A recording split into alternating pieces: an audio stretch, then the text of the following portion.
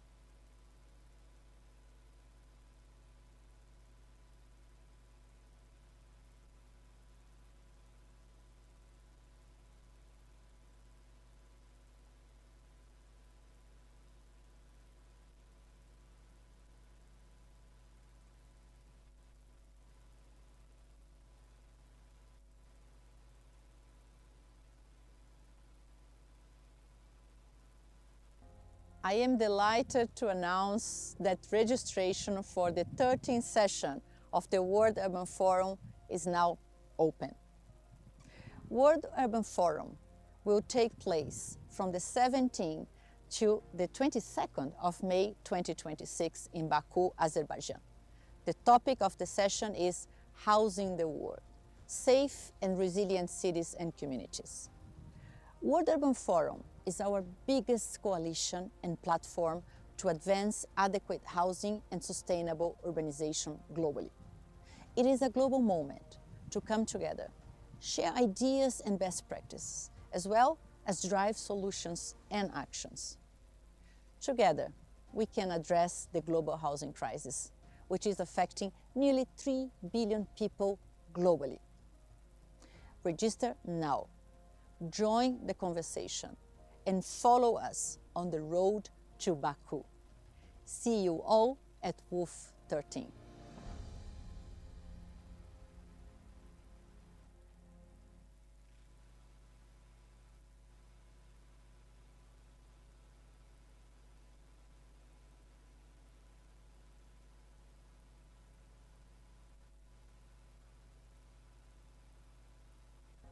I am delighted to announce that registration for the 13th session of the World Urban Forum is now open. World Urban Forum will take place from the 17th to the 22nd of May 2026 in Baku, Azerbaijan. The topic of the session is Housing the World, Safe and Resilient Cities and Communities. World Urban Forum is our biggest coalition and platform to advance adequate housing and sustainable urbanization globally. It is a global moment to come together, share ideas and best practices, as well as drive solutions and actions. Together, we can address the global housing crisis, which is affecting nearly 3 billion people globally. Register now, join the conversation, and follow us on the road to Baku. See you all at WOOF 13.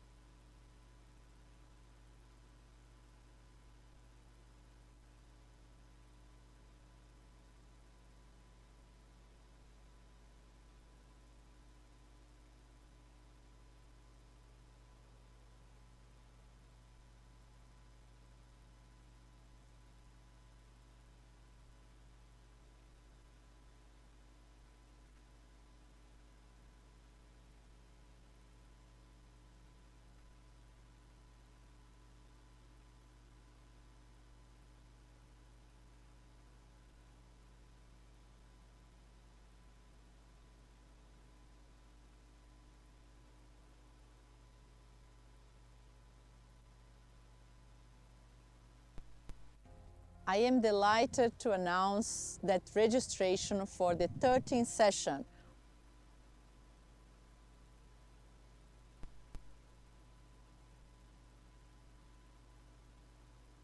Now, we've got more guests, including Jeremiah Ogo. Let me move a little bit closer. Let me start with you before I go to Jeremiah, actually. Just 1 second. Please tell me your name and the discipline you graduated from. My name is Evans Kibet Kuri. I graduate from Masai Mara University. I did a bachelor degree in urban and regional planning. Urban and regional planning, something we are very much in need of. I keep saying, you know, what's the plan? I think Nairobi is operating on a plan from the 1960s or 80s or 90s. When you look at what housing looks like in most places, what are they missing in terms of a planning perspective? Let me give you mine. There's no green space anymore. People just build apartments, no green space or nowhere to play. Are there other things that you see as gaps in how we do housing right now? For the current housing that there is a bottom economic transformation agenda by William Samoei Ruto. Most of the gaps are the drainage systems, which should be addressed. The green spaces, because the space in urban areas is becoming very low. So we should be able to just ensure that there is green space to ensure that livability in those areas is enhanced. Yeah. Thank you. Green spaces, you're absolutely right. Something we need to take into consideration whenever we're constructing, whenever we're planning. And you're right, even drainage is a big problem. But thank you so much, and I wish you all the best with this internship program. Thank you. All right. Let me move over to the National Program Coordinator. Sorry, I stepped on someone. Pole sana. Let me move over to the National Program Coordinator. That's Jeremiah Ogo. He's with us today, and we can get a little more insight into what's happening today, what exactly we're launching, and then perhaps we'll be able to see what these graduates are getting into for the next few months. Good morning. Thank you. Good morning. I'm Jeremiah Ogo. UN Habitat, where I work, is the United Nations agency responsible for housing and human settlements. And the Kenya Country Program of UN Habitat is supporting the State Department for Housing with what we are calling the Young Professionals Mentorship Initiative. And here we have, as you can see, quite a number of professionals, from planners, like the gentleman you've just talked to, architects, land surveyors, QSs, civil structural engineers. All the built environment professionals are here, who are very young, and that the government has engaged in the internship program. And so the role of UN Habitat through the YPMI is to help these young professionals to package their portfolios so that upon the exit from the internship program, they are able to do their own jobs.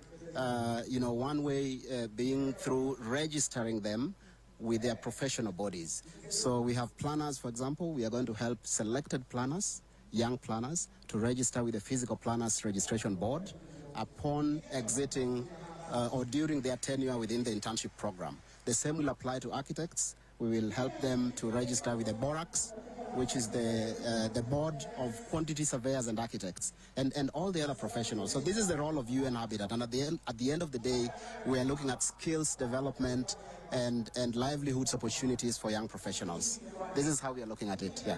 I quite like that. I would like you to hold the thoughts for just a little bit while we take a short break, and then we'll come back. I want to talk about especially onboarding them onto these professional bodies, because you're absolutely right. I was speaking to the plumber, and I was saying in other countries, even a plumber must be accredited, right? And not even, a plumber must be accredited.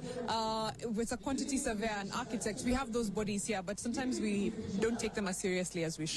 But we'll take a short break. I'll hand it over to Janet and Eric in studio, and we'll be back with the National Program Coordinator for the UN Habitat Program in Kenya. That's Jeremiah Ogo. We're continuing the conversation now. We've got more guests, including Jeremiah Ogo. Let me move a little bit closer. Let me start with you before I go to Jeremiah, actually. Just 1 second. Please tell me your name and the discipline you graduated from. My name is Evans Kibet Kuri. I graduate from Masai Mara University.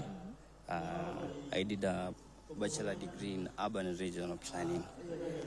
Urban and regional planning, something we are very much in need of. I keep saying, what's the plan? I think Nairobi is operating on a plan from the 1960s or 80s or 90s. When you look at what housing looks like in most places, what are they missing in terms of a planning perspective? Let me give you mine.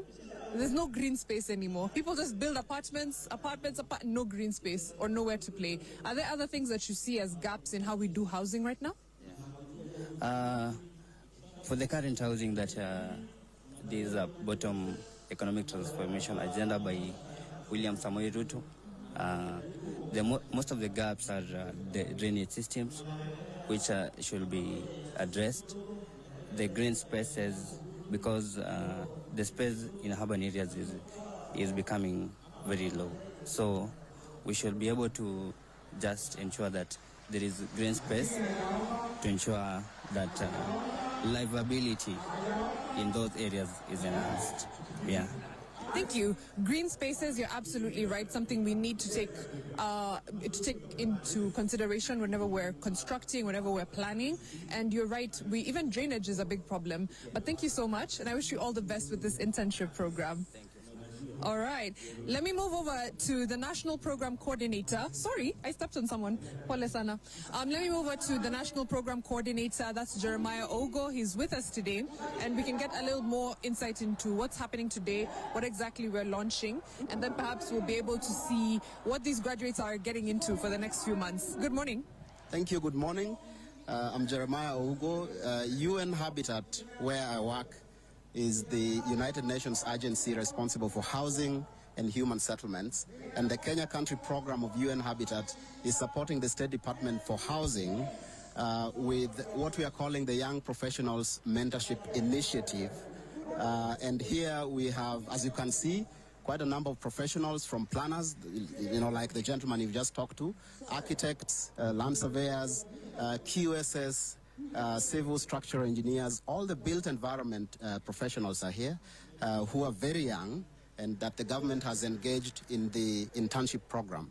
And so the role of UN Habitat through the YPMI is to help these young professionals to package their portfolios so that upon the exit from the internship program, they are able to do their own jobs.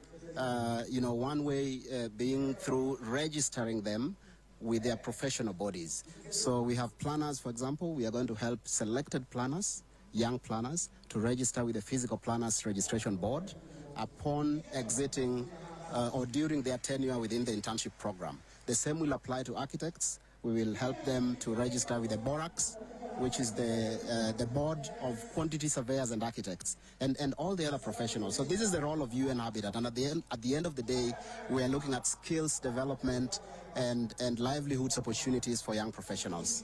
This is how we are looking at it, yeah.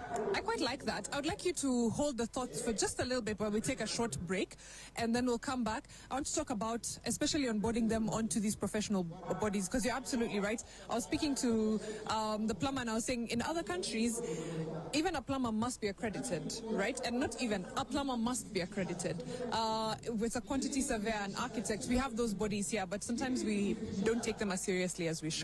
But we'll take a short break. I'll hand it over to Janet and Eric in studio, and we'll be back with the National Program Coordinator for the UN Habitat Program in Kenya. That's Jeremiah Ogo. We're continuing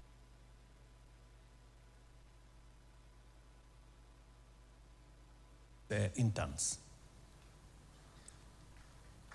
Yeah. And I want to say, as we pay a small stipend to these interns to be to help, for them to learn and help us supervise the sites, they will be working under the consulting firms. They will be literally part of your labor force. So we have consulted. I did ask the ministry to give me some numbers, and we have agreed that for the sacrifice you have shown as consulting firms, we are going to increase what we are paying you from 2% to 3%.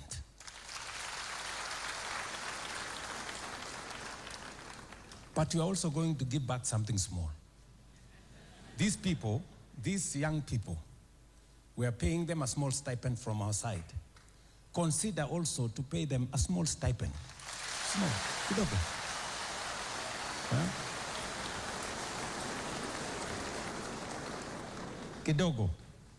I am not going to give you any figure. You people go and decide. These are people who will be working in your offices. They will be helping you supervise your sites. Just be considerate and see how you can. Because much as they want to learn, they need to go home, come back, pay rent a bit here and there, and survive. Yeah?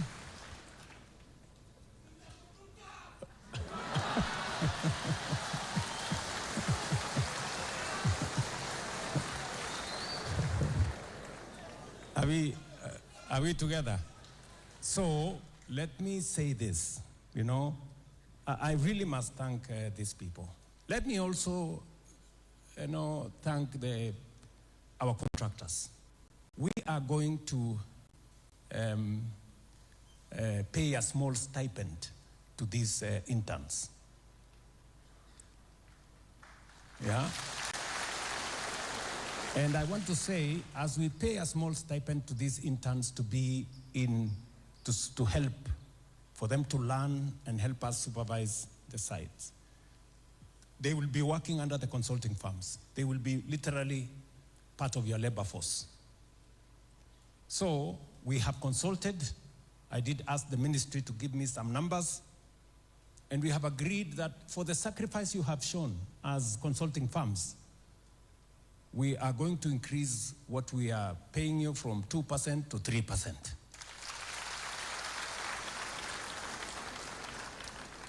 But you are also going to give back something small.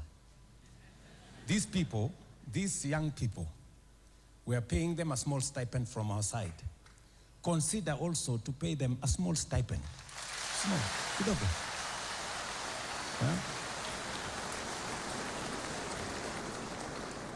Kidogo. I am not going to give you any figure. You people go and decide. These are people who will be working in your offices. They will be helping you supervise your sites. Just be considerate and see how you can. Because much as they want to learn, they need to go home, come back, pay rent a bit here and there, and survive. Yeah?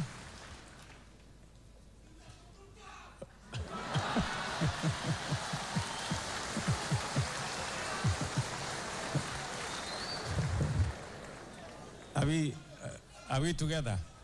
So let me say this, I really must thank these people. Let me also, thank our contractors. We are going to pay a small stipend to these interns. Yeah? And I want to say, as we pay a small stipend to these interns to be to help, for them to learn and help us supervise the sites, they will be working under the consulting firms. They will be literally part of your labor force. So we have consulted. I did ask the ministry to give me some numbers, and we have agreed that for the sacrifice you have shown as consulting firms, we are going to increase what we are paying you from 2% to 3%.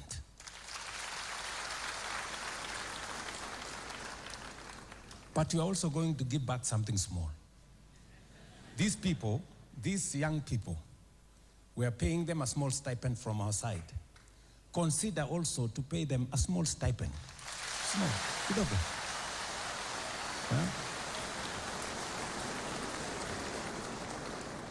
Kidogo. I am not going to give you any figure. You people go and decide. These are people who will be working in your offices. They will be helping you supervise your sites. Just be considerate and see how you can. Because much as they want to learn, they need to go home, come back, pay rent a bit here and there, and survive. Yeah?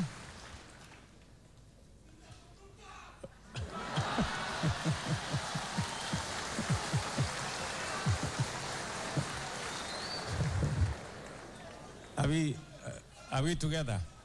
So let me say this, I really must thank these people. Let me also, thank our contractors. We are going to pay a small stipend to these interns. Yeah? And I want to say, as we pay a small stipend to these interns to be to help, for them to learn and help us supervise the sites, they will be working under the consulting firms. They will be literally part of your labor force. So we have consulted.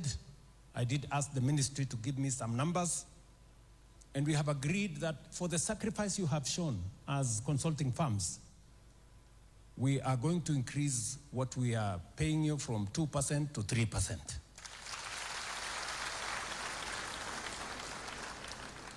But you are also going to give back something small.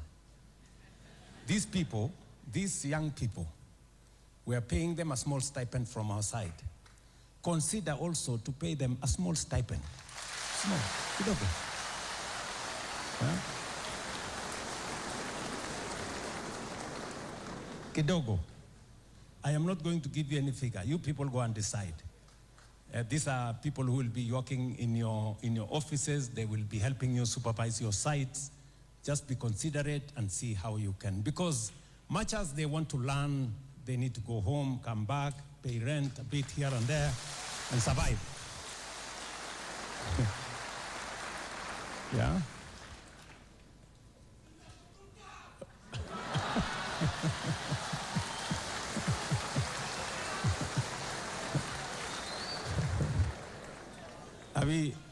Are we together?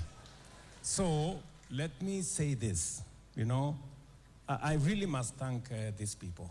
Let me also, you know, thank our contractors. We are going to... we're continuing the conversation now.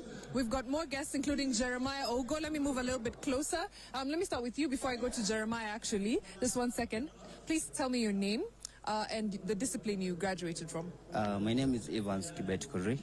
I graduate from Masai Mara University. I did a bachelor degree in urban and regional planning. Urban and regional planning, something we are very much in need of. I keep saying, you know, what's the plan? I think Nairobi is operating on a plan from the 1960s or 80s or 90s. When you look at what housing looks like in most places, what are they missing in terms of a planning perspective? Let me give you mine. There's no green space anymore. People just build apartments, no green space or nowhere to play. Are there other things that you see as gaps in how we do housing right now? For the current housing that there is a bottom economic transformation agenda by William Samoei Ruto, most of the gaps are the drainage systems, which should be addressed. The green spaces, because the space in urban areas is becoming very low. So we should be able to just ensure that there is green space to ensure that livability in those areas is enhanced. Yeah. Thank you. Green spaces, you're absolutely right. Something we need to take into consideration whenever we're constructing, whenever we're planning. And you're right, even drainage is a big problem. But thank you so much, and I wish you all the best with this internship program. Thank you. All right. Let me move over to the National Program Coordinator. Sorry, I stepped on someone. Pole sana. Let me move over to the National Program Coordinator. That's Jeremiah Ogo. He's with us today, and we can get a little more insight into what's happening today, what exactly we're launching, and then perhaps we'll be able to see what these graduates are getting into for the next few months. Good morning. Thank you. Good morning. I'm Jeremiah Ogo. UN Habitat, where I work, is the United Nations agency responsible for housing and human settlements. And the Kenya Country Program of UN Habitat is supporting the State Department for Housing with what we are calling the Young Professionals Mentorship Initiative. And here we have, as you can see, quite a number of professionals, from planners, you know, like the gentleman you've just talked to, architects, land surveyors, QSs, civil structural engineers. All the built environment professionals are here who are very young, and that the government has engaged in the internship program. And so the role of UN Habitat through the YPMI is to help these young professionals. When you think about where you live, what do you think? Their portfolios, so that upon the exit from the internship program, they are able to do their own jobs. You know, one way being through registering them with their professional bodies. So we have planners, for example. We are going to help selected planners, young planners, to register with the Physical Planners Registration Board upon exiting or during their tenure within the internship program. The same will apply to architects. We will help them to register with the BORACs, which is the Board of Quantity Surveyors and Architects, and all the other professionals. So this is the role of UN Habitat. And at the end of the day, we are looking at skills development, and livelihoods opportunities for young professionals. This is how we are looking at it, yeah. I quite like that. I would like you to hold the thoughts for just a little bit while we take a short break, and then we'll come back. I want to talk about especially onboarding them onto these professional bodies, because you're absolutely right. I was speaking to the plumber, and I was saying in other countries, even a plumber must be accredited, right? And not even, a plumber must be accredited. Good morning. With a quantity survey. May I have your attention, please? I'm seeing the tall Professor Mireri is standing. I cannot stand when you're standing. I'll sit. Thank you so much. Kindly, let us take the seats that are closest to the middle. As long as the table is not marked reserved, it is for you. I see young people on that table. Tafadhali, tusonge karibu, so that we feel the warmth of each other. Tusikae mbali sana. I know Florian likes sitting on the wings, but this time I'm taking you off the wings. Please, let us move closer. We want to populate the center, and then we will keep spreading outwards. So we're about to start. Our guests are already here, and we welcome you all. As we settle down, we will invite our guests to join us, and then we shall be able to tell you how we will proceed with this forum in this particular day. So feel most welcome. Nafikiri kila mtu amekunywa chai, sio? Everybody has had a cup of tea. Thank you. I didn't hear yes, but I assume you have. Everybody who's here has registered. I didn't hear yes, but I assume you have. Everybody in here has a bag. I didn't hear yes, I only saw nods, but I assume you have. So we have bags, we have had tea, we have registered, we are ready to go. So we're going to try and move this process forward. My name is George Wasonga. I'll be the overall moderator for this particular event today. So allow me, as we settle in and we continue to play our background documentary, to usher in our key guests so that they can join us today. President George, umekosa seat. Benefit of this spreads way beyond cities themselves and right into rural areas. And that's good news for 40% who aren't living in cities too. We see you here. So that all sounds good. Thank you. How do we? So let's just move. Those of us who are still on the fringes, I see that end there. Tafadhali tusonge karibu. You'll feel cold there and lonely on your own. Tusonge hivi karibu.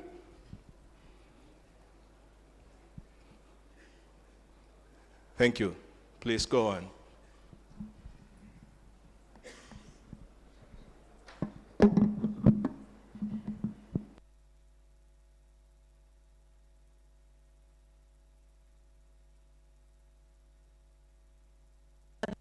Public space.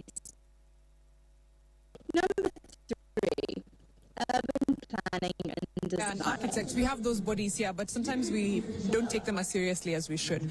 But We should we'll be aiming take a short break. somewhere. I'll hand it over to Janet and Eric in studio, and we'll be back with the National Program Coordinator for the UN Habitat Program in Kenya. That's Jeremiah Ogo. We're continuing the conversation now. We've got more guests, including Jeremiah Ogo. Let me move a little bit closer. Let me start with you before I go to Jeremiah, actually. Just 1 second. Please tell me your name and the discipline you graduated from. My name is Evans Kibet Kuri. I graduate from Masai Mara University. I did a bachelor degree in urban and regional planning. Urban and regional planning, something we are very much in need of. I keep saying, you know, what's the plan? I think Nairobi is operating on a plan from the 1960s or 80s or 90s. When you look at what housing looks like in most places, what are they missing in terms of a planning perspective? Let me give you mine. There's no green space anymore. People just build apartments, no green space or nowhere to play. Are there other things that you see as gaps in how we do housing right now? For the current housing that there is a bottom economic transformation agenda by William Samoei Ruto. Most of the gaps are the drainage systems, which should be addressed. The green spaces because the space in urban areas is becoming very low. So we should be able to just ensure that there is green space to ensure that livability in those areas is enhanced. Yeah. Thank you. Green spaces, you're absolutely right. Something we need to take into consideration whenever we're constructing, whenever we're planning. And you're right, even drainage is a big problem. But thank you so much, and I wish you all the best with this internship program. Thank you. All right. Let me move over to the National Program Coordinator. Sorry, I stepped on someone. Pole sana. Let me move over to the National Program Coordinator. That's Jeremiah Ogo. He's with us today, and we can get a little more insight into what's happening today, what exactly we're launching, and then perhaps we'll be able to see what these graduates are getting into for the next few months. Good morning. Thank you. Good morning. I'm Jeremiah Ogo. UN Habitat, where I work, is the United Nations agency responsible for housing and human settlements. And the Kenya Country Program of UN Habitat is supporting the State Department for Housing with what we are calling the Young Professionals Mentorship Initiative. And here we have, as you can see, quite a number of professionals, from planners, like the gentleman you've just talked to, architects, land surveyors, QSS, civil structural engineers. All the built environment professionals are here, who are very young, and that the government has engaged in the internship program.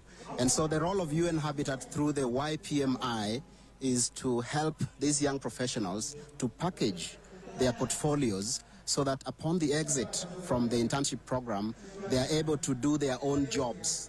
One way being through registering them with their professional bodies. So we have planners, for example. We are going to help selected planners, young planners, to register with the Physical Planners Registration Board upon exiting or during their tenure within the internship program. The same will apply to architects. We will help them to register with the BORACs, which is the Board of Quantity Surveyors and Architects, and all the other professionals. So this is the role of UN Habitat. And at the end of the day, we are looking at skills development and livelihoods opportunities for young professionals.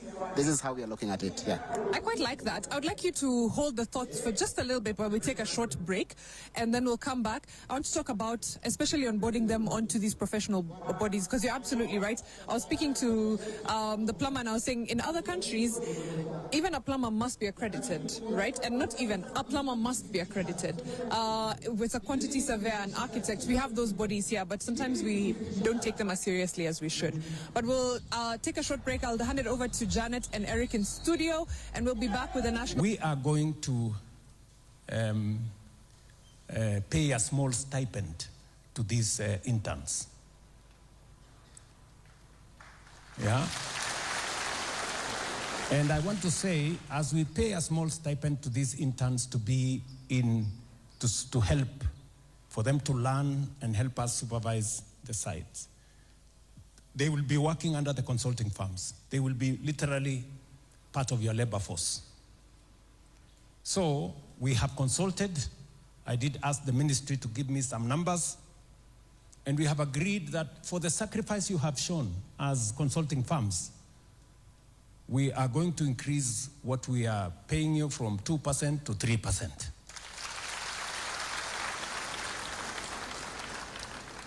But you are also going to give back something small. These people, these young people, we are paying them a small stipend from our side.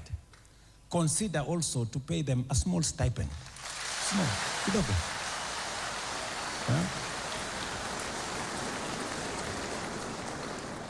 Kidogo.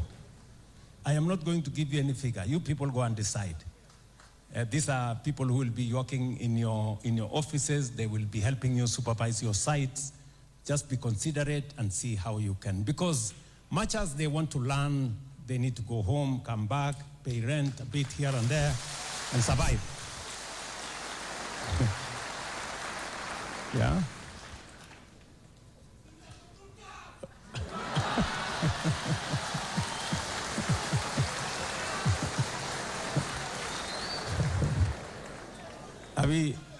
Are we together? So let me say this, I really must thank these people. Let me also thank our contractors. We are going to pay a small stipend to these interns. Yeah. And I want to say, as we pay a small stipend to these interns to be to help, for them to learn and help us supervise the sites, they will be working under the consulting firms. They will be literally part of your labor force. So we have consulted. I did ask the ministry to give me some numbers, and we have agreed that for the sacrifice you have shown as consulting firms, we are going to increase what we are paying you from 2% to 3%.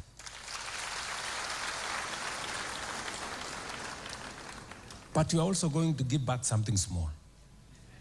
These people, these young people, we are paying them a small stipend from our side. Consider also to pay them a small stipend. Small, kidogo. Huh? Kidogo. I am not going to give you any figure. You people go and decide. These are people who will be working in your offices. They will be helping you supervise your sites. Just be considerate and see how you can. Because much as they want to learn, they need to go home, come back, pay rent a bit here and there, and survive. Yeah?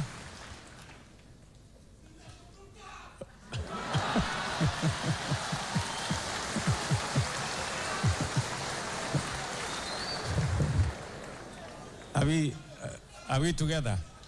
So let me say this, I really must thank these people. Let me also, thank our contractors. Good morning once again. We are going to good morning once again. Let us settle pay a in. Small stipend Tafadhali tuchukue viti zetu.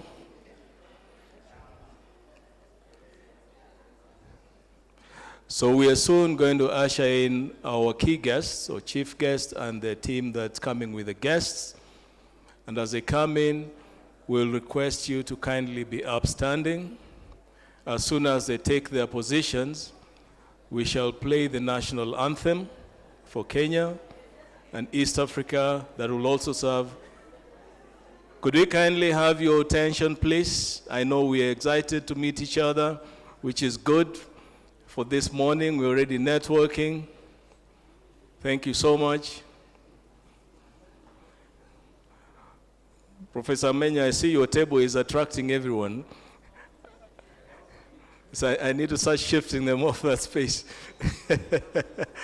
They're gravitating around you. So yes, we're going to have the national anthem and the EAC anthem as our prayer items for this day. And then we'll take our seats. And after taking our seats, I'll guide you very briefly on how we'll conduct ourselves in this day during this particular forum. And we will urge you, one, kindly let us put our phones on silent as we speak now so that it does not become a disruption during our conversations. And number two, let us try as much as possible to be good listeners, and when we want to contribute, we will use the show of hands, and then I will call upon you to make your contribution. Once again, my name is George Wasonga. I'll be the overall moderator for this particular forum, and I will guide you through the different steps of how we'll deliver this. One short step of announcement: we have the media, and we'll be taking screenshots, we'll be taking your photos. And at this point, I want to ask if there's anyone who feels that their images or the photos cannot and shall not be used to kindly give us the expression, because we intend to use some of this in the publications. Show of hand. We are all good. So we take that as consent. Thank you very much. We will proceed, and we will sign the consent with the media so that whatever images come out of this can be used to publicize the outcome of our forum. So as we wait for our guests to join us. I want to acknowledge that amidst us, we have a number of people who have joined, coming from different sectors or representing different sectors, government, county governments, that level, academia. I see very strong academia here. We have people from private sector, civil society, development partners, other friends from communities. And I think this engagement is going to be very, very meaningful just from the representation that we have received today. So thank you so much and feel welcome as we wait for our guests to be ushered in. Again, just to repeat, once the guests are coming in, we will be upstanding for those who can. And at that same spirit, once they take their positions, we shall play the national anthem for Kenya, the national anthem for the ESC as our prayer items. And then I will start to guide on how we take the program from that point moving forward. So karibuni sana. Let us have the documentary in the meantime as we await the arrival of our primary guests. Thank you so much. Program coordinator for the UN Habitat Program in Kenya, that's Jeremiah Ogo. We're continuing the conversation now. We've got more guests, including Jeremiah Ogo. Let me move a little bit closer. Let me start with you before I go to Jeremiah, actually. Just 1 second.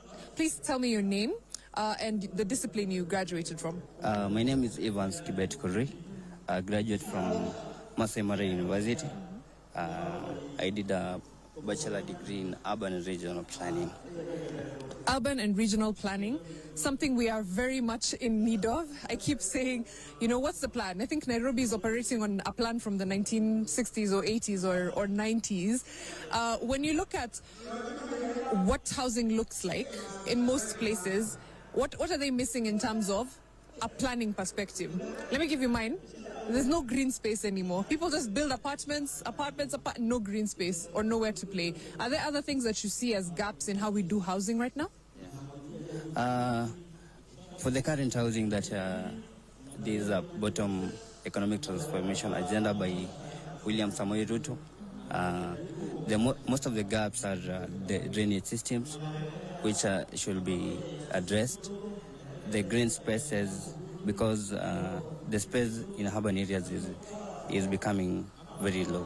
So we should be able to just ensure that there is green space to ensure that livability in those areas is enhanced.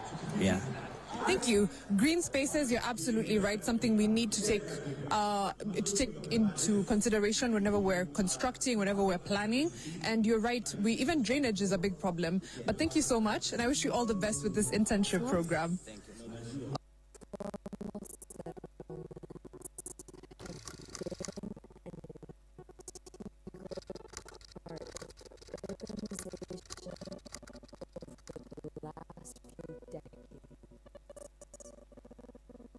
When you think about where you live, what do you think? Is it a big capital city, a large town, or a tiny village? Dependence on precarious income generation and livelihoods, poor health, lack of affordable housing, high vulnerability to the adverse impacts of the environment, climate change, and natural disasters. Significant initiatives have been implemented to improve the living conditions of slum dwellers within the framework of the Millennium Development Goals. The proportion of urban population living in slums fell from approximately 39% in 2000 to 30% in 2014. More than 320 million people gained access to improved water, improved sanitation, durable housing, or less crowded housing conditions. The proportion of people practicing open defecation fell almost by half since 1990. Despite such reduction, the absolute number of slum residents continues to grow.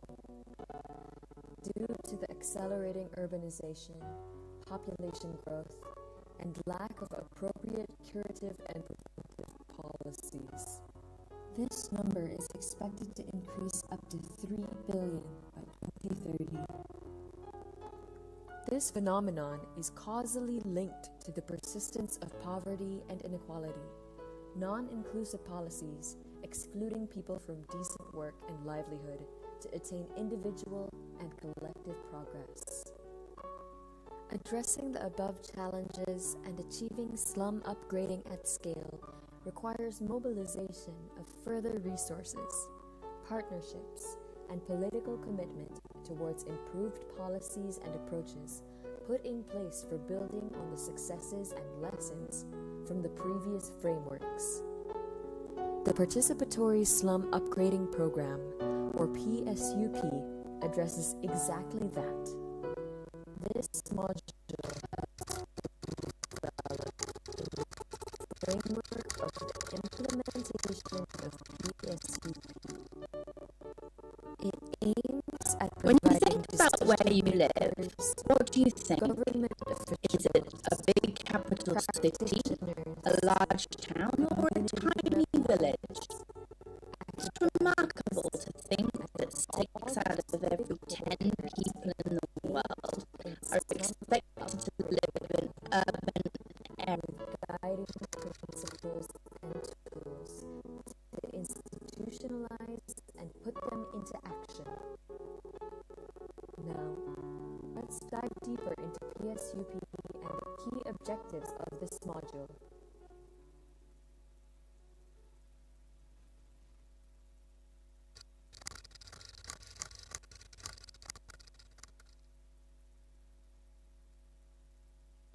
When you think about where you live, what do you think?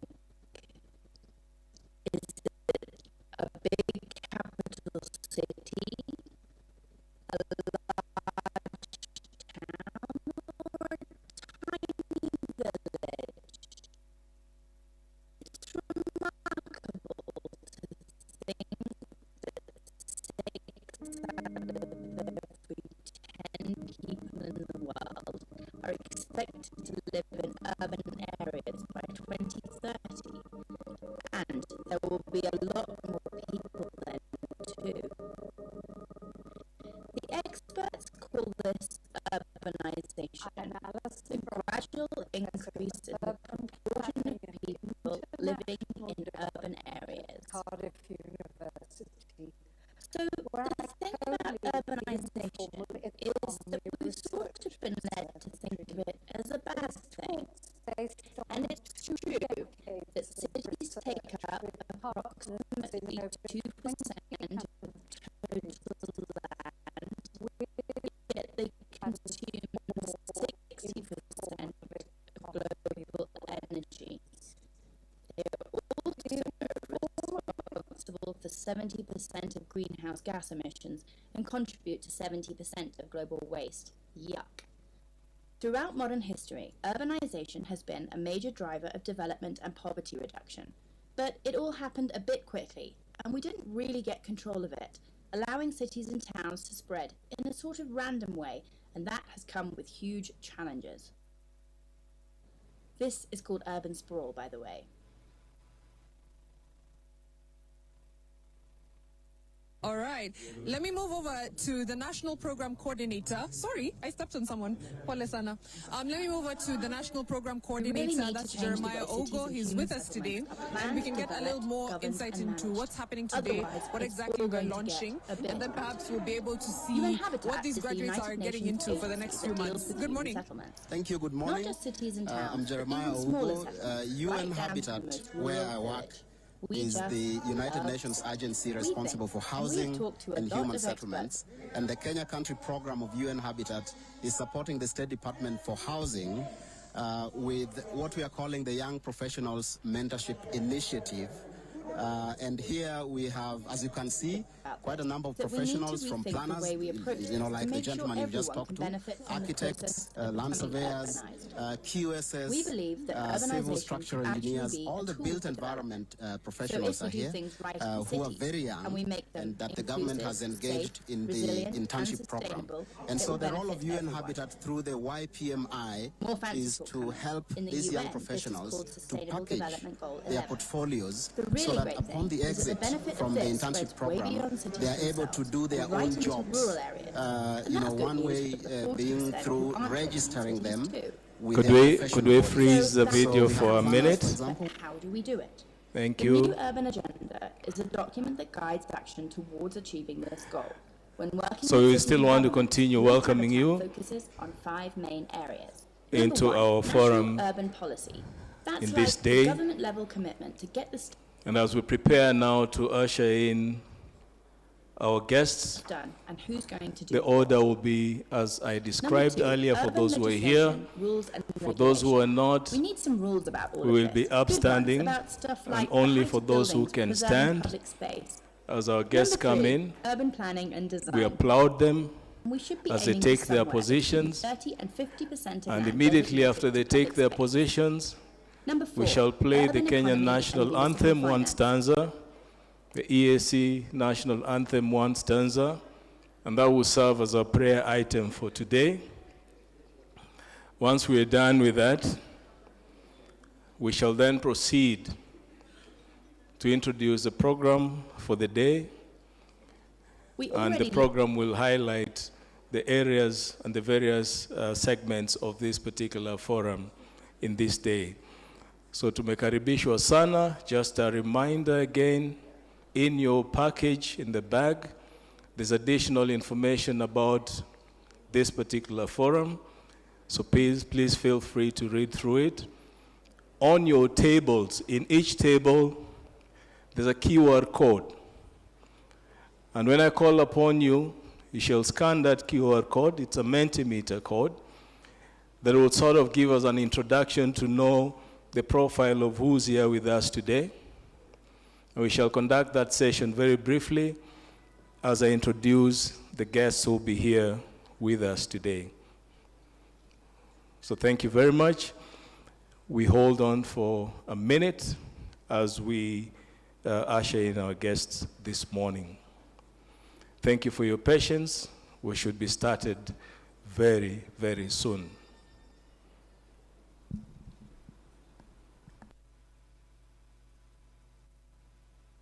We are going to pay a small stipend to these interns. Yeah. And I want to say, as we pay a small stipend to these interns to be to help, for them to learn and help us supervise the sites, they will be working under the consulting firms. They will be literally part of your labor force. I want to further encourage we have us that we consulted. have I did ask exhibitions. the ministry to give me some numbers. We have some wonderful And we have exhibitions that have agreed been for the mounted sacrifice you have shown around the T as area. consulting firms.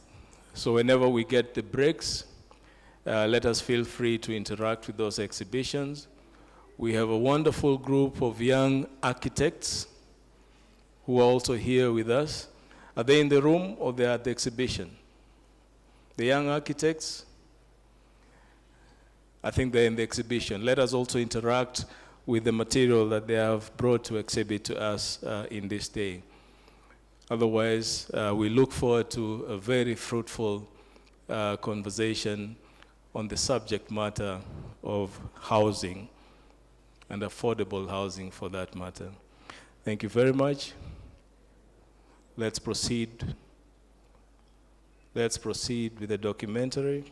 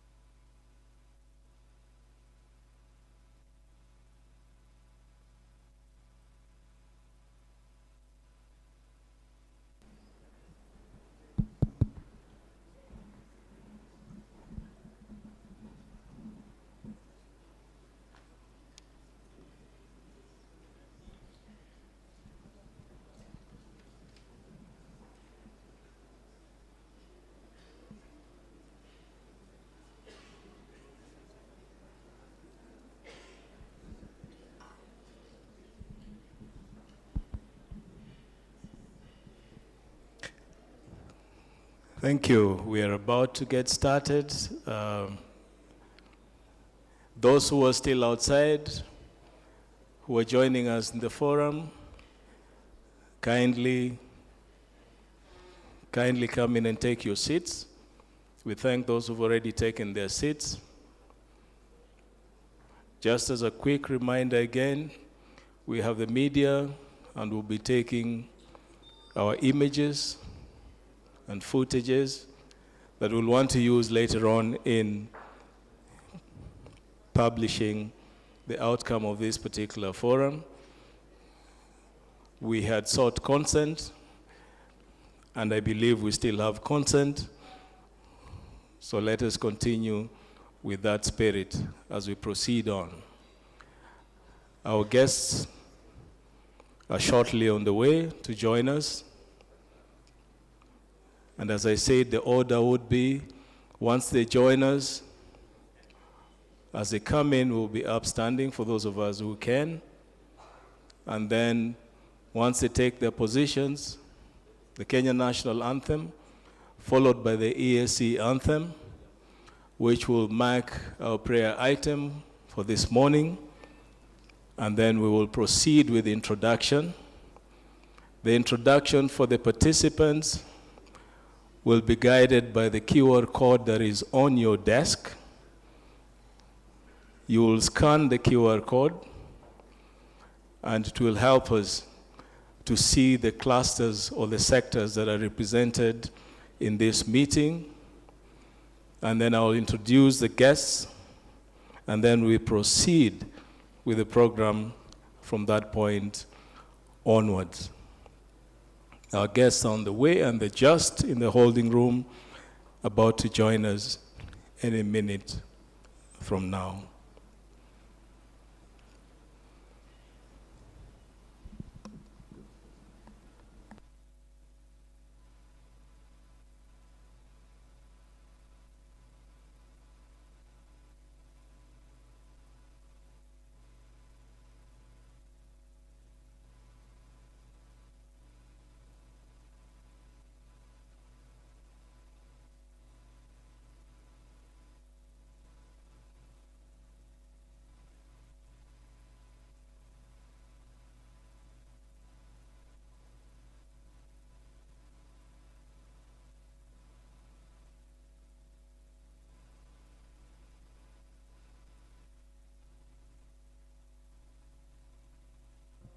World Urban Forum will take place from the 17th to the 22nd of May 2026 in Baku, Azerbaijan. I am delighted to announce that registration for the 13th session of the World Urban Forum is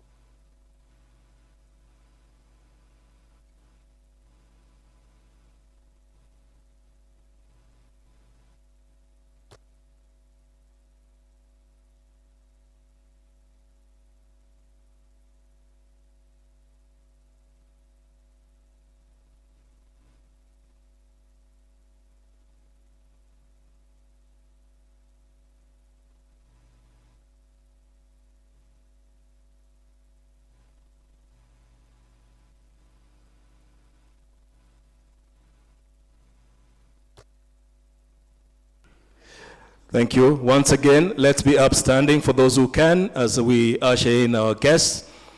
Thank you so much, our guests. We welcome you. Situpige makofi tafadhali kidogo as you usher in our guests as they come in. Thank you so much. Karibuni sana. And as our guests take their positions, I'd request that we remain upstanding for the Kenya National Anthem and the ESC Anthem, which will serve as our prayer items for today.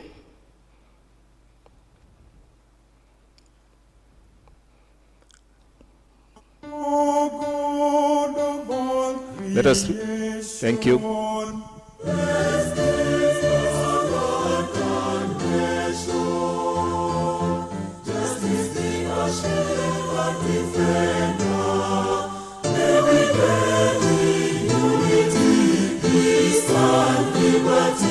Plenty be found within one and all arise.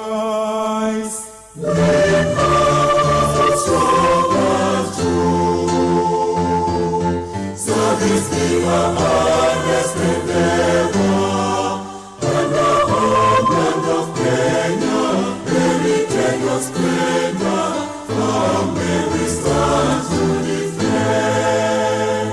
Let all with one accord, in God united, build this our nation together, and the glory of Kenya, the fruit of our labor, fill every heart with thanksgiving.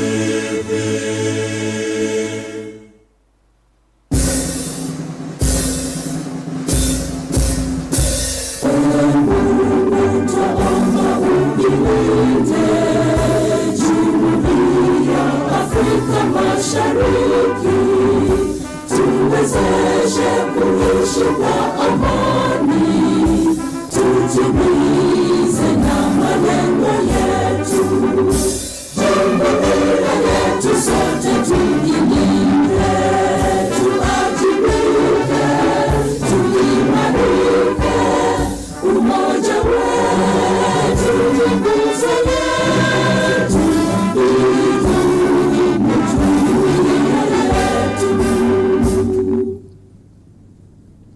Thank you.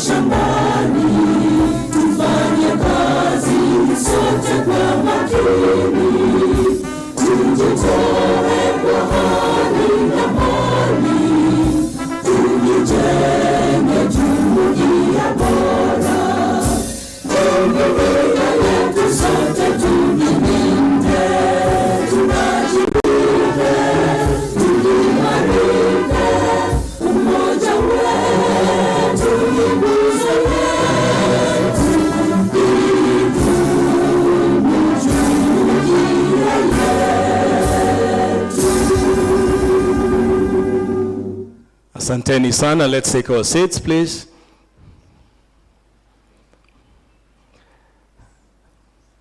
As we welcome everyone to this PINUA National Stakeholders Forum, I want us to go through a short element of introduction so that we know who is here with us, and we're going to use a Mentimeter system.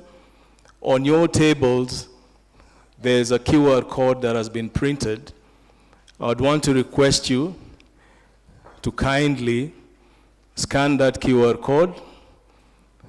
It will give you the clusters of representations that we have here as sectors, so we can quickly choose which sector we represent, and then use that as the records come back on the screen.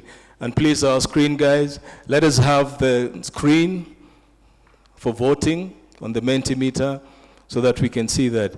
As that is happening, allow me to recognize our guests who have joined us here. I would want to introduce them as we continue that voting process to see our representation here. Kindly beam the Mentimeter, please.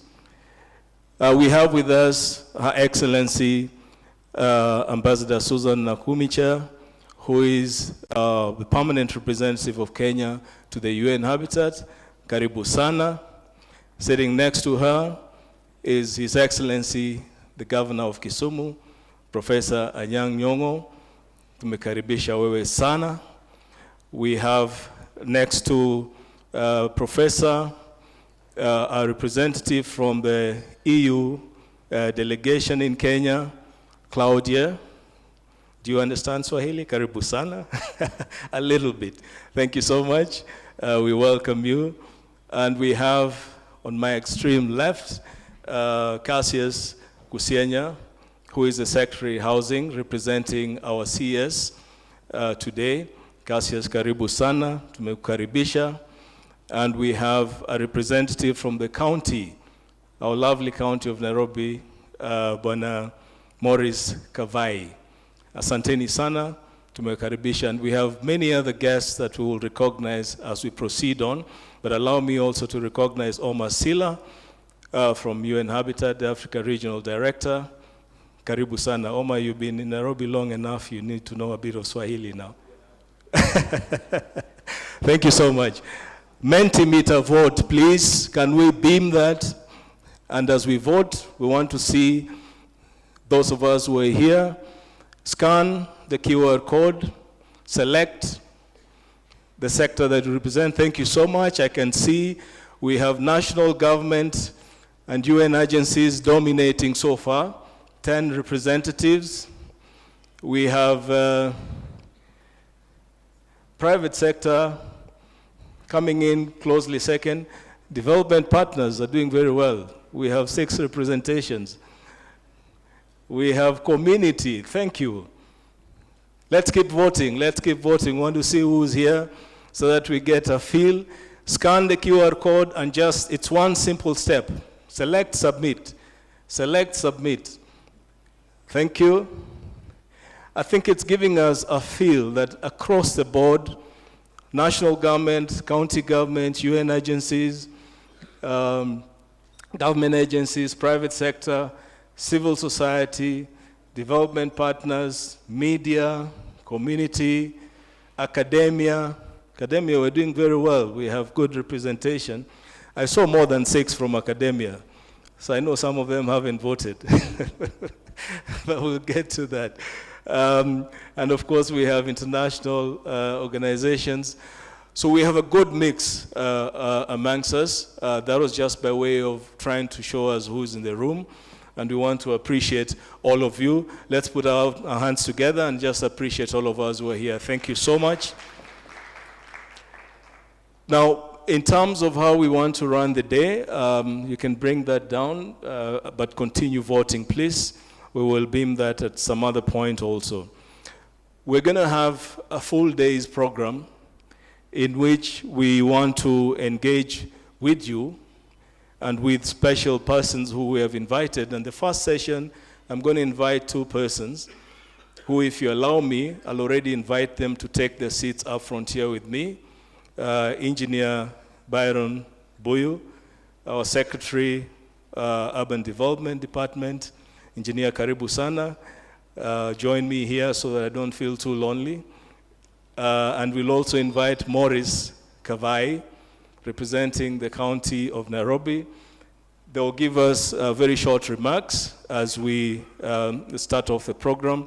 And then we'll have key opening statements where, after they have made the short remarks to welcome us, we will then invite Her Excellency, Ambassador Susan Nakumicha, to guide us through the high-level opening statements that will be conducted by the ED virtually, ED of UN Habitat. We will also have the EU representation, and we will have representation from the CS, who will be our keynote speaker today. And that panel will be joined by His Excellency, Professor Nyong'o, Governor of Kisumu. The first session really would set the context. And that is when we'll invite the program manager, Beryl, to give us a presentation that sets the context, followed by a high-level panel that will then invite our technical persons. That will be moderated by Jeremiah, the chair of Affordable Housing, and will take you through the various panelists who will be joining that panel. We'll then take a break, a short break after that, and we'll invite you all to a group photo session as we do our health break. Come back and move on to a technical plenary in which we have given you a a grouping of professionals who will help us to unpack the story that we want to unpack today. And then we'll move on to the afternoon, which will be very exciting. So we are requesting you not to leave after lunch. Please stay with us, because then we'll delve into the thematic areas, the three of them: the financing modeling, the co-creation, which is the participatory design, and also the mentorship and knowledge program, where we'll have very exciting panelists and we'll guide you in terms of the rooms to go. And then we'll retreat back here after the breakaway sessions and conclude. So that's how we want to operate in this day. We'll encourage you in the different sessions of the panels that please let us ask as many questions or clarifications as we can so that it's engaging. But ultimately, we also encourage you, for those who have written comments that we want us to collect, kindly use your pad, write the comments, and find me or bring them to me so that we can put that together as we summarize. Thank you so much. Without any further ado, allow me to then invite our first speaker today, Maurice Kavai, who will speak on behalf of the County of Kisumu. Maurice. County of Nairobi. Prof, I love you so much. When I see you, everything goes Kisumu. County of Nairobi. I'm so sorry about that. Karibu, Maurice.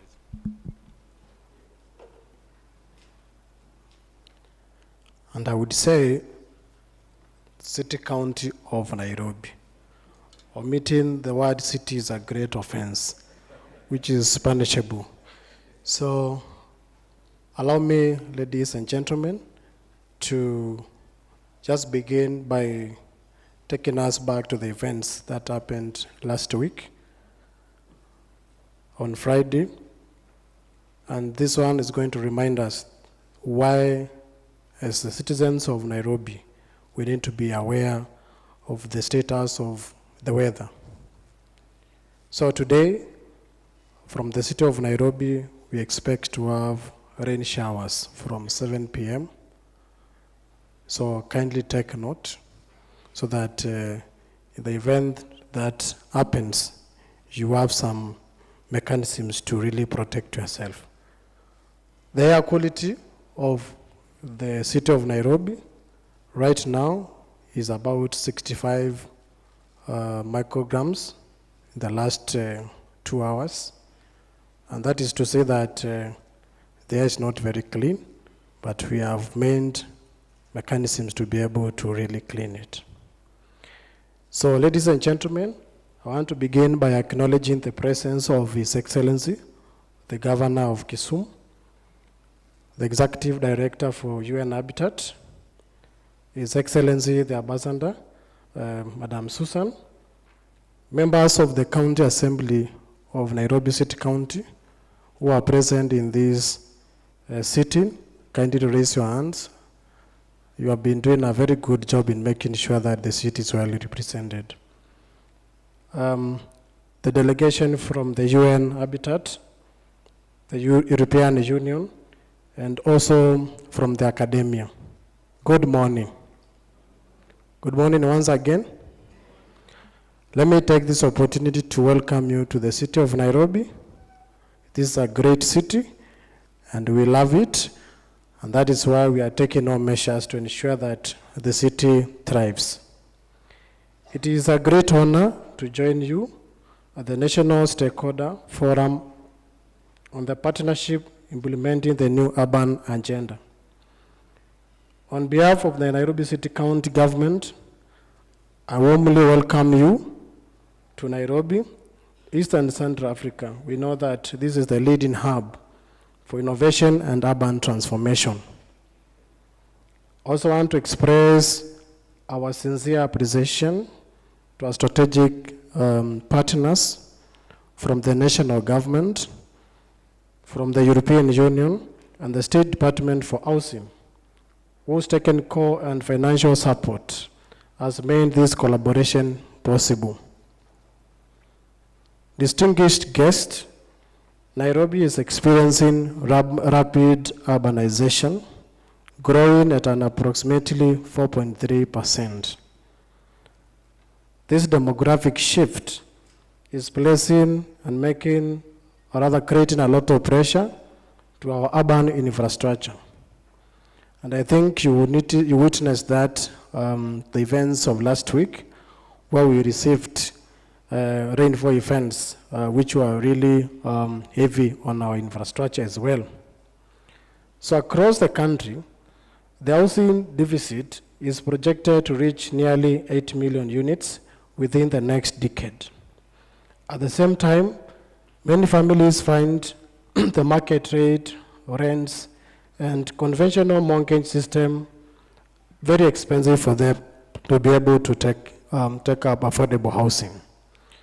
This really challenges us to rethink how we deliver housing as a city and develop innovative, inclusive, sustainable approaches that respond to the needs of our citizens. So as a city, Nairobi City County Government is committed to ensuring that partnership on this new urban agenda becomes a reality. As a county government, we are undertaking a comprehensive review of our housing legislation and regulatory framework to ensure that they are well positioned to assist us in developing initiatives that can really move this agenda forward. Central to our vision, we want to ensure that we upgrade with data, we upgrade particularly within the informal settlements. These approaches ensures that the residents are not passive, and we ensure that recipients of development are active stakeholders and co-creators of the urban environment. By supporting these community-led initiatives, we are moving away from traditional top-down planning models and towards a more inclusive approach where local priorities guide design and development of our settlements. This forum therefore provides an important platform for collaboration, knowledge exchange, joint planning among all stakeholders, and one of the most important initiatives emerging from this partnership is the establishment of a mentorship and a knowledge hub, which will help nurture a new generation of urban professionals equipped to address the complexities of modern city governance. Through partnerships between the government, the academia, the private sector, and the development partners, we can strengthen the technical capacity required to transform our urban spaces. We expect that this forum provides the validation of a comprehensive joint action plan that clearly outlines the roles and responsibilities of each stakeholder in scaling housing interventions.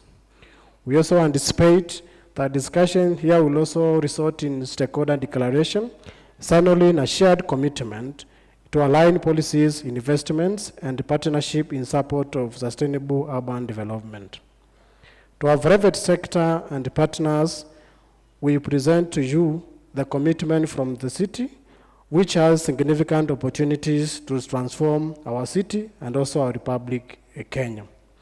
We encourage you to align to your environmental and social and governance commitments with Nairobi, which we share to ensure that a vision of inclusive and sustainable urban growth is adhered to.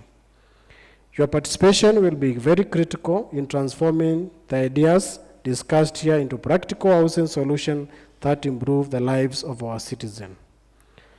Distinguished guests, let us use this platform for dialogue, but also translate ideas into action.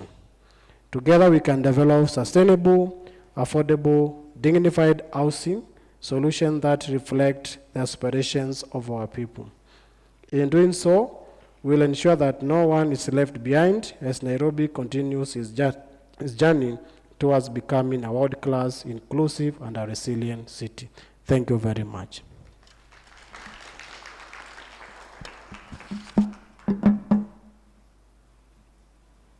Thank you very much, Maurice, and for the commitment from the County of Nairobi, City County of Nairobi. I'll make sure I don't get punished for that. And thank you also for expressing our commitment generally for leaving no one behind. Allow me, therefore, to follow by inviting Engineer Byron Buyu. I know Byron is a man of honor, so he'll use just 2 minutes of our time. Thank you, Byron. Thank you very much. Good morning, everyone. Riding on already established protocols, Your Excellencies, distinguished experts, partners, ladies and gentlemen, good morning. It is my pleasure to join you today at this important National Stakeholders Forum under the Partnership for Implementing the New Urban Agenda, PINUA. Allow me to begin by acknowledging our partners, that's the UN Habitat, and all other partners, including the EU and other partners and the counties that we are working towards the affordable program, for their continued collaboration with the government of Kenya in advancing an inclusive and sustainable climate resilient urban development. The journey for preparation of this project was quite consultative enough and engaging, noting that the State Department for Housing and Urban Development has been involved at different phases of the project development.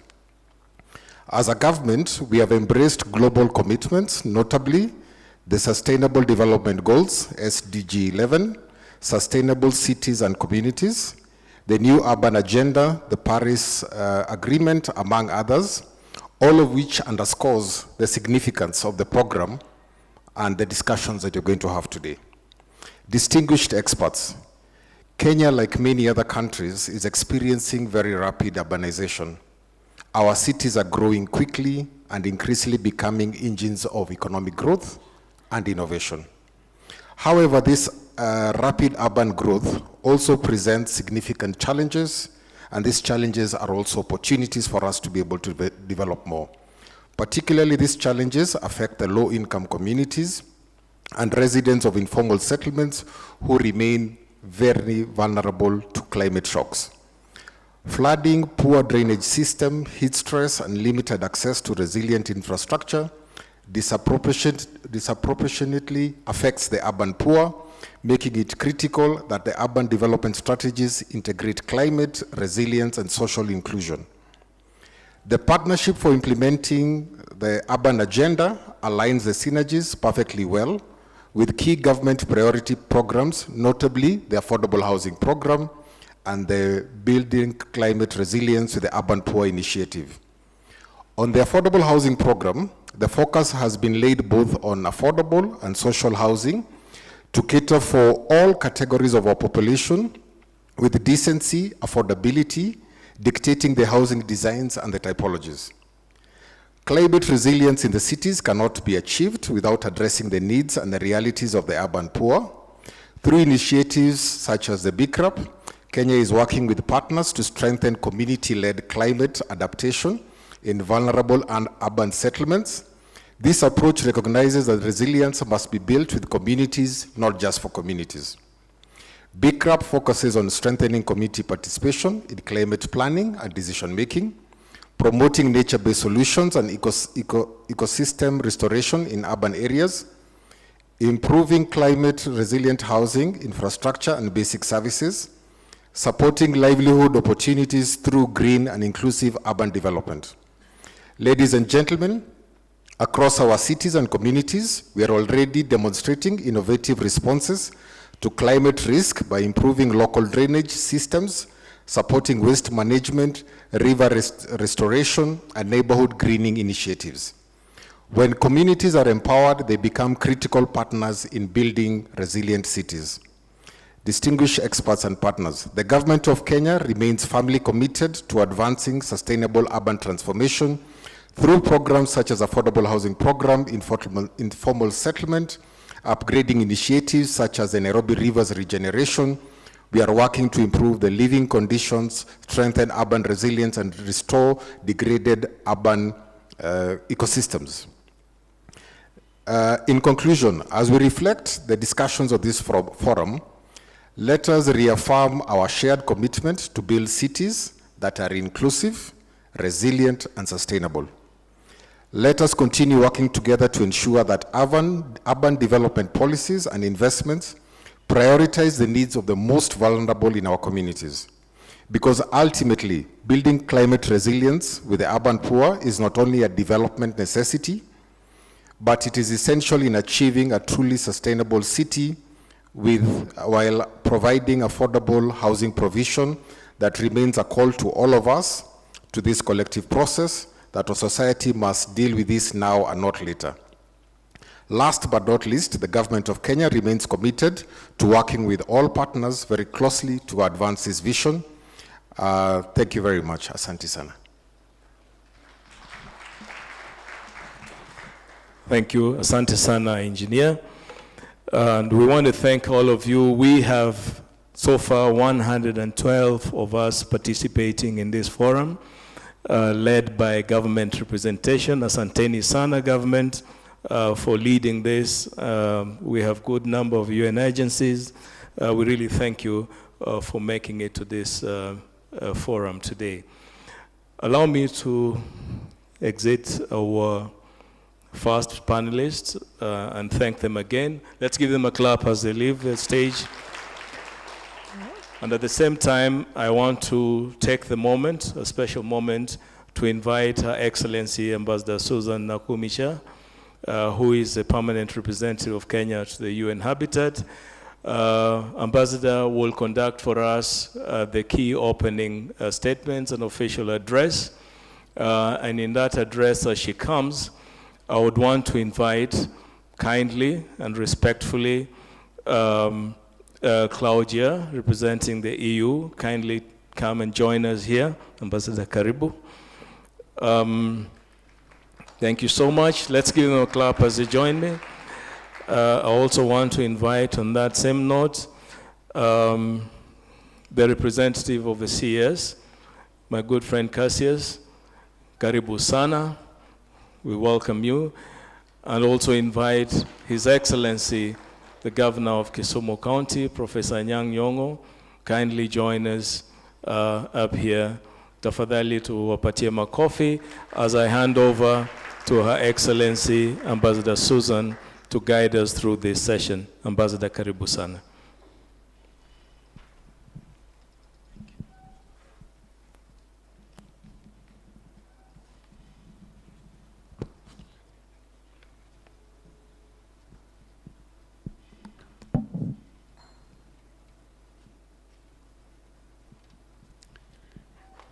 Distinguished guests, colleagues, and partners, good morning.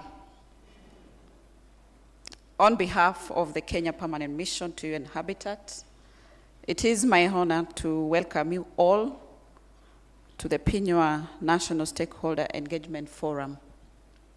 Today, we gather as government, civil society, private sector, academia, and international partners to listen, learn, and collaborate on practical, inclusive, and sustainable approaches to Kenya's housing agenda. This forum is a joint initiative of UN Habitat, the government of Kenya, through the State Department for Housing and Urban Development, and the European Union. It is designed to foster dialogue, to showcase innovations, and to strengthen partnerships around the three funding streams of PINUA, which is incremental green housing, cooperative social rental housing, and participatory slum upgrading.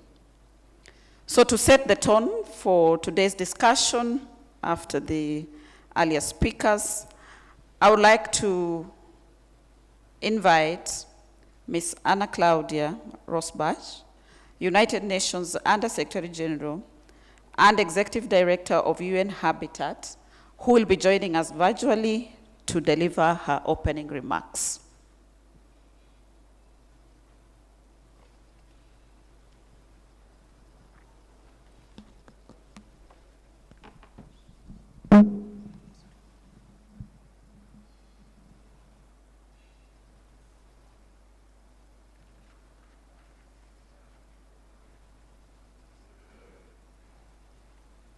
Delegates, colleagues, friends, ladies and gentlemen. We come together today with a shared responsibility to strengthen how we deliver adequate and affordable housing at scale. Housing is not only a social priority. Housing is a foundation for economic opportunity, resilience, and stability in our cities. Delivering housing at scale requires careful assessment, coordinated action, and partnership across all levels of government and with communities, the private sector, and development partners. We are facing a global housing crisis. Almost 3 billion people experience housing inadequacy. More than 1 billion live in informal settlements and slums, and more than 300 million people are homeless. Many of those affected lack access to basic services, secure land tenure, adequate shelter, and housing finance, increasing their vulnerability to climate change and other shocks. The challenge is particularly acute on the African continent, where cities are expanding at an extraordinary rate. At the center of this urban transition lies one defining issue: housing. When supply, planning, and coordination do not keep pace with growth, inequality widens. Families move further from jobs and services. Informal settlements expand, and access to opportunity becomes uneven. Kenya reflects this broader continental reality. Across the country, cities and towns are engines of economic growth and innovation. However, to fully realize their potential, growth must be matched with systems that ensure inclusion and access to adequate and affordable housing. Addressing this issue is at the core of UN Habitat's Strategic Plan 2026-2029, which prioritizes improved access to housing, land, and basic services, including the transformation of informal settlements. The plan sets out a pathway for strengthening inclusive and resilient urban systems by bringing partners together around practical and scalable solutions. It is within this framework that partnerships for the implementation of the new urban agenda was conceived.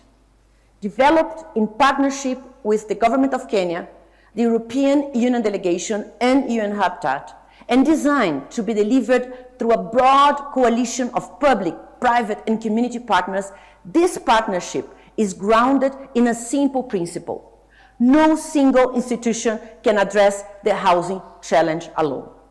Cities function as interconnected systems, and solutions must reflect that reality, leveraging the critical role of all relevant stakeholders. In Nairobi and Kisumu counties, the partnership is testing 3 complementary pathways: green incremental housing, cooperative social rental housing, and participatory slum upgrading. These pilots respond directly to pressing urban challenges: affordability, rapid urbanization, and limited access to service, land, and finance, by aligning solutions with the realities of Kenyan households. This partnership for the implementation of the new urban agenda is not only a set of pilot projects, it is a platform for learning, coordination, and cooperation, with the objective of identifying approaches that can be strengthened and scaled. Today's National Stakeholder Forum reflects this approach. We are not gathered simply to review challenges or to present a project. We are here to strengthen a coalition and advance a shared housing compact, moving from fragmented efforts towards coordinated systems capable of delivering affordable housing at scale. These efforts will continue at the Second Africa Urban Forum that will take place here in Nairobi, Kenya, in April 2026, and at the 13th session of the World Urban Forum in Baku, Azerbaijan, in May 2026. This year is also the moment to review the midterm progress of the implementation of the new urban agenda, 10 years after its adoption and with 10 more years remaining. These moments will provide opportunities to showcase progress exchange lessons, and deepen collaboration on how housing can advance inclusion and resilience in Kenya and beyond. Finally, I'd like to extend my sincere thanks to the Cabinet Secretary, my friend, Honorable Alice Wahome, the Permanent Secretary, Mr. Charles Hinga, and the Kenya Permanent Representative to UN Habitat, Her Excellency Ambassador Susan Nakumisha, for their support. I also extend my appreciation to the EU Ambassador and Head of Delegation and to all partners gathered here today. Asante sana. Thank you very much. I think we can give her a better clap.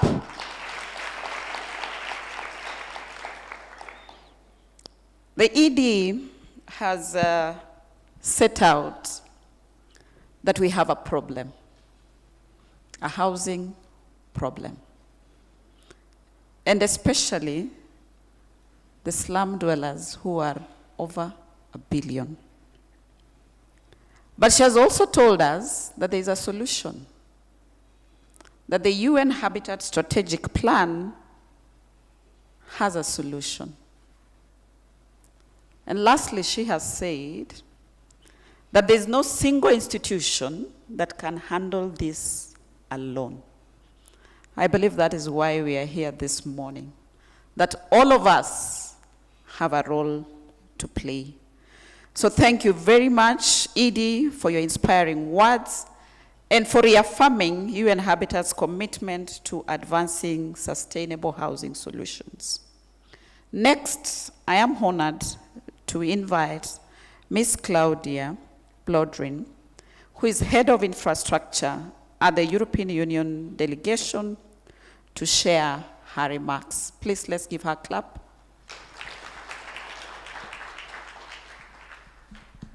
Thank you very much, Your Excellency, Ambassador dear Susan, the Secretary for Housing, representing His Excellency the Cabinet Secretary, His Excellency the Governor of Kisumu, dear Umar Silla, Director at UN Habitat, representatives of national and country governments, development partners, community representatives, distinguished participants. Good morning. It is a great honor to address you today on behalf of the European Union at this important national stakeholder forum, under the Partnership Implementing the New Urban Agenda, or PINUA in short. Let me begin by thanking the Government of Kenya and UN Habitat for your leadership on affordable housing and for our close collaboration. This forum perfectly embodies the new urban agenda's call for partnership, dialogue, and co-creation across different sectors and communities. Kenya's housing challenge is known and pressing, marked by rapid urbanization, a growing population, and widening inequalities. Yet, the ambition of Kenya's response, including the Affordable Housing Program and community-led approaches, places Kenya among nations actively shaping innovative solutions. In line with our Global Gateway strategy, the European Union supports PINUA, strong of 3 core convictions. First, housing is foundational for health, livelihoods, and social cohesion. Without affordable housing, sustainable urban development is not feasible. Second, housing solutions must mobilize private investment, cooperatives, communities, and local governments, supported by enabling policies and innovative financing mechanisms. Third, solutions need to be locally grounded, not imposed by external models. We come as partners committed to learning, exchanging experiences, and supporting Kenyan-led solutions. In this, our partnership with UN Habitat is central. Through PINUA, we aim to test new approaches, inform policy reforms, and connect communities with financiers and professionals, building trust and strengthening systems. Europe is also facing an affordable housing crisis. the recently adopted European Affordable Housing Plan prioritizes scaling up public, private, and cooperative housing models, advancing innovative financing, encouraging green and energy-efficient housing, and aligning multi-level governance. Kenya's experience with housing cooperatives and community savings schemes offer invaluable lessons, also for Europe. Kenya's approach to incremental construction challenges rigid housing models and proposes flexible and inclusive solutions. Looking ahead, the European Union is committed to supporting policy reform, unlocking sustainable finance, investing in knowledge and skills for young professionals, and ensuring communities remain central as co-creators of solutions. Ladies and gentlemen, let me conclude. Affordable housing is a defining challenge of our time, not only in Kenya, not only in Europe, across the world. But it is also an opportunity to advance social justice and climate resilience together. The European Union stands with Kenya and UN Habitat in a spirit of partnership, humility, and shared learning. Let's use today's discussions to deepen collaboration and transform innovative ideas into impactful solutions. Thank you very much. Asante sana.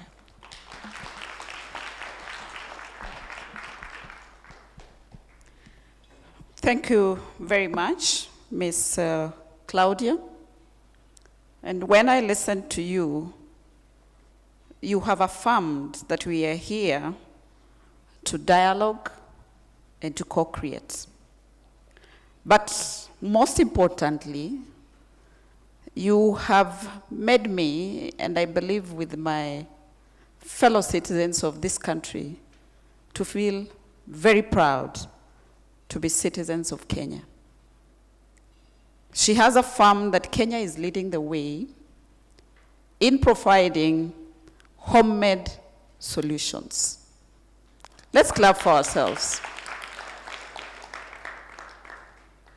And Kenya is also leading the way on the continent.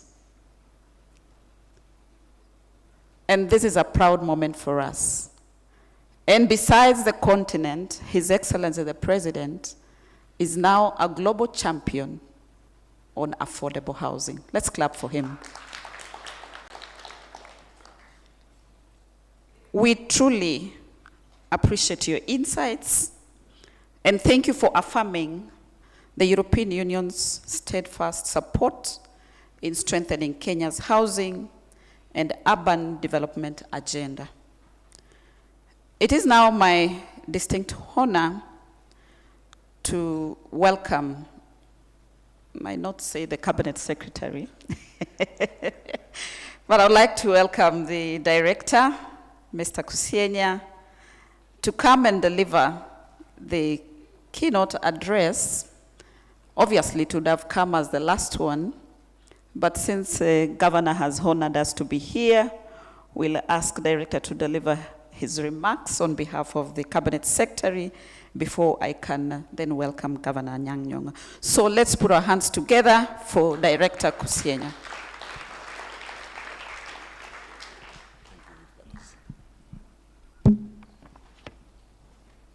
Good morning, everyone. I trust that you're all well. I'm here to read the speech on behalf of our CS, Honorable Alice Wahome. She was unable to attend today's function for reasons which are beyond her control. She, however, did ask me to convey her greetings to all of you and her best wishes during deliberations in today's event. I therefore proceed to read her speech.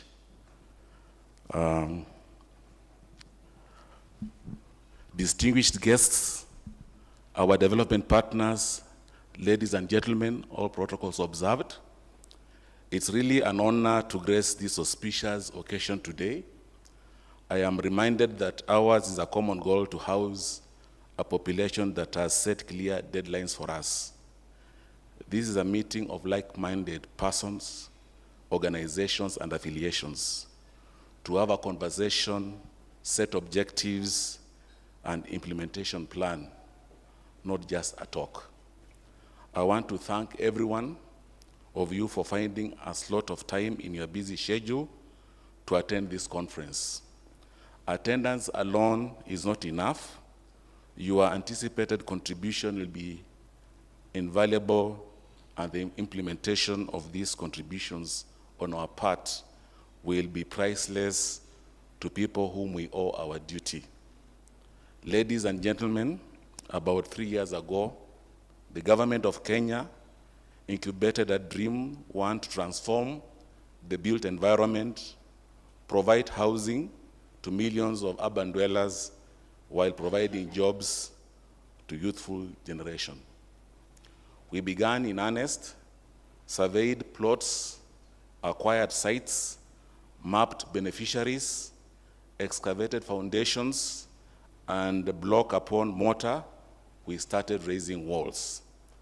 In time, we realized we had a block of housing units, 2 blocks, 3, an estate. In the meantime, we allocated to those who were unable to build, but had dreamed with us. Now we must bring partnerships aboard as here today. Just to reiterate, the government of Kenya set a goal to deliver housing on ownership terms for the Kenyan citizens, with an ambition to move from 30,000 mortgages to about 1 million mortgages with favorable ownership terms that have monthly payments as low as Kenya shillings 5,000.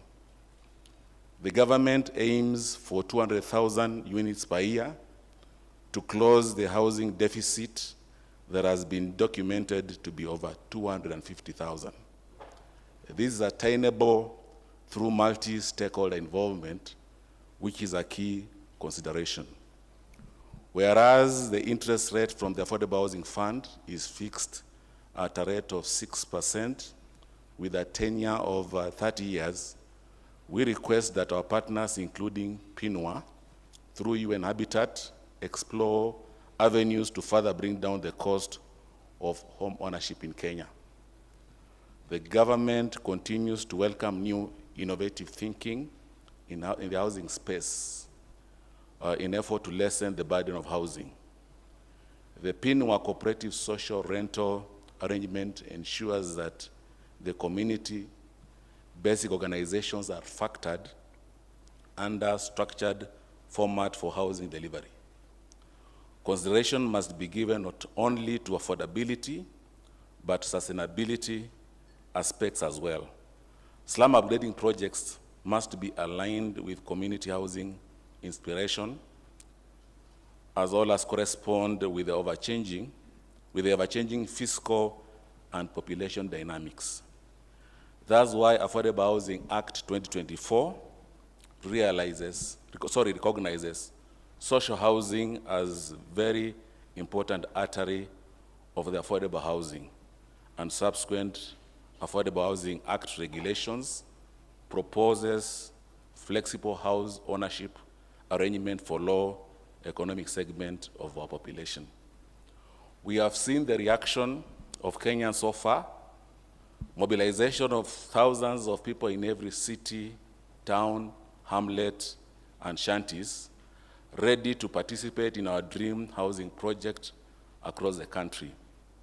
From Kibera in Nairobi to Kenyanya in Kisii, Makueni to Mukurweini, Malaba to Mombasa, for we must touch every base and every citizen. By the end of 2025, thousands of units had been completed. Over 40,000 were at advanced stages, and about 160,000 under construction. Private sector alone contributes about 50,000 units annually, while creating 620,000 jobs countrywide. This cannot be said to be a mean feat. We have been able to achieve this through invaluable partnerships with all stakeholders, such as development partners, research and academia, non-state actors, financial institutions, communities, among others. UN Habitat, as a development partner, stands out as in our progression trajectory. The rollout of PINUA, that is Partnership Implementing New Agenda program, is a clear testimony of our long-standing cooperation in matters housing. We appreciate for all the resources mobilized under PINUA program for utilization in the delivery of housing. Distinguished guests, the housing space in Kenya has strong sector laws in place, but we still need to relook at the existing legal and implementation gaps and review accordingly to create an environment for more partnerships in financing and delivery.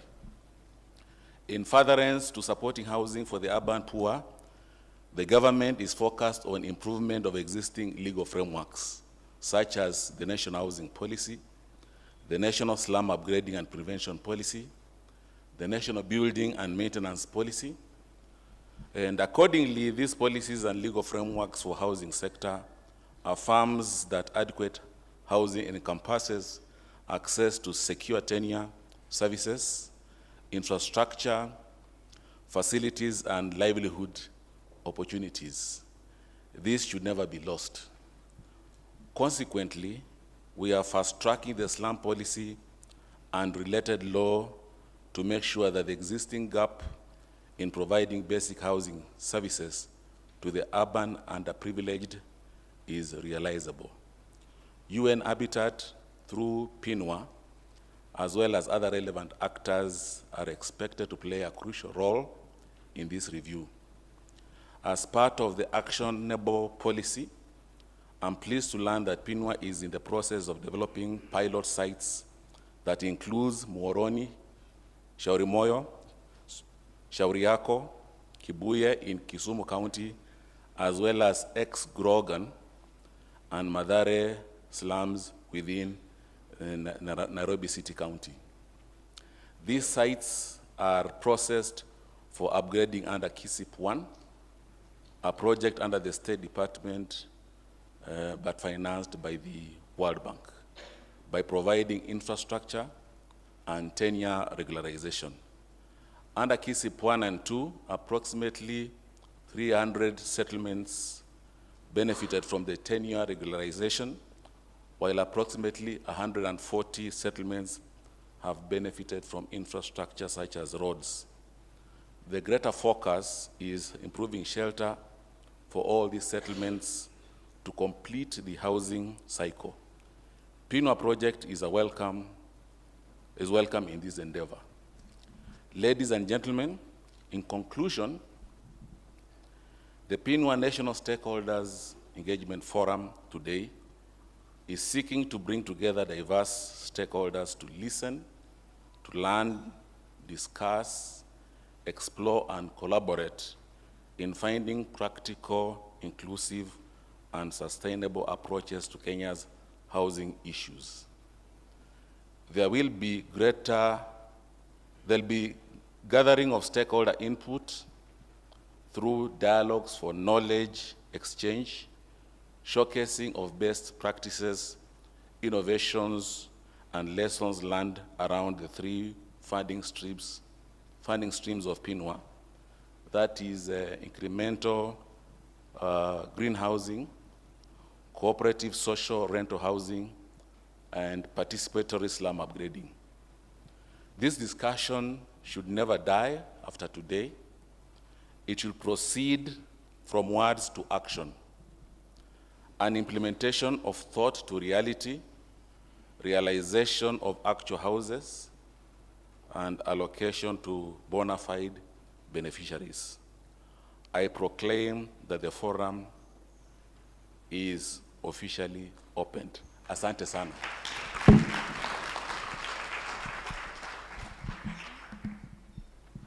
Thank you, Director, and for officially proclaiming that the forum is open, as much as we had gone ahead of you to start the program. But thank you for delivering those very affirming remarks from the Honorable Cabinet Secretary Alice Wahome.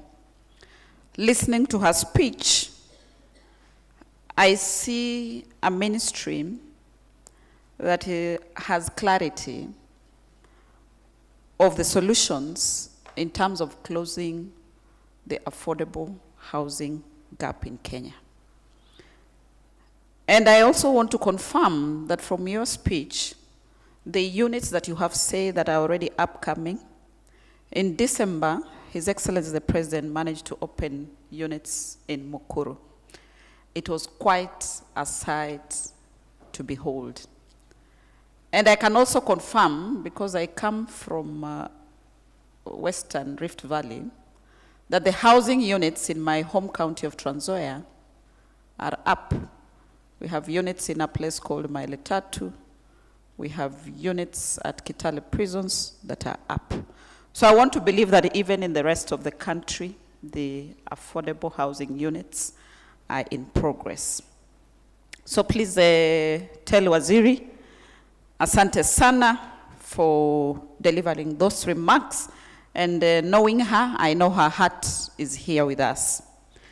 Next, I would like now to invite the chairperson of Land and Housing and Urban Development Committee of the Council of Governors, His Excellency, Professor Nyang' Nyong'o, who is the governor of Kisumu County.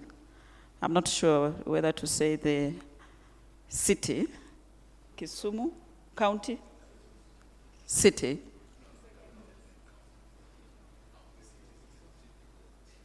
Which one comes first, the city or the county? The county. So Kisumu County, there's no city. But for us from Western, we say the lakeside city. And also to acknowledge that the flagship project of PINUA is in Kisumu County at Muhoroni. And I think I could get some bragging rights to say that I worked very closely with him while I served at the Ministry of Health.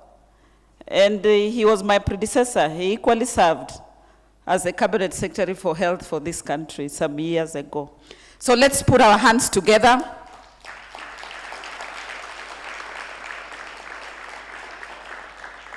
Thank you, and welcome, Professor. Excellencies, ladies and gentlemen, all protocols observed. First of all, let me begin by thanking PINUA for bringing us together today to discuss this very important issue of housing and urbanization. Distinguished ladies and gentlemen, permit me to begin with a simple reflection. Imagine for a moment that this gathering were taking place not within the comfort of this hall, but under the shade of a tree somewhere in the countryside, or perhaps beneath the relentless glare of the midday sun. One can readily imagine the discomfort, the distractions of noise, weather, and fatigue, each competing with our capacity to deliberate thoughtfully. That brief thought experiment reminds us of something fundamental. The value of housing cannot be gainsaid. Shelter, in its most essential sense, is not merely a physical structure. It's a condition that enables human dignity, intellectual engagement, social interaction, and productive life. Housing must therefore be decent, modern in its conception, and convenient in its functionality. It must support not only habitation, but the full spectrum of human activity that makes society possible. Historically, housing was often treated as a peripheral social concern, an appendage to development policy rather than one of its foundations. That era is passing. Today, housing stands at the center of economic and social policy. it is increasingly understood as both an economic driver and a social stabilizer, creating jobs, shaping urban form, enabling mobility, and strengthening the social fabric.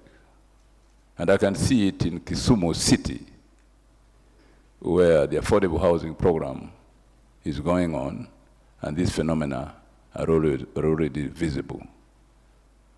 Just to give you a geography lesson, there is Kisumu County, which is a bigger area, like Makueni County. And then you have Kisumu City, the city by the lakeside, within Kisumu County, Makofi.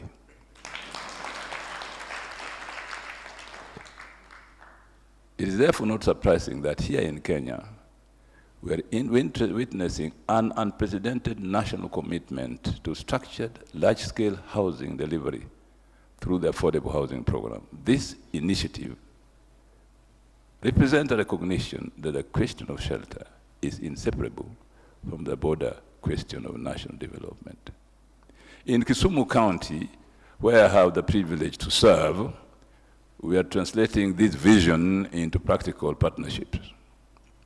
Across several sites, from Makasembo to Lumumba, from Anderson to Kanyakwar, we are collaborating with public, private, and community actors to expand the supply of dignified and affordable housing. Our engagement with PINUA is particularly significant. Together, we are working to advance the principles of the new urban agenda by linking housing delivery with the upgrading of informal settlements. Our approach is deliberate and integrated. We seek to co-produce green and affordable housing while simultaneously improving the living conditions of those who have long been excluded from formal urban development. The urban poor. Pilot initiatives are already underway in Kibuye Estate and in Moroni Sub-County, where social housing upgrading programs are beginning to demonstrate how inclusive urban transformation can take root at the local level. Distinguished ladies and gentlemen, I speak therefore not merely in theoretical terms, but from the practical experience of a county government engaged in the daily work of reshaping the urban future. Housing in the contemporary world order is no longer simply about structures or brick and mortar. It is about constructing the social architecture of equitable cities. It is my hope that by the end of this forum, those who are already convinced will leave even more persuaded of the urgency of this agenda, while those who remain uncertain will find themselves converted by the force of evidence, reason, and shared commitment. For only through collective resolve can we move decisively toward the social transformation that inclusive housing promises.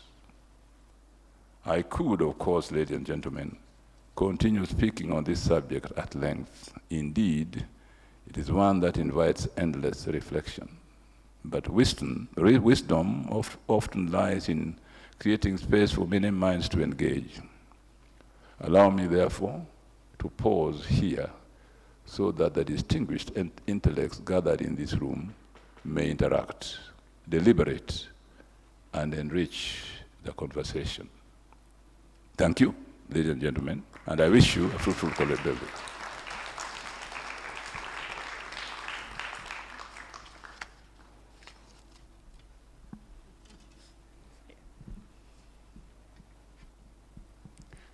Thank you very much, Professor Nyang' Nyong'o. A better hand clap for him.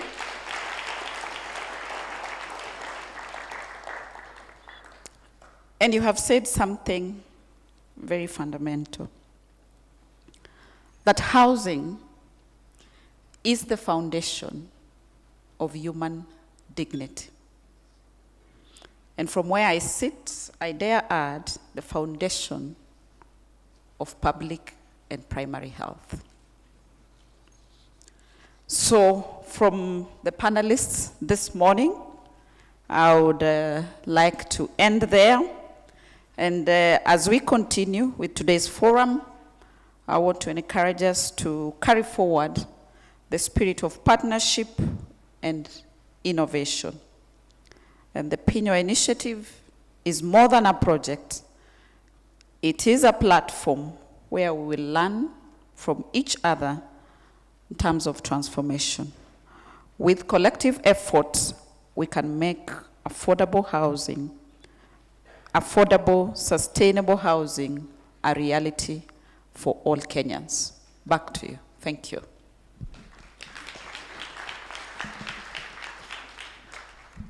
Thank you so much. As a panel, a high-level panel exits the stage, let's give them a better hand clap, please. And thank you, Her Excellency, for driving this forward. We really appreciate. Now we are moving forward with the agenda, and I've just been told that somebody is going to have to walk home because I have a Mercedes-Benz key that is misplaced, unless it was a donation to me. If you have misplaced your Mercedes-Benz key, kindly find me. Oma says I auction it. So keep it in my pocket for the time being. Thank you. I'm also informed that we have a virtual group in Kisumu, thanks to the leadership of Professor Anyang' Nyong'o, who are virtually following the QR code that's on your desk. I noticed the registration is more than the numbers that are polled. So kindly, if you haven't polled, scan that QR code and submit your category of attendance. So far, we have 113 who have polled. We think we have registered a little more. So kindly do that for us. Lastly, I want to announce before I call the next presenter that we need to note that the exhibitions that have been placed out there, thanks to the group, Professor Omenya and group, who have made that possible, and the young professionals, they're for us to interact with. So if we have ideas on the concepts and things we want to introduce to them, kindly do that. And the way we'll do it is put a note on it and share that note with us. Me or Susan, kindly stand up so that they can see you. So we can share that note with Susan Araka also.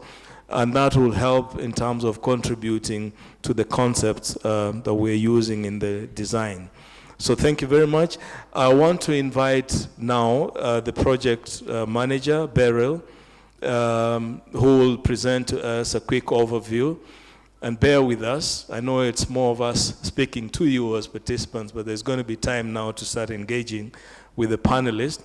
I know Beryl normally is very quick at her presentation. So 5 minutes enough for you? Please come over. Thank you.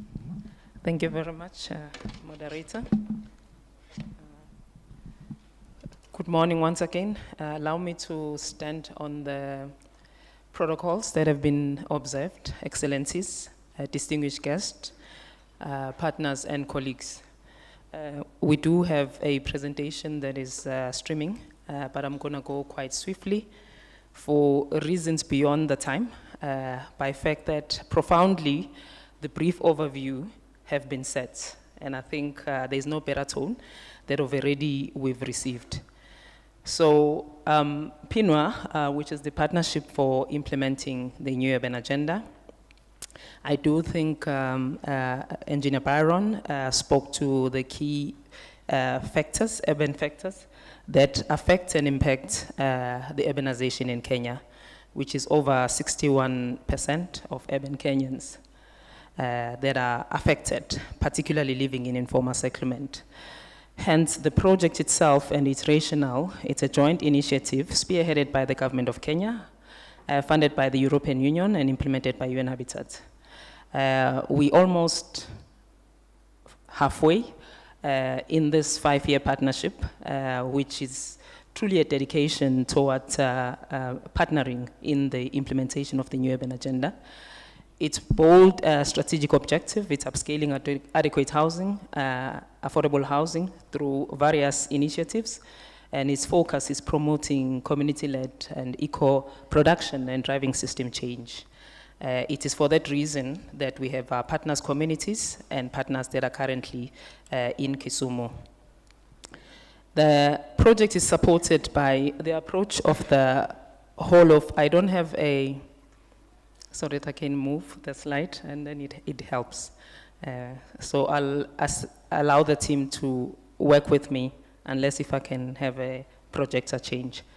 I've stated already that across Kenya, many families live in conditions that are not desirable.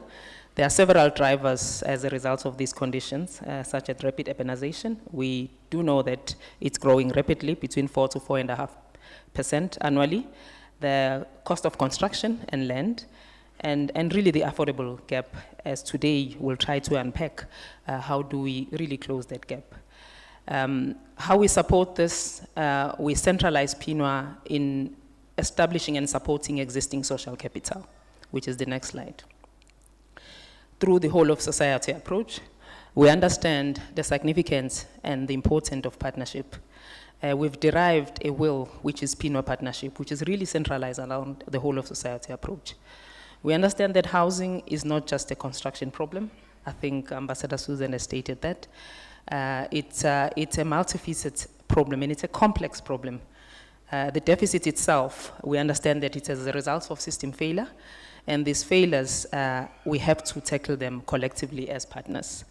Every part of the system has to be tackled simultaneously, hence this whole of society approach, which really brings out, one, our mandate and responsibility as individual partners, but also how we can interconnect and support each other. How partners and UN agencies can strengthen the whole system with global expertise, how private sector can be a mechanism for de-risking, particularly financial de-risking, financiers, resources, knowledge and management from the perspective of academia, and how communities and residents can ensure, one, bringing oversight, social oversight, and also sustainable ownership. How governments, national governments set standard and policies and regulatory frameworks, and how counties legitimize instruments, such as instruments that they have a mandate on, such as the planning instrument. I think it's been said quite well that PINUA aims to deliver this through 3 complementary value chain, which is on the next slide. And this complementary value chain is delivered over a one comprehensive approach. We do agree that addressing different household needs in different contexts, at different timelines, we do need a holistic and comprehensive approach to achieve this affordable housing for all. And on the next slide, we start to deep dive into the core idea. The core idea is a fundamental shift.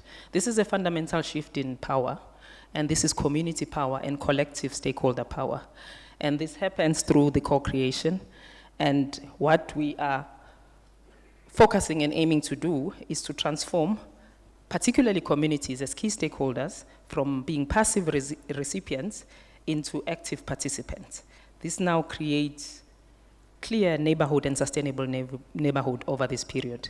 How we then do this through the co-creation is we've split it into 3 core fundamentals, which is the core production that looks into household and systems, linking into the respective stream, the core stewardship, which looks into institutions and communities and how they coherently establish and lead this together, and the core government, which again, communities and government, looking at how policies and policy changes will be realized without changing respective social contracts. On the next slide, we again present the holistic social housing value chain, which we understand that communities, when they are fully and meaningfully engaged, they understand themselves and present themselves as investors. This now has to complete our entire pathway. We understand that the impact is far more than the housing production, but looking at each significant chain in the value to ensure that there is connectivity, communities are producing neighborhoods and self-reliant neighborhood. The financial institutions at the community level, particularly, are capitalizing on their own communal savings and looking at tenure security from a land assembly and significant complex issues that contribute towards some of the issues that become complex in a wrong land. We're looking at resources, understanding what are the existing resources in close proximity of our pilots, looking at skills that are existing within these pilots. And of course, I think as the ED has mentioned, part of our strategy is looking at the access to basic services through public services and how we can catalyze the existing priorities within these counties to actually align with the required planning and basic services. And of course, investment from mobilization of finance, because the intention is to scale up. As it's been said again by many speakers who already understand and have aligned PINUA as an overall approach, that it sits very well into these three streams, which really respond to these three key value chains. The stream one being green incremental housing, which we understand it as a braided value chain. This will be discussed further and intensely in the next parallel sessions that are coming. And this links up with the core production itself. It fosters and supports collaboration and interconnection. It supports through communal strength. We understand that when communities are strengthened, as we've said, when people are actually empowered, they are able to provide their own social equity to the process. We're able to derive local skills that are existing, and we're able to galvanize them towards the production of the incremental upgrading. And this is being practiced. It's going to be practiced in Mohoroni particularly. Stream 2, which is corporate social rental, which really is strengthened towards co-stewardship as a co-creation factor. It's posturing stability and ensuring that we establish proper institution collectively with communities that give safe to housing, probably in the rent to buy long-term streams. And participatory upgrading through the core governance ensures that there's adaptability. We understand that policy do shift and change, but policies should not shift and change at the cost of existing social contract that communities already have. So I've dived into the details of the streams by itself.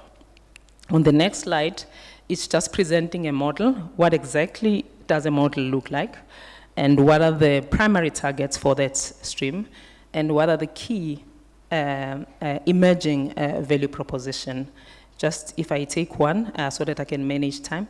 The model here is the households are leading the construction, they're leading the core design, they're leading some of the best practice that should establish systems that enables finance infrastructure that supports and are able to sustain these particular household and the neighborhood that they are creating.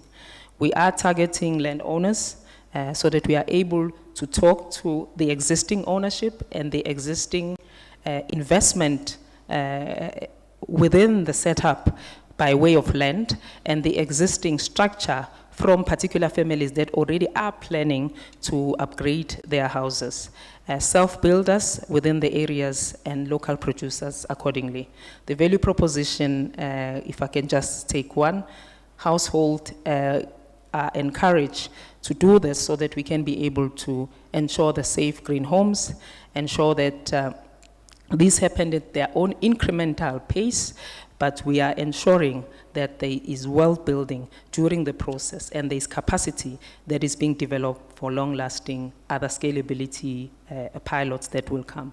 The Stream 2 model is around the savings because this is anchored around the anchored value chain, which looks at institution and community. As I've said earlier, the institutionalization to ensure that there are a set of rules around the community that is already galvanized to corporately produce housing through some of the financial savings that they are establishing themselves, but also supported by other catalytic funding that will be triggered by this process. Targeting low-income rental, because we are mindful of the gap, of the affordability gap, ensuring that the affordability models are in line with the gap and they can be sustained over time. The very proposition, the main one being that security of tenure, affordable renters, and giving the community the voice not only to create, but also to oversee and to be accountable for the standard that they want to set within their own houses. And also ensuring that we're able to attract investors to ensure that the risks are managed and the risks are adjusted as and when required by the social compact. The last stream being the PSU, which is modeled around communities and government. It's very strongly anchored by basic services and access to basic services, which bring the resilient mechanism to make sure that we are not only building community. Over time, in the participatory slum upgrading, the focus is on strengthening and bringing strengthening elements such as infrastructure and ensure that the health hazards are also taken care of. So the targeted communities is informal settlement in this regard. Ensuring that, again, communities have a voice, and this participatory is really meaningful in the manner that the designs are happening and the implementation approach is derived. The key proposition is the government get to invest in the trust, and we understand that in some of these communities there is trust deficit, and we work on encouraging the trust deficit to make sure that government and communities are able to scale and they're able to replicate some of the practices and the models that are coming up from the PSU model. So we've taken a moment just on one slide to say that I've stated that we're almost halfway. A lot has happened, and there are so many moving parts around PINUA. We have delivered quite a few outcomes, which is quite important in aligning with some of the streams and pathways that PINUA has structured to deliver this coherent outcome.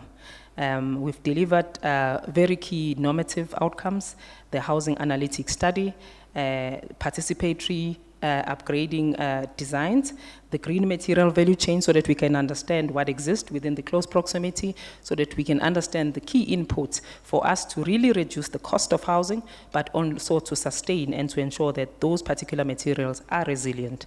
We've also delivered through the corporate social rental just a few outcomes that I will mention. We've delivered the study on interest differential, and this we are doing collectively and jointly with the Affordable Housing Board, because we understand the rationale of us aligning and integrating what currently is happening in the process of testing affordability, but the delivery mechanism and the financial model within the financial ecosystem that will really yield affordable and sustainable housing. So we're working in very close proximity with the Affordable Housing Board in this regard. We've delivered the draft financial model for Kibuye as well, which really will be tested with the implementation of the pilots, because we want to make sure and apply the testing so that we can augment whatever that is necessary. On the participatory slum upgrading, we have delivered the approved core design for infrastructure for Muhoroni and all other social sites that are in Muhoroni. Also, we have delivered the PINUA implementation strategy, which really is guiding us as a compass technically to be able to capture and to continuously review it if anything changes and inform it appropriately.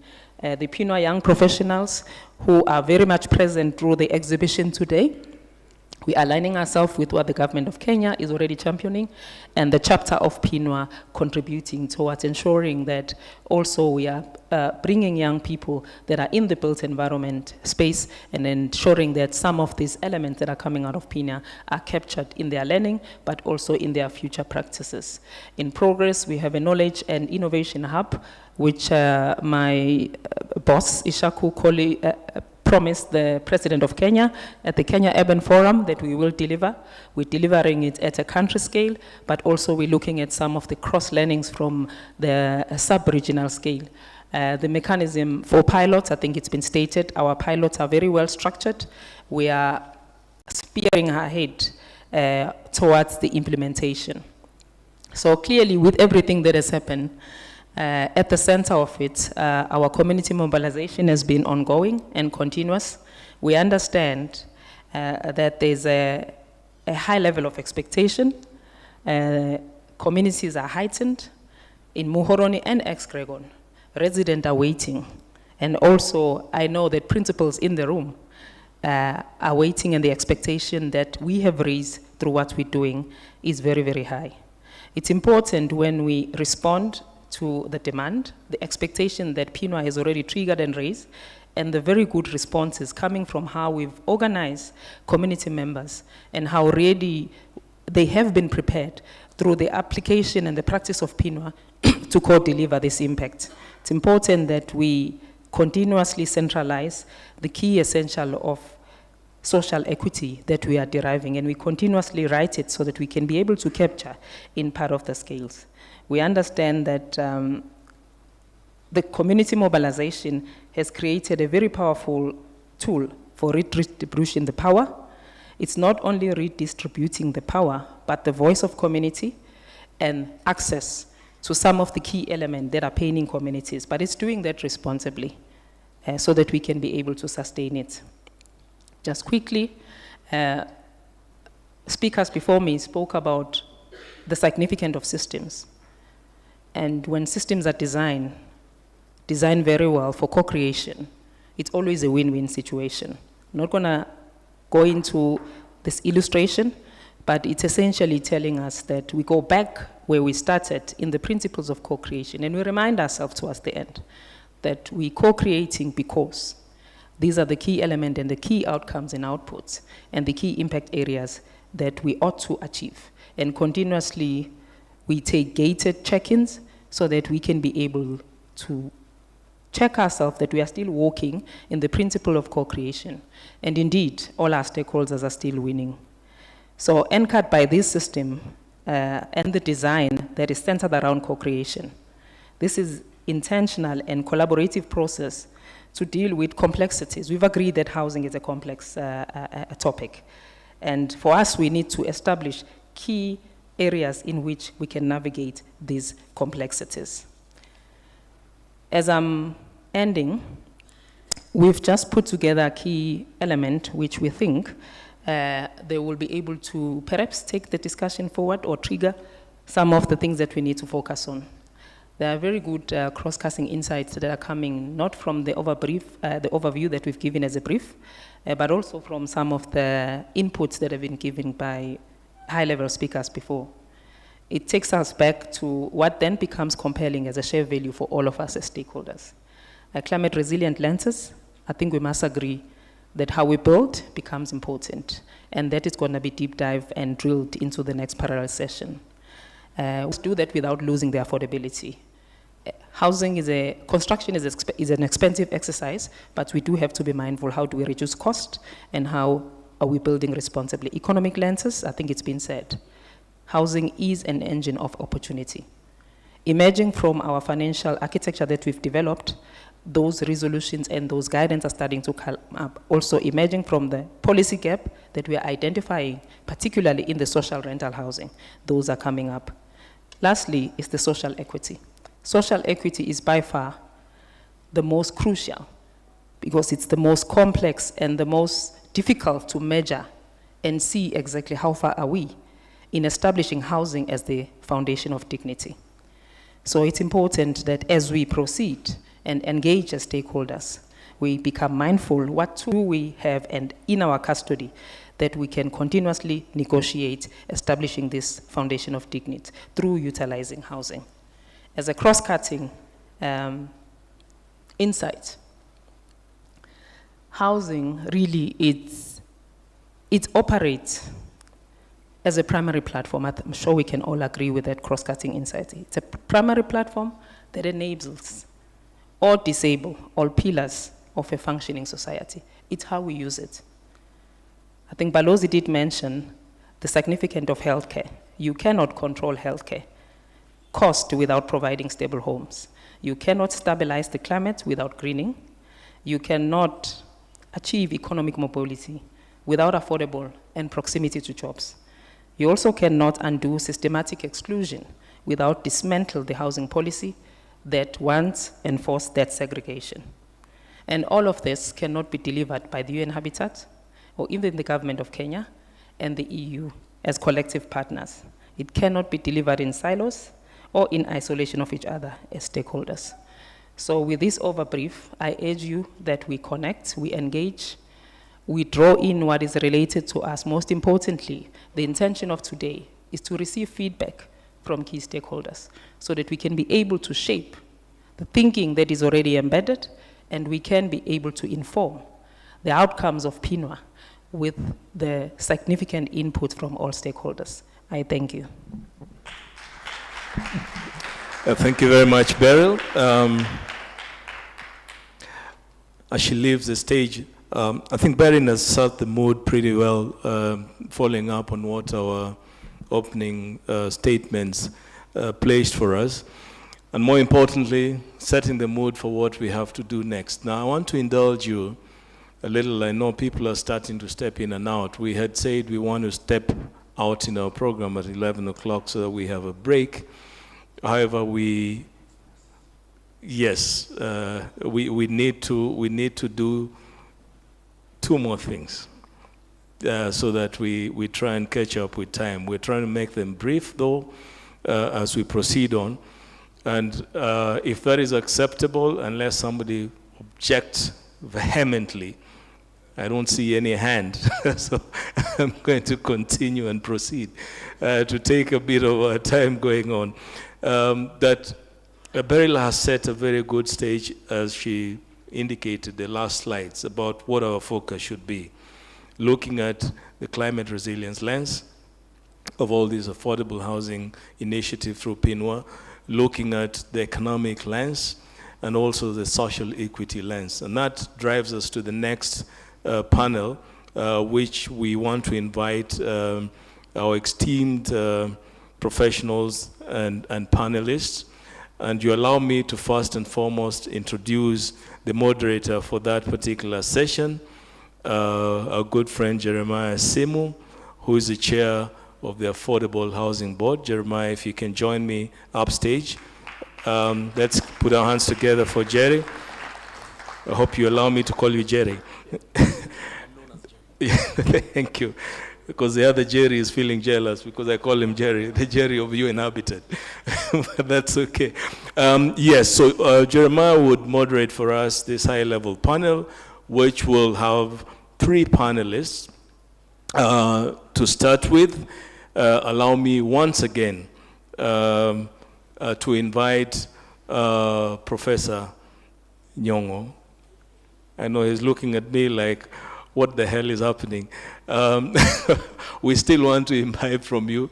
We want to benefit from your wisdom and, of course, the fact that you're piloting, just to share some ideas. So we invite Professor Nyong'o, His Excellency, the Governor of Kisumu County, and it has been described clearly. It is not city county, it is Kisumu County and the city of the lake inside the county.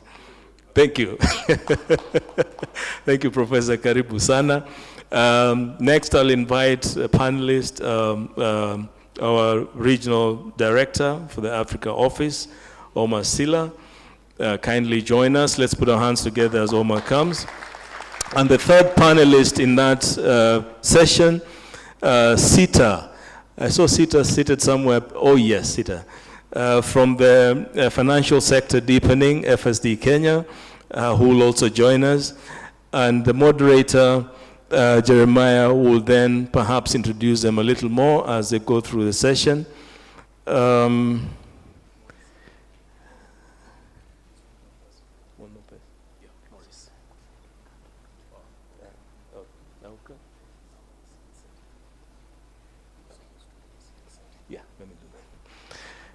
Yeah, so Maurice was supposed to join us in this panel, but through our engagement, Maurice, we mentioned that your contribution in the opening was already handsome enough, made us look beautiful, so we will take that contribution, housing. And 3 things that are very interesting that is coming out of PINUA is the fact that there is a fundamental shift already, and we're saying, let's co-create.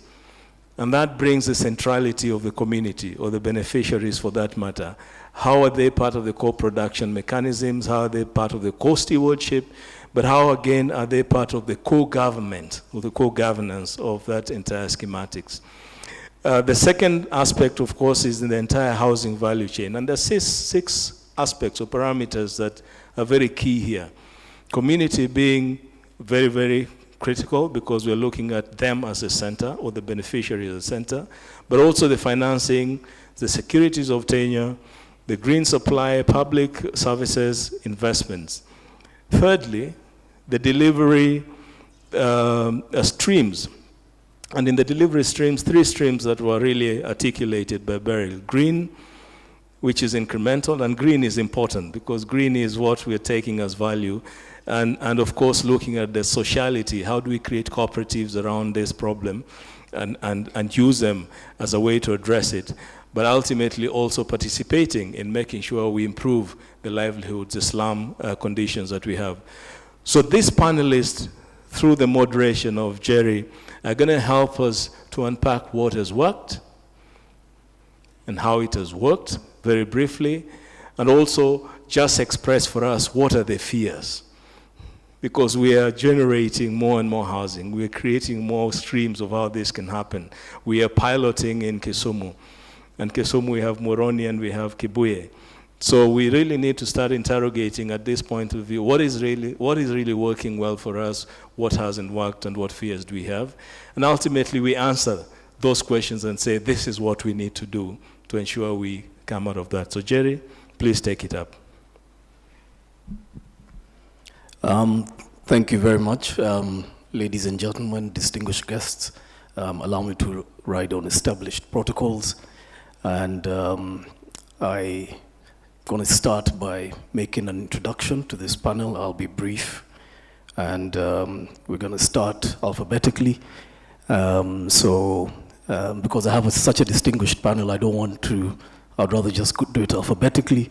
But fortunately, it happens that Professor Nyang Nyong, I will start with his introduction, and he really doesn't need one, but he is the governor of the county of Kisumu, and which is the 3rd largest urban center in Kenya, and he is also a distinguished scholar, politician, leader, and having been a cabinet secretary for a number of years. It's a treat to be moderating a panel with Professor Nyang Nyong and my other 2 colleagues here. And I will then go to Sita Shah. And Sita is a real estate professional working with Financial Sector Deepening, FSD. And she has over 20 years experience in housing finance programs. Importantly, she's also a lecturer on the 7-day housing finance course for Sub-Saharan Africa. And so she is a graduate of University of Cambridge and Wharton. That is Sita, and we're very glad to have her on this panel. Then we'll have Omar, who is the country director for UN Habitat.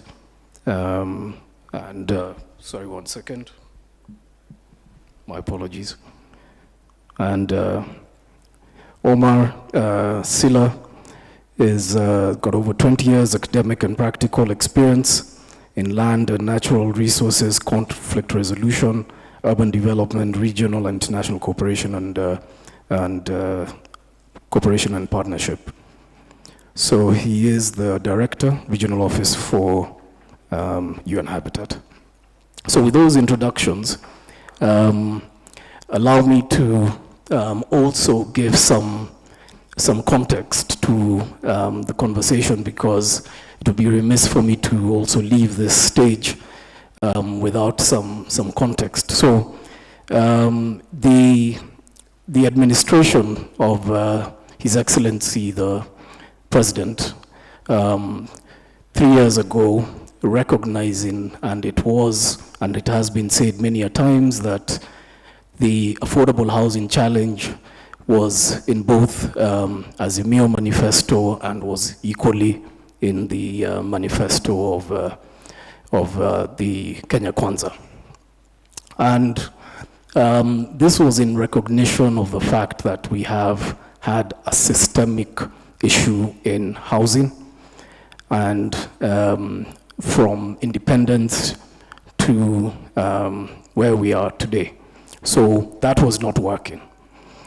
But because we have had 3 years of this affordable housing program, starting with the quick implementation and establishment of the Affordable Housing Act, which then gave the legal framework to undertake this affordable housing program, to receive the levy, amongst others, and to give birth to Section 43 of our Constitution, where we bequeathed ourselves the right to housing. So the Affordable Housing Act was then also birthed out of that Affordable Housing Act. The Affordable Housing Board was established, and so I sit here as the chairperson of that board. And I would like to also just, by way of, it's important that I share with you some of the outcomes of a study that we have undertaken jointly with a partner, KNBS, and you may have seen snippets of that in yesterday's paper. But to date, this program has delivered over 640,000 jobs, and that was as of January. And that is a combination of skilled, semi-skilled, unskilled workers across the entire countries on a survey of about 235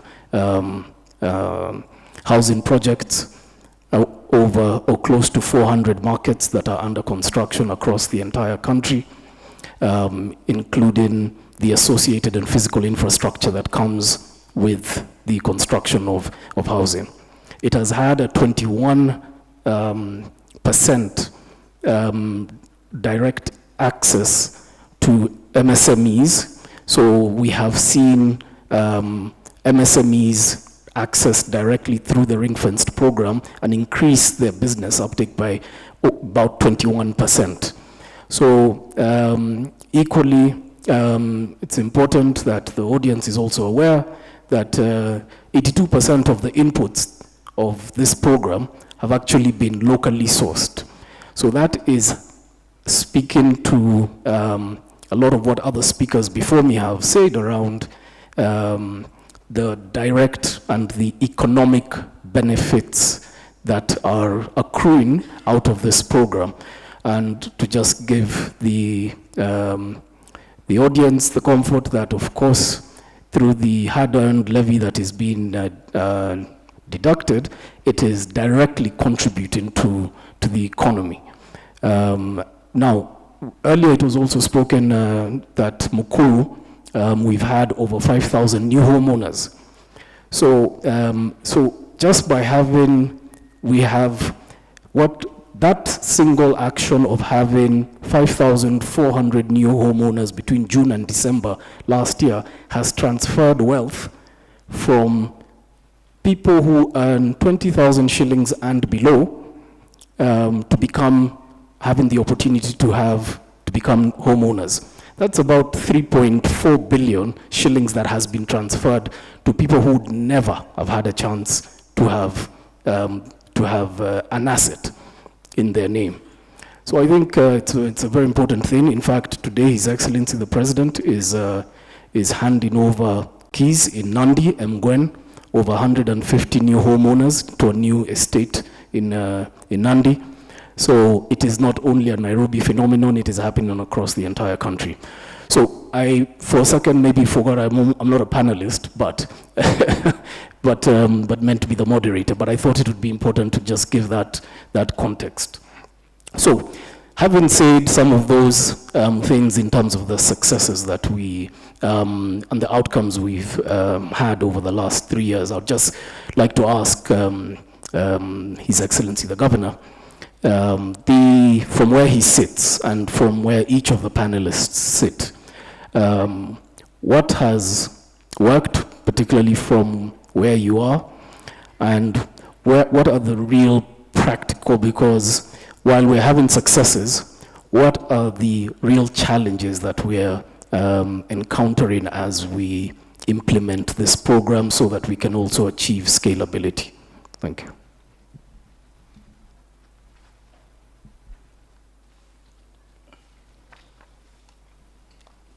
The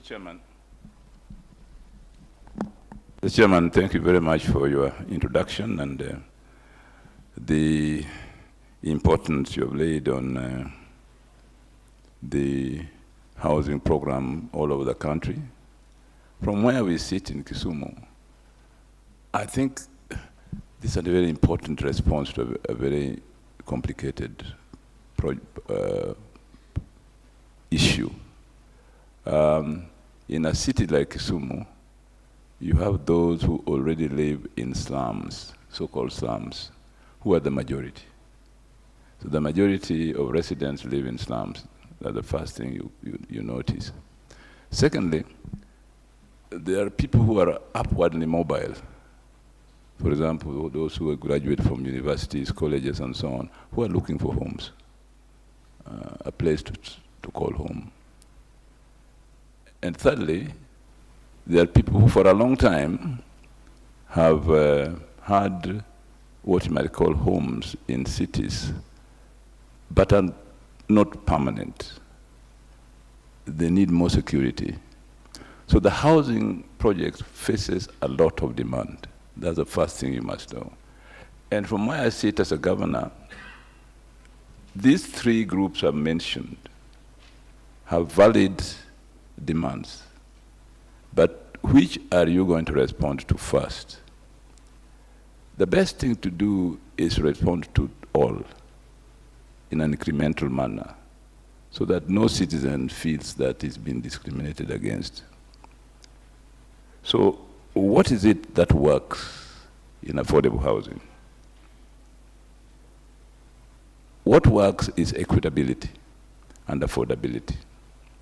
And if you can have an equitable policy and affordable policy, housing policy, then you can address these three different types of housing demands in a place like Kisumu.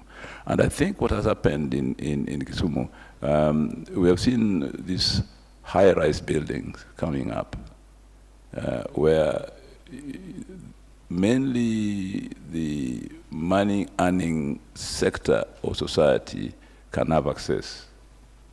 You know, ordinary workers, professionals, and so on. But the slum dwellers will not have access. So you respond with a program like the one in Kibuye to respond to a different category of people. But that does not mean that we don't need to respond to others. It's a big challenge. And politically, when you're a governor, both sectors, all sectors in the city, the slum dwellers, those who do not have housing, and the what you call the ordinary middle class or workers also. All these are demanding a response to their needs. So the housing program must understand that there are stratification in society, and each group is justified in terms of asking for their pie, and we must have policies that respond to the three or the more.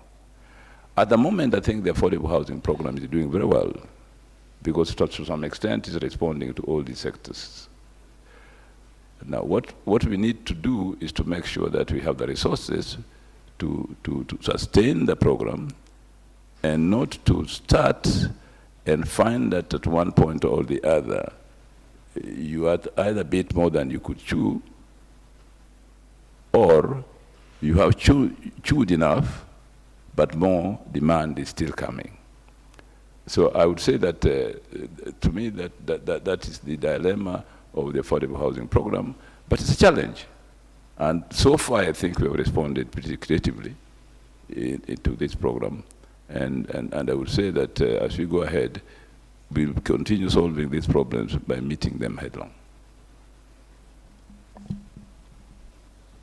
Thank you, Excellency, Governor, and for those practical insights.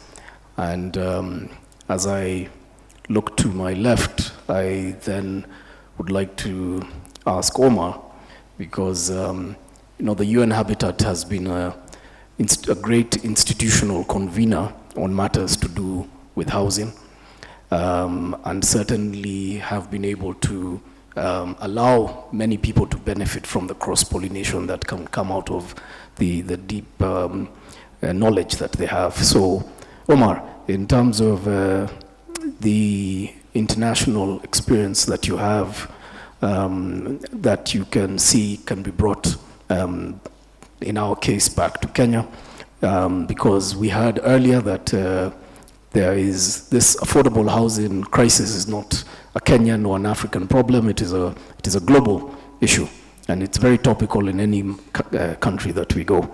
So I think if you can speak to some of the lessons learned and how we can draw from that. Thank you. Thank you, moderator. Again, good morning to everyone. Great pleasure to be here, and thanks to the team of UN Habitat for putting together this forum this morning to reflect a bit where we are on this process of PINUA, but most importantly, we know that this activity is not isolated. It's inset into a national program, as you mentioned it. And that's where I want to start. I think Kenya is succeeding somewhere where many African countries fail in the affordable housing program. We realize that many countries has been led, fully led by national government. They never reach the target, and I can give you some example. Senegal, for example, they established National Housing Board, whatever you call it. For 50 years, they deliver less than 20,000 units. And this is across the continent, I can say. Cote d'Ivoire, West Africa. I came from Botswana not a long time ago, and people got stuck on how to handle this housing part, because we believe that it's not only the issue of central government, unless you have some mechanism you can leverage. And I think that's what we are seeing in Kenya, this innovation on the housing funds, fully funded by Kenyan citizens and also led by the government. That's some innovation we could see here. And something as well we need to reflect is the political will, which is very important. We cannot succeed in this sector without political will. Important political will in a sense that you need to insert this agenda in your national development planning. You need to bring on board the Ministry of Finance. You need to bring on board the Ministry of Environment. You need to bring on board the Ministry of Urban Development, which is the cross-sectoral narrative and approach we need here in, we need for success, delivery of the housing in Kenya. Second things we need to recognize, as you mentioned, the connection between housing and economic transformation is chicken and egg. Because, of course, housing will contribute to economic transformation by job creation, by increasing revenue, but also by giving opportunity on transaction, as we see it in the many, we can say Gulf country now, where real estate become really a niche for economic development and transformation. At the same time, something we learn is that if you don't have a functioning economic system, it's very difficult as well to promote, housing sectors, because people need money to buy houses, and that's where we need to think a bit about in the context of housing. With the context of Kenya, of course, the target is 250,000 every year. But if the economy is not on top and allowing to create those jobs where people can save money and get access to credit, it becomes an issue again. So which means that what are these levers economically we need to put in place as well to make sure at least we have a minimum access to the market for youth, for example, one category. I think that's some complaint we are seeing here in Kenya. Youth want to have access to this affordable housing. Women want to have access to affordable housing. Related to that, we have some SACCO where the interest rate is very high. That's another issue we need to look at. So the question is how we can tally these housing funds with the private sectors, and in the middle we have the commercial bank as well. Because today the commercial banks are still not accessible in terms of affordability, as mentioned by Professor Nyang. So which means that for me, something I'm seeing as an opportunity on this housing fund, how we can leverage these funds to attract private sectors, but also to lower a bit, you know, the interest rate or some kind of prerequisites that may, you know, bring this affordability we are talking about. When we are developing this PINUA project, I learned that some SACCO have at least more than 36% interest rate for women access. I say, wow, who's going to pay 30% interest rate? If you are getting less than $1 a day and you have to pay 36% interest rate, where the affordability is. I think those are some reflection we need. For me, this housing fund is an opportunity to leverage further, and I know investors are interested on that. But what is the mechanism that Kenya needs to put in place to make sure those private sector bring capital, can use this money for de-risking system, for example? It's possible. So at the end of the day, of course, some things as well I'm reflecting in the context of Kenya and in Africa. Of course, last time, an anecdote, I was talking to the Ministry of Botswana when we met in Addis. He was telling me, Umar, we want to build a house, social house for fishermen, those categories. I say, how are you going to do, Your Excellency? He said, yes, we want to do it. And my president committed on that. I say, oh, okay. First of all, Botswana, you're the middle income country. Forget national aid or international aid. Secondly, you are in a very difficult situation, economic situation, where your budget is deficit, because they rely on diamond. How are you going to build a social house? Who's going to subsidize the social housing? And my point to him to say, okay, at the end of the day, you need to find a balance between the commercial and the social one. And they can complement each other. That's why I'm saying we need to think on both streams when we engage in this affordable housing policy, because you cannot go fully in social because you don't have the money to subsidize 2 million houses for people to pay $1. At the same time, you have a market, maybe those intermediate, you know, salaries level, where you can tap to compensate on others. I think those are some reflection. In terms of obstacle and challenges, one I think we need to look at, it's not Kenya only, it's global, it's regional and national, it's the land tenure issues and the land market dimension. Until today, we are struggling in Africa to get understanding of the pattern of our land market, because how much we know about land transaction, and land becomes still, in terms of process, in terms of regulation, a big bottleneck. I mean, even me, I'm always stressed when I go to the cadastre to ask for a title. Imagine here in Kenya, something I'm learning in Kenya here. When it is about going transaction to land, everybody's stressed because lack of transparencies, land information system missing, and we are not implementing our policy and regulation. That's something we need to look at as well, because this cost of land is increasing the cost of building as well, and reflected by developers in the price of access to housing. So we've managed to really tally a bit, you know, the housing system and the land system, and have some regulation and mechanism, of course, to listen a bit the price of land. It may help the government reach his goal. And you know what I'm talking about, because the county, I mean, we have been involved on Mavoko, you know, just behind the airport. For 2 years, we have been struggling with the county, because the county itself doesn't want to release even the land. In which paradoxal, at the end of the day, even when you are in the multi-level governance system, it's good to look at those elements, how they relate it. Secondly, I think, so, as you mentioned it, the issue of inclusivity, I mentioned it again. Inclusivity in the sense that today in Kenya, of course, affordable housing is targeting, I can say, middle or low income, but it's good as well to look at the balance. As I mentioned it, you know, in my earliest intervention, related to that is the governance aspect of it. I think Kenya can win the game by increasing the governance aspect and transparency in the fact that people will see what's going on the ground. And I will have this conversation with many of you in the ministry. I say, for example, if Kenya published every year a report on the affordable housing, where we are, how much has been, you know, collected, how much has been spending, I'm sure this adhesion you have already will be much higher than where we are today, because it's about trust as well. This affordable housing program is not even here. Others, for people to contribute, they are reluctant. And that same area, things we are seeing in all taxation system in Africa, we don't want to pay tax because we don't see the value of paying tax. We don't have any counterpart when you pay your tax in terms of investment in terms of improving your living conditions and this is a message, it's not about Kenya, but a message we need to build across the continent, because today we need to put into context this conversation we are having, and that's where as well Kenya is leading today. The international communities, the international financial architecture now is broken, we can say. Everybody has his own issues, so people are going investment. At the same time, we need to show and demonstrate really kind of model that work, but also show kind of leadership at the country level where people can see now things can change. I think these are some lessons we can talk, but what is interesting is that Kenya is attracting a lot of interest on this particular model, and believe me, Jerry, I mean, in the Africa Urban Forum, many governments are coming just to see the model of Kenya. So let's take advantage of that. Thank you very much.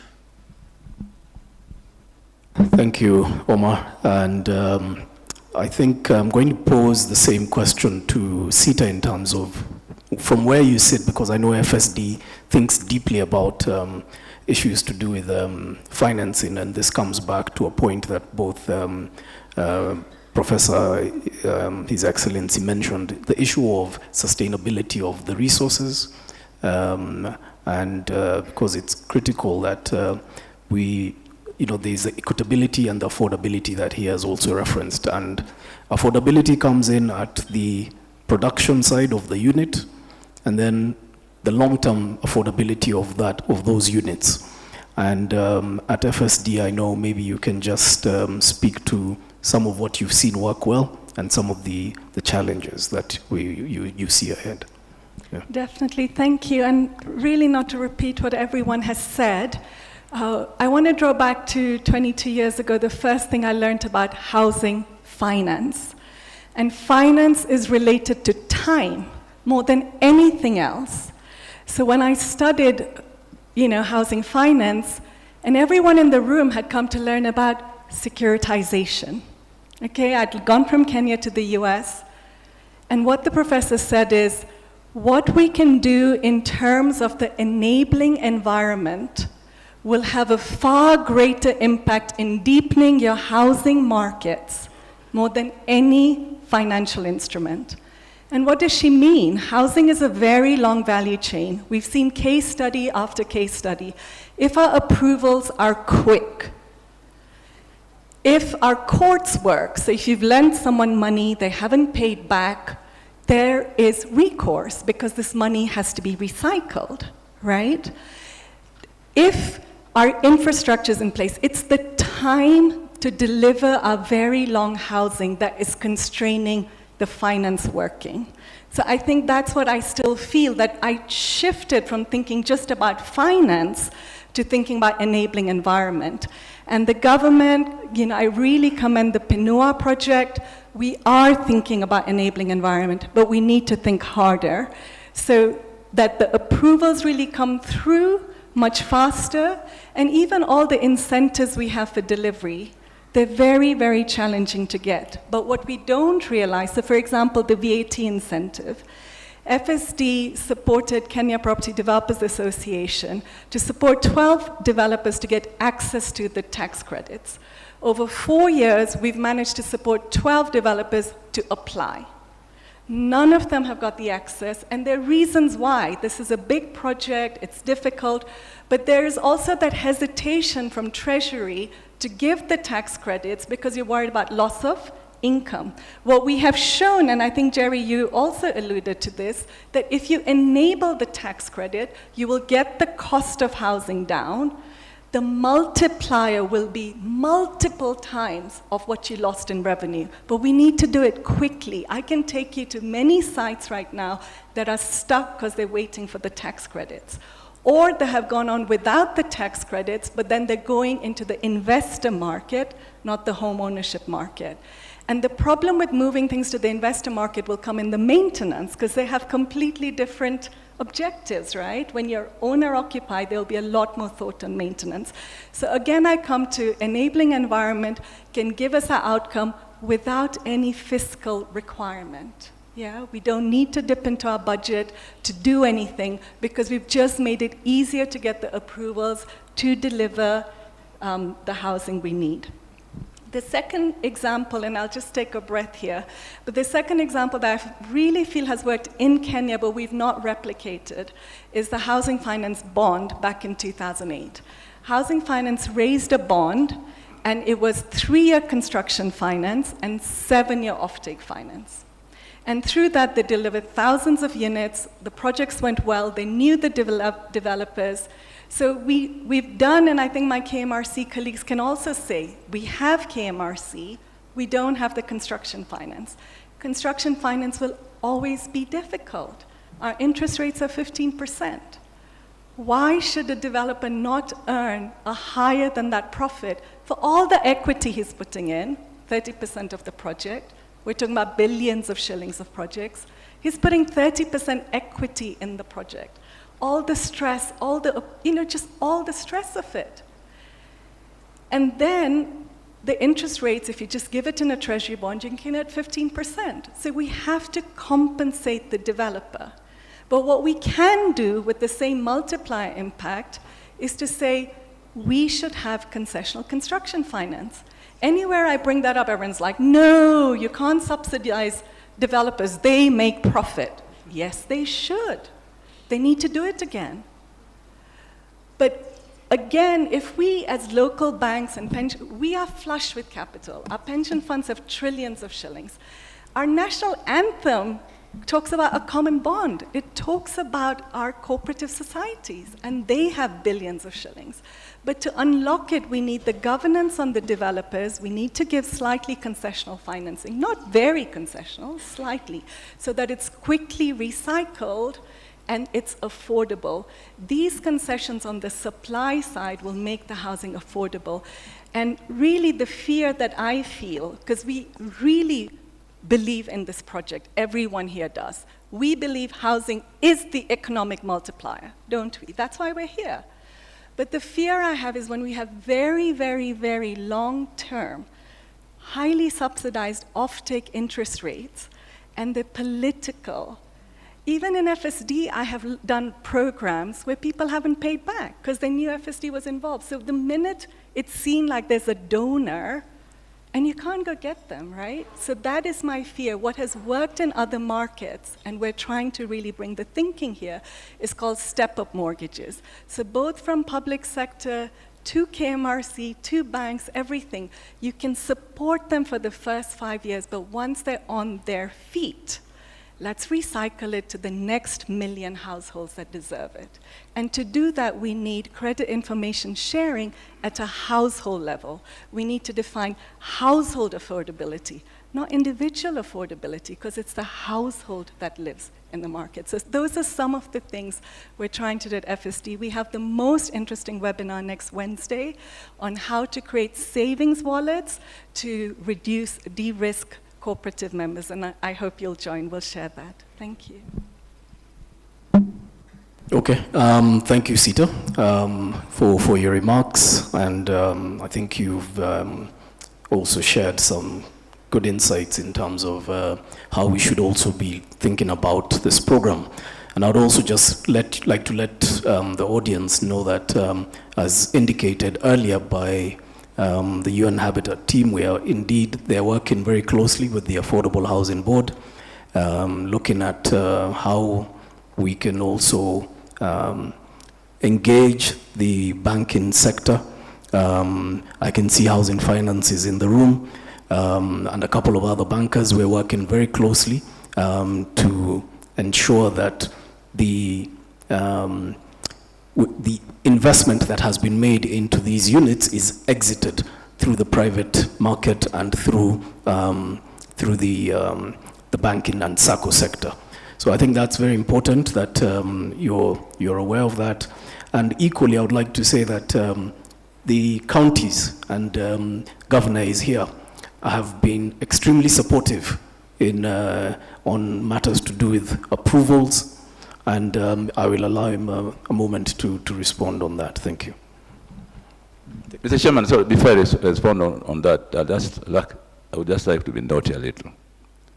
You know, when I was growing up, and I left to go and do my graduate studies abroad, there was a man in Kenya called S.J. Ayan, who was chairman of the National Housing Corporation, a very important corporation in the development of housing in this country.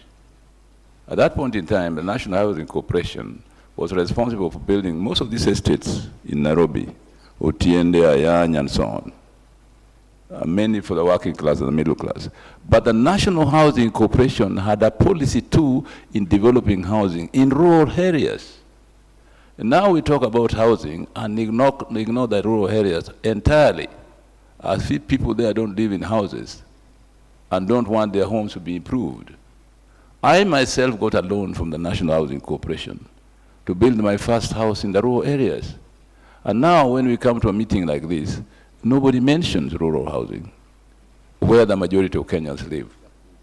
Are we getting the equation right? I get bothered about this because the majority of people live in rural areas. Of course, urban areas are increasing in numbers, and there's much more pressure for housing there.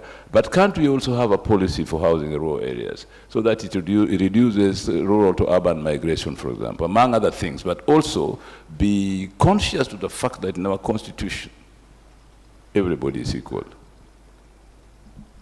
So, thank you for those remarks, Governor. And in some respects, perhaps I should have been a panelist and not a moderator, because I would like to also just inform that in the Affordable Housing Act, it is also got specific provision for rural housing, where we will finance up to 4 million shilling home in the rural area, and that will be done only through banks and SACCOs. So, but it has to be on titled land. So I am also advised by the timekeeper that we need to make up time. So I would like to maybe just ask one closing question to the panelists, really around, if we looked 10 years out, what are one or two things that you think that from where you sit, we should implement so that we have a successful program 10 years out? Thank you.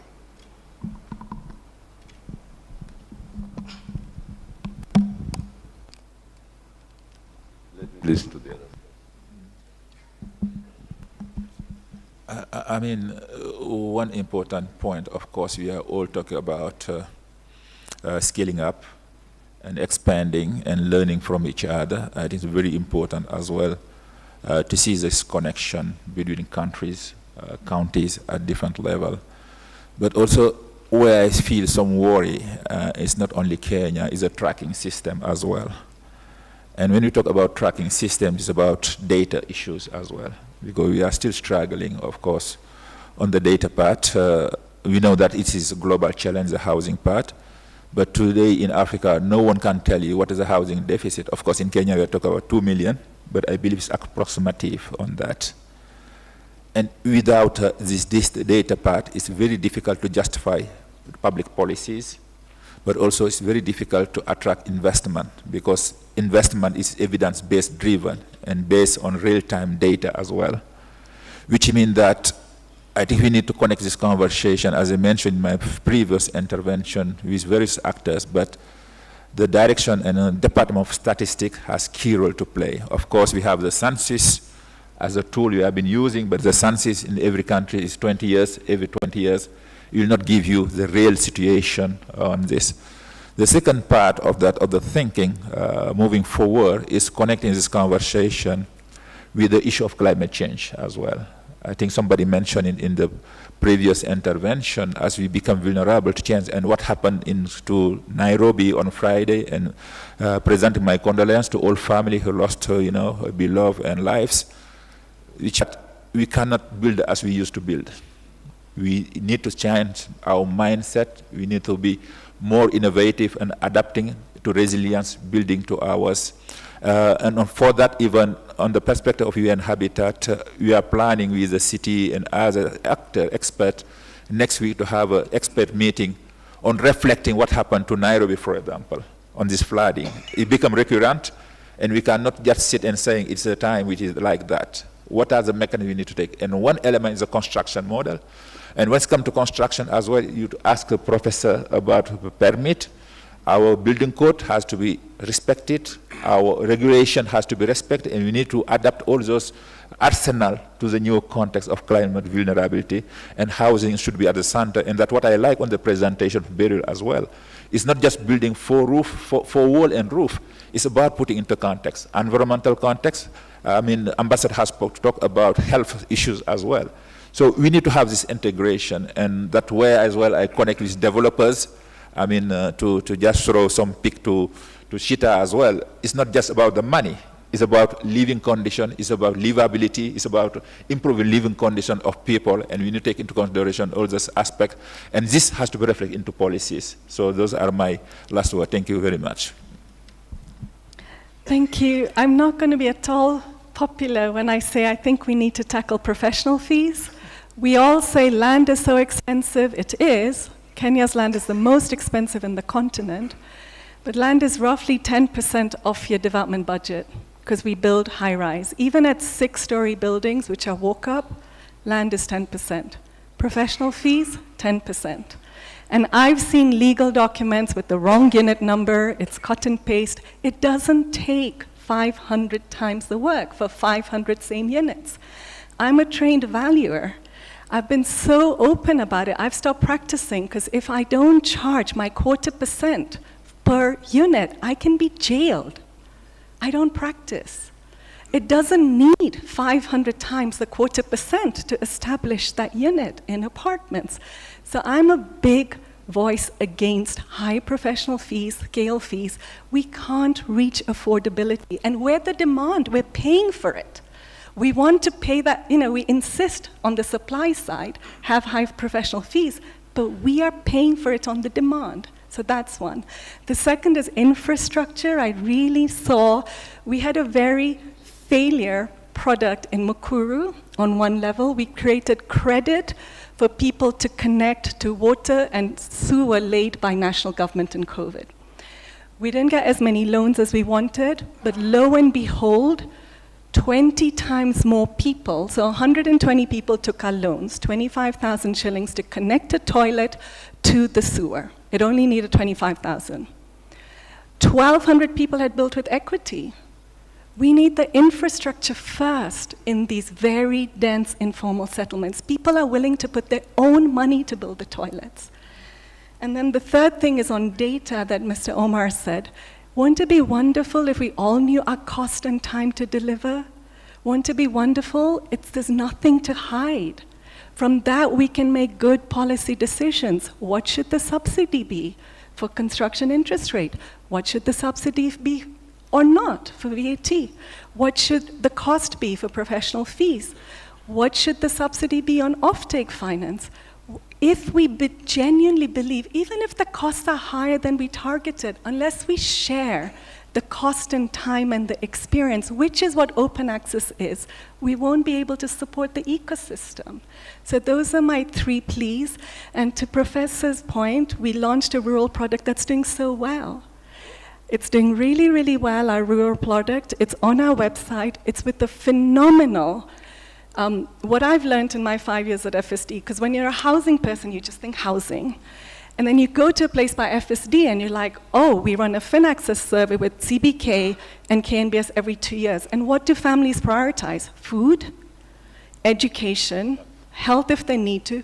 That's why there are 90 people sharing a toilet in Mukuru. They have to compromise on housing.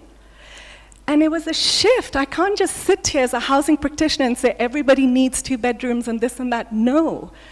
But what worked in rural areas, what's worked in my financial product innovation is when I go to a financial lender that has very low PAR, portfolio at risk, and I say, can I teach you about housing?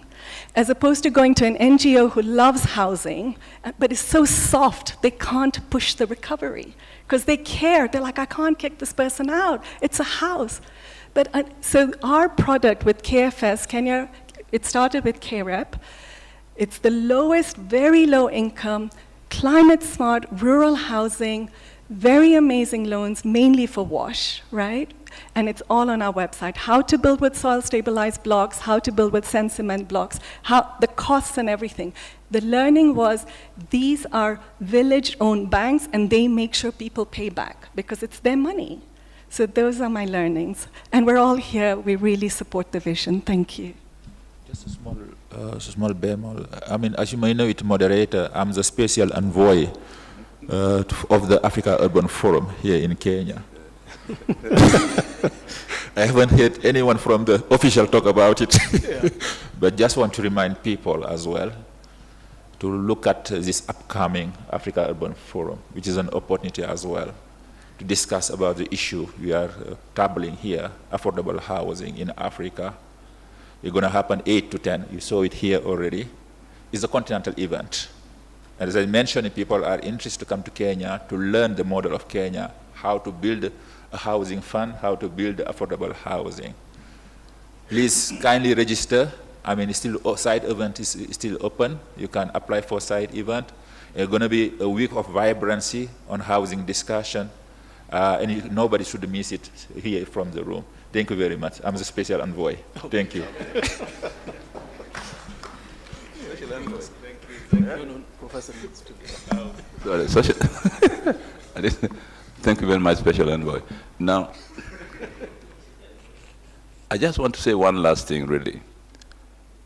For us who are in government, at county level, national level, we must respond to pressure from various sectors of society on the issue of housing.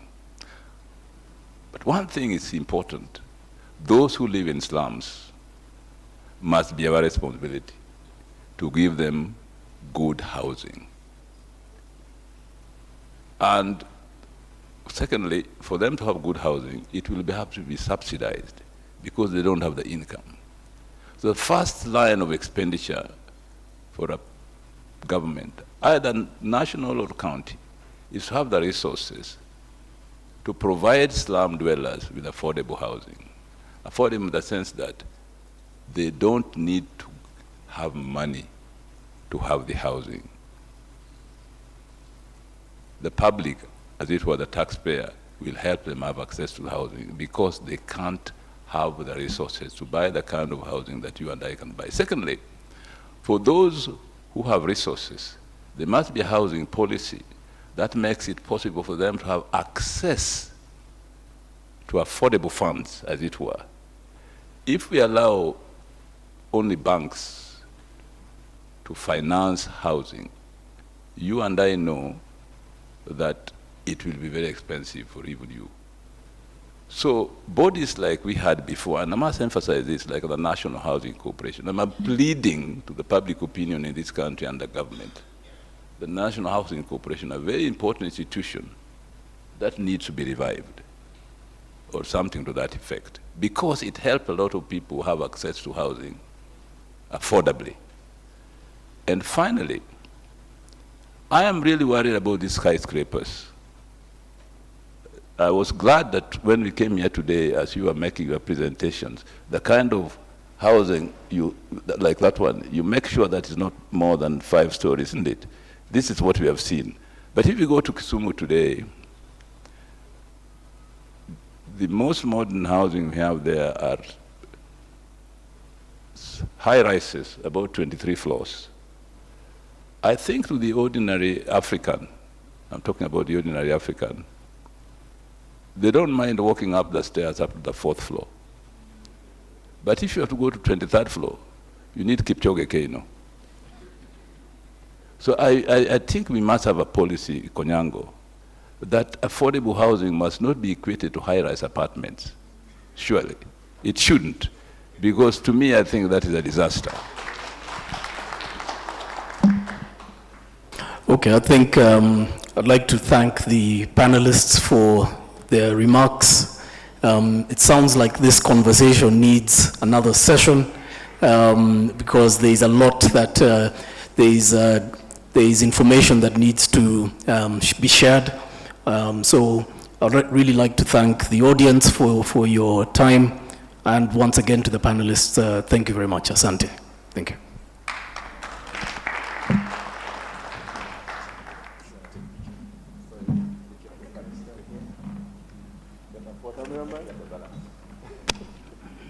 Cameraman, if you could help us just take a quick photo of the panelists. Where's the cameraman? Thank you. Yes, let's put our hands together for the panelists as the camera session takes place.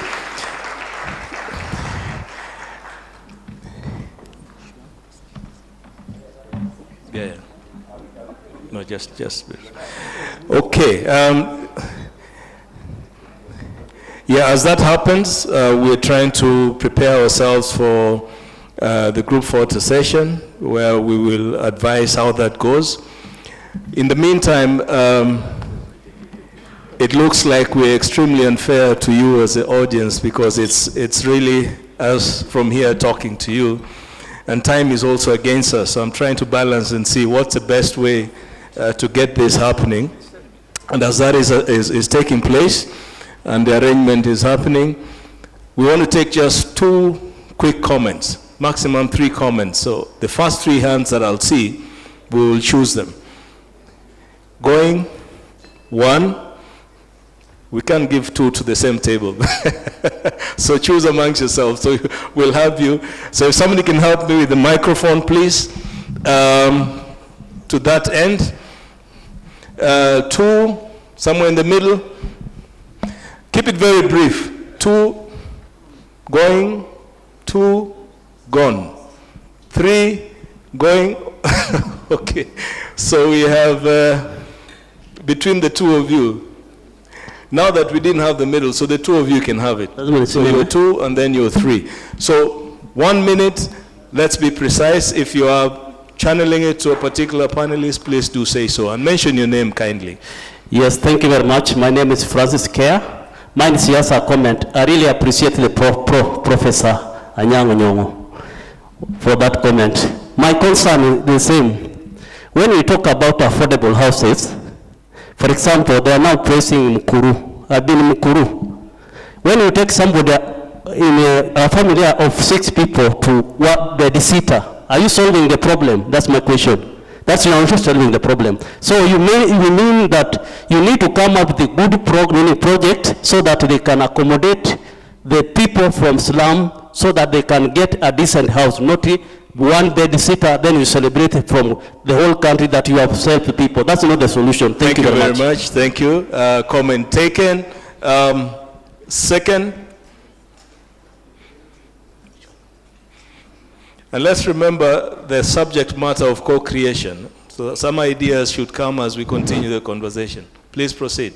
Thank you very much. I want to give my reactions in the context of public participation. I'll be very categorical to government officers, and I would want to pick the director housing. Name, please. Name. My name is Daniel Murugu. I come from the great county of Nakuru. So to the director housing, I got your name to be Dr. Kisienya. I have a very serious concern, and also this also affects the chairman, Affordable Housing Board. Where I live in Nakuru, I reside next to a complete affordable housing project. And this project was completed the last 3 years. The president has been there for 3 times. And the last time he was there, he was actually giving keys to house owners. Now the concern is the uptake for the buildings. Director Kisienya, the uptake for this complete affordable housing project in Nakuru is nearly about 40%.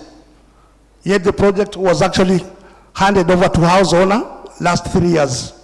So I wish that you comment on the same. Thank you. We will keep it to one comment. Last one. To the chairman of housing board, I would want you to consider on legal aspect what we call the sectional property regulations. It means for any unit, the particular house owner can actually enjoy maximum ownership by actually being able to get a specific title for the same unit. So please, as you go ahead with this conversation, let's also factor that the people actually benefiting from this program can be able to maximally own the houses and also acquire title for the same. Thank you very much. Thank you. Your comments are well taken. There was a hand at the front, and let's keep it to just one contribution, kindly. Yeah, Mike Majale, independent consultant. Mine is just one concern. We're talking a lot about affordable housing. And one of the key components about affordable housing, which has kind of been touched on, is income. Because affordability is a measure of income. So unless we have a properly integrated approach, where we're looking also at how do we raise incomes, because you can only bring down the cost of housing so far, we are not going to achieve affordability or affordable housing. And then there's a gentleman from the press who is You are handing over your space to someone else, but you've already exhausted it. Okay, quick one. 1 second.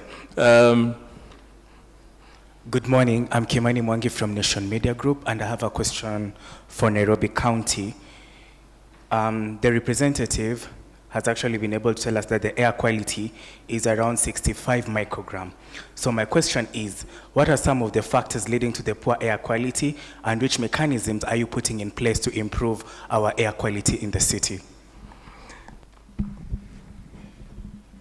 I think we can have the mic back, kindly. Asante sana. Secretary Cassius, I don't know if you want to say one quick word.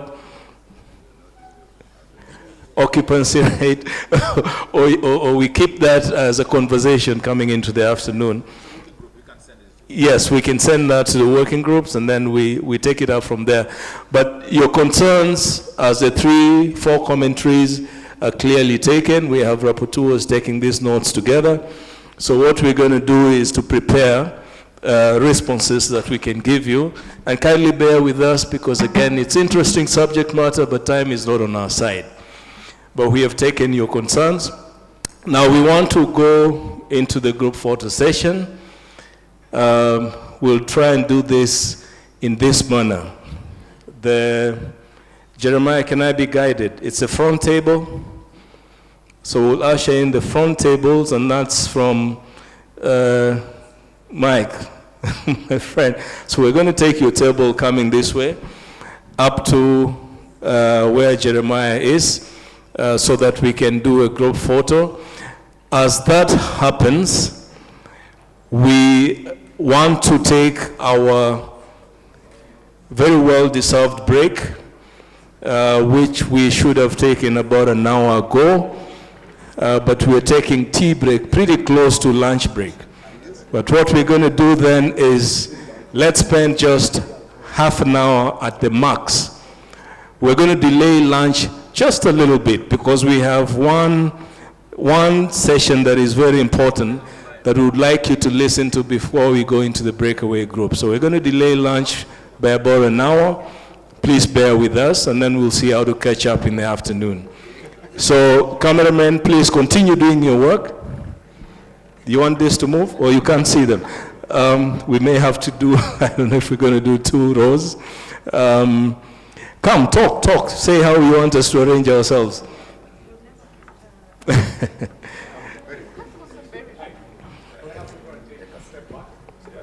A step back, okay.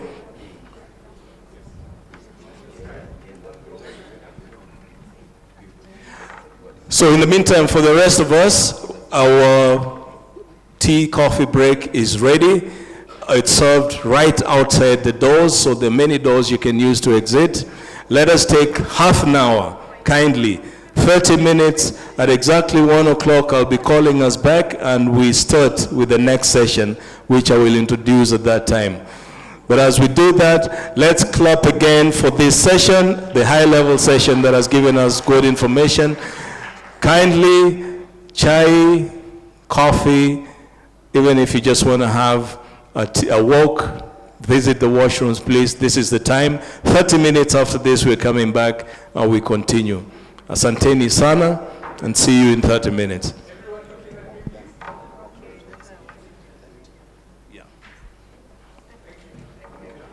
Thank you. So for our guests, kindly let's go through the exhibition just to appreciate that. Who's going to guide us to the exhibition area? Helen, thank you so much. Let's just go to the exhibition area as we exit for tea, and then we'll come back in 30 minutes' time. Thank you very much.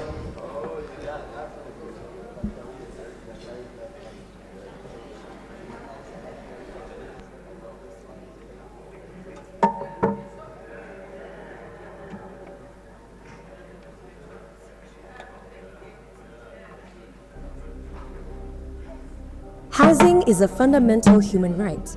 However, the world is experiencing a global housing crisis where approximately 2.8 billion people live in inadequate housing, 1.1 billion live in informal settlements, and more than 300 million are homeless.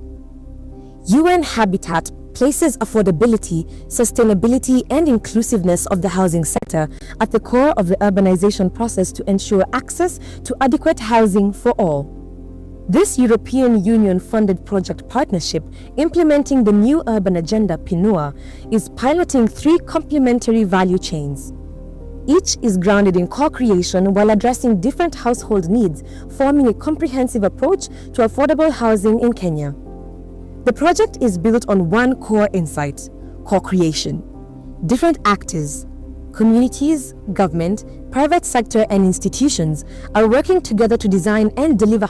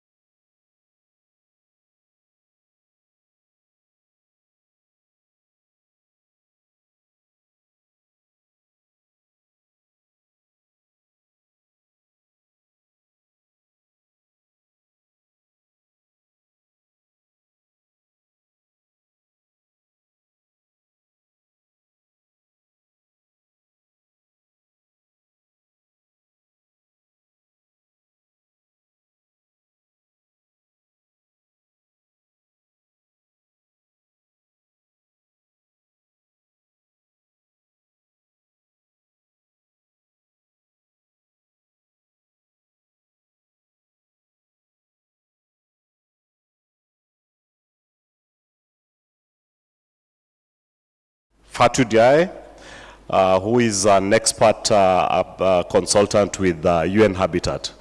Welcome, Fatu. Thank you very much. Good afternoon, everyone. My phone is not to take a call, it's so that I keep time and actually speed up time. So we'll try to set the scene very, very quickly. May I have the slides? I think I've already, in any case, yes, so co-creating the future of affordable housing, inclusive finance and governance frameworks. So I was told to set the scene for you. So if I set the scene, next slide, I can tell you that every year, tens of thousands of Kenyan households, as you know well, they start building homes. Thousands on the other side are also building and forming in communities to be able to invest in their neighborhood. So there's a lot of activity already happening on the ground. Next slide. In parallel, we know that government institutions are allocating an important amount of funds and resources, land, for example, to also supply housing to the Kenyan population. Next slide. And so the government doing this energy has actually had quite a bit of impact. We know that of the 307 ongoing housing projects, next slide, 214,000 dwelling units have been delivered. And 77% of those are actually from the efforts of the Affordable Housing Board. So we know that the government's movement is actually delivering housing. And I have to give credit to the Architects Association and some colleagues at UN Habitat for some of these numbers. But the construction sector as well and the real estate sector are also showing sustained growth. For 14 to 17% of GDP Kenyan's GDP is made from the real estate and construction sector. So it's important, and we do need to make sure that we somehow capture and canalize this energy.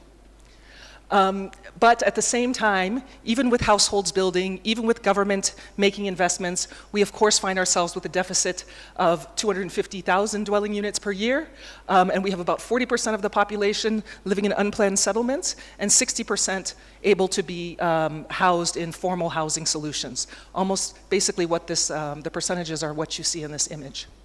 So for a total now, we have 2 million Kenyan dwelling units that are still hopefully in the pipeline after we organize ourselves to be able to deliver to address the full backlog.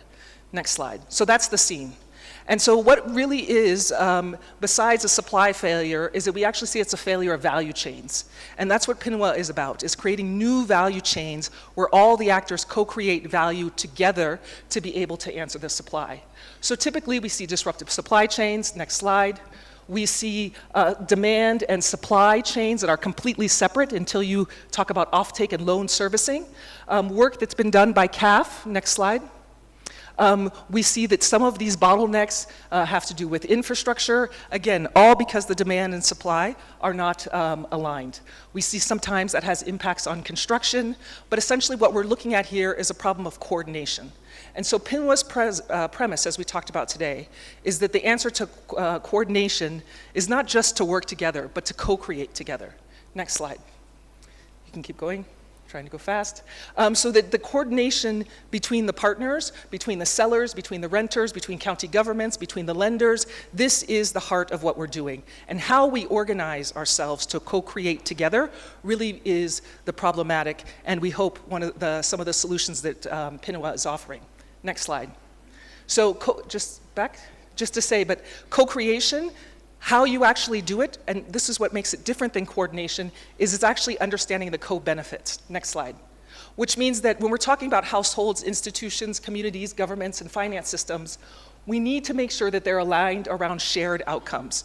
And we know the shared outcomes, and they were talked about this morning. Long-term affordability, climate resilience, managed growth, equity, access standards that are flexible, wealth creation, return on investment, and of course a stronger economy, both at the local level and on the bigger level.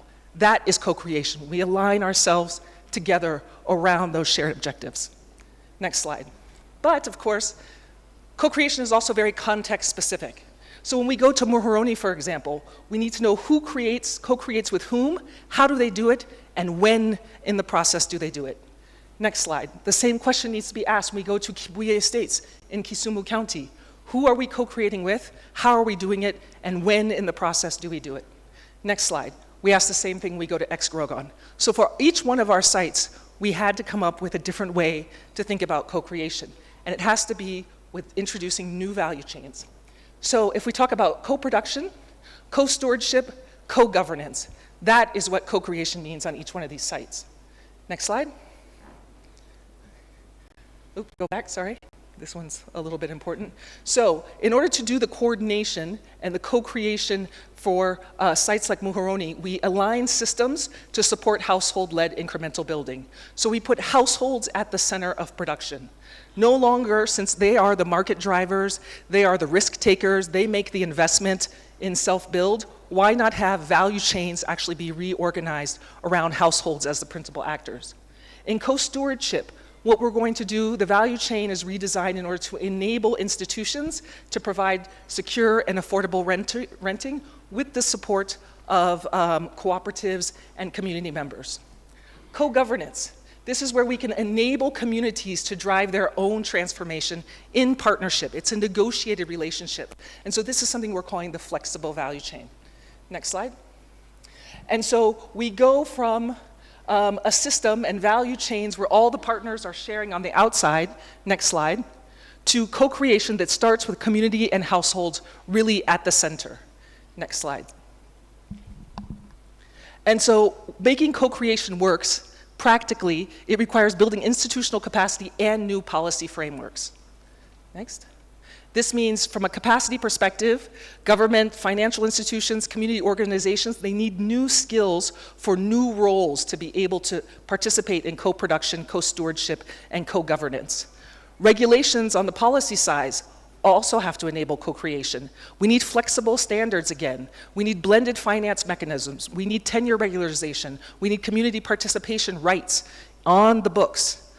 And then in terms of finance, we need to be able to facilitate community managed funds and new instruments that can allow us to blend capital, commercial capital with development subsidies and other sources of finance. Next slide. And so what that means on each one of our sites, on the first site, for example, where you take a neighborhood where many people in Muhoroni, everybody is building and comes with different resources at their own pace. So what we do is we develop a value chain, a braided value chain, where the household is both working on the demand and the supply side. And they actually structure the experience of building. And there are 5 interlocking points in this value chain. One of the main interlocking points where co-creation needs to happen is around the designs. There have to be a set of standardized designs to be able to deliver and support this value chain to happen. We need to have finance that's accessible to communities, that is actually organized so that it is delivered along the construction process. So there could be certain milestones during the construction where finance becomes accessible. We need to make sure that land is secure. And there are a few other things. Same thing then for the anchored model, where the institutions provide long-term capital. So we need an institution that can provide long-term capital for the development of affordable rental housing, and the communities need to participate in the stewardship. Once again, in this value chain, there are different points where co-creation needs to happen. Around blended finance, for example, around how to engage and support the community to be able to manage these assets and support the management long-term. So there needs to be policy support and especially long-term commitment. This is patient finance. People have long tenures in this rental housing, and so we need to be able to provide that in this new value chain. Next. Co-creation in the last instance, where we're looking at places where the tenure isn't necessarily formalized. This is where we need to start to add things like infrastructure, and we also need to empower the community to be able to negotiate with the government around standards for development. So this means don't come with a 7-meter road where there's actually only room for 4 meters. Don't impose national standards that don't apply to these different neighborhoods. And with the negotiation between the community who co-finances, and in the case of ex-Grogan and PINUA, they're financing up to 30% of the investments that will be made, that there's actually a conversation that happens. And a conversation needs to happen, and sharing and co-creation around the community leadership, around this idea of standards, around community managed funds, around coordination with the government. How do we actually work together with county government to be able to deliver this? And also, in the end, to be able to manage scalable delivery. I think the most important part about PINUA is that the fact is that we have households and we have communities everywhere. And if they're going to be driving this process, the process needs to be institutionalized and supported and financed in a way that it can actually be upgraded and scaled up to many other sites across the country. Because together, all three chains represent 90% of our population, and those 90% need housing solutions now. They're already at the center of the transformation, and the value chains that PINUA is working on is about co-creating and supporting these value chains so that everybody could have access to a house. I will stop there. That's the quick and dirty version. Thank you. Thank you, Fatu, for that insightful presentation that went very quickly. Of course, you promised 5 minutes. We gave you 6. And what has come out from your presentation is how do these value chains enable delivery of affordable housing in a manner that addresses affordability, access, and financing. Thank you very much. Now, one thing that is coming out is that we are grappling with challenges in the affordable housing space, and most of it is stemming from uncoordinated responses. And so how do we then coordinate these responses through these 3 value chains of green incremental housing, cooperative social housing, and participatory slab upgrading, so that communities can realize the benefit of affordable and accessible housing. Now, to help us delve into this conversation, we have here a strong panel from various sectors. We have architect Eliakim Wall from the State Department of Housing. He's the person in charge of designs at the State Department of Housing. We have my sister here, Madam Mary Ndungu, who is the Director of Slums and Informal Settlements Upgrading and Social Housing Strengthening and Governance Frameworks. We have Mr. John Ndege, who is representing the CEO, National Cooperative Housing Union, Pamoja Trust. Nachu, yes, Nachu. And we have Mr. Solomon Ambwere, who is wearing 2 hats. Mr. Solomon Ambwere is from the State Department of Housing and is currently the acting director of UCLG Africa Regional Office that is also hosting BICRAP. Welcome. Now, quickly into the conversation, and I will start by our friend architect Eliahu. Now, how realistic are these value chains in a policy perspective in addressing addressing the policy changes and fitting with the national government housing strategy? Thank you, moderator, for introducing me to this panel. My name is Eliahu Kimwal, Head of Design at the State Department, and I'm standing here for the Director for Housing, but I believe that I'm equal to the task, more than. Of course, in this discussion, we've received 3 key models, one being on a green incremental housing, and the other one being the cooperative social rental, and the third one being on participatory slum upgrading.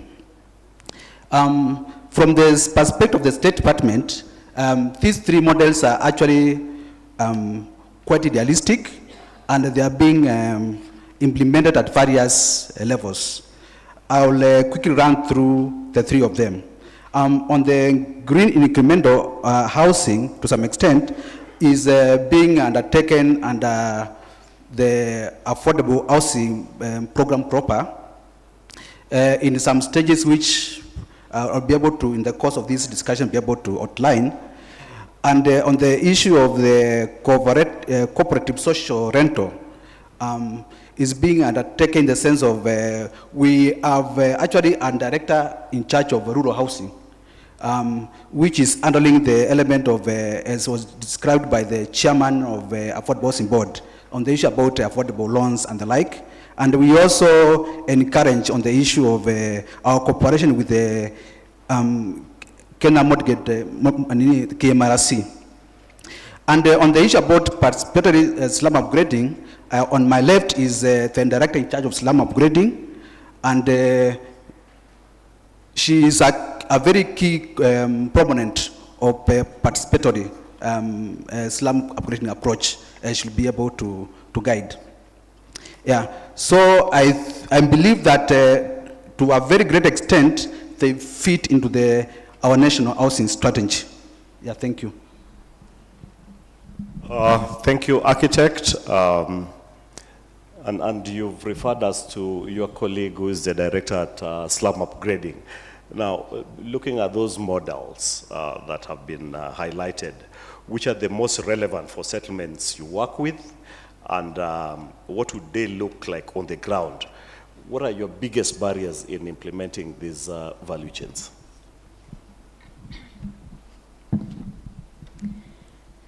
Thank you so much.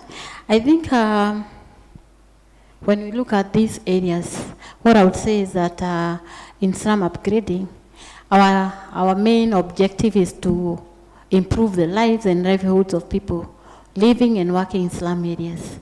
And when we are looking at that, we don't just look at the issue of just housing only, because when you go to various settlements, there are various activities or areas of deficiency in those settlements. So you may go to an area, you find it's housing that is needed. That's what we do. And especially where we look at the issue of densification. If you look at the Nairobi is quite dense, so we cannot talk about incremental. We have been doing a holistic redevelopment. And this is in areas like Kibera, Mathare. We are doing other areas like Kasarani. But in areas where we find that the population is not quite dense, we have a program under the State Department of Housing, that is KISIP. And we have done the issue of tenure regularization, where people are given tenure, they're given security in various slums, quite a number. Then there's the issue of planning, the issue of provision of essential services, basic services, water, if it is drainages, and the other aspect of providing economic aspect, like building market. We look at the issue of health. We provide, maybe there are health centers. We find an area that it is very far from a government installation, maybe a government hospital, so that one we provide. Then other aspects we provide, like provision of maybe high mast, which improve the issue of safety and security. So the issue is not just housing only, and looking at these focus areas, the issue of incremental housing, those are the areas that we are looking at. As a government, it has taken quite a long period of time for us to intervene in some of these projects, because there has been the issue of lack of funding.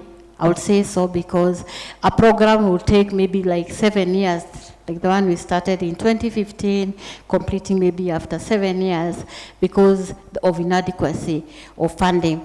So that time we didn't have, but for now, what the government is doing, we are doing the issue of redevelopment and constructing new projects, and through the affordable housing. And within the affordable housing, there's the landscape that we have the social housing, which is at 20%. We have the affordable housing, which is at 50%. Then the rest is the market. And they look at the ranges of the incomes. The income, anybody earning less than 19,990, they're the ones who are in the range of social housing. So looking at that, everybody now, we are able now to move people. For those people who are able, we are able to move them. But looking at the other aspect of the cooperative social rental housing, those are the things now we are going to learn now from PINUA. We haven't really practiced this, and we don't have it. I would not say that we have it, but it's something that we are working together with PINUA. If it succeeds, we have settlement which we are going to engage and which we are going to work with so that we can implement this focus area. The other issue of the participatory slum upgrading. Slum upgrading is quite participatory, very participatory, because without participating or without involving the community on the ground, it is very hard for you to permeate or even to penetrate the community. So I would say when we enter in a settlement, we engage the local leaders. The local leaders and the NGAO, the administrators. Then they're the people who know the local leaders. Then we are able now to have the meeting, the peer groups, the influencers within the settlement. Then from there now, we are able now to meet with the groups and discuss what our intentions are and what we need and what they need. So it becomes very easy for us now to implement some of these projects, especially areas where the population is quite big and is quite dense, that we cannot just say that we can do incremental, but for small settlements, that is where we are. We are in the process of having some of the projects where we cannot develop, but we are going to work with the people. Either we form cooperatives or we form social housing associations. Then we work with them in providing resources. Then from there, we are saying we'll be good in doing other settlement apart from the development or even selling houses. So we work with the community in building houses, incremental, or redeveloping their houses in situ. Thank you. Thank you, Madam Director, and in a participatory approach, as you have said. And in that participatory approach, you say that we must ensure that we provide legal ownership statuses for these, titles. We need to look at services, water, sanitation, and of course, health. Thank you very much. Mr. John. Yes. Madam Director says that PINUA has brought this agenda that is actually piloting a new vision of how to deliver on affordable, social, and incremental housing. Now, what would it take to strengthen cooperatives, in your view, so that they can play a forward role in helping achieve this agenda? And what's the gap that currently exists? Thank you, Elis, and thank you also all for being here. My name is John Dege from NACHU. We are the apex body for housing cooperatives in Kenya, and these we are talking over 1,200 housing cooperatives which came together and to undertake this noble cause of affordable housing. And as we can all agree that 80% of us here, in one way or the other, we belong to a cooperative. Be it here in Nairobi or from our villages in the upcountry, we are all in one way or the other involved in. If we not us, maybe our family members are involved in these cooperatives. And in Kenya, we can say this is a big movement, and we can talk of over 14 million Kenyans are involved in one way or the other. They belong to a cooperative, be it a housing cooperative, be it a SACCO, and these include these are savings and credit, cooperative investment cooperatives, and many other. And we can all agree also that cooperatives have been one of the top key providers of affordable housing in Kenya. And in one way or the other, you'll find somebody approaching his or a SACCO First, they borrow a loan. First, they finance the plot. Then the second, they borrow a loan. They do maybe the ground structure.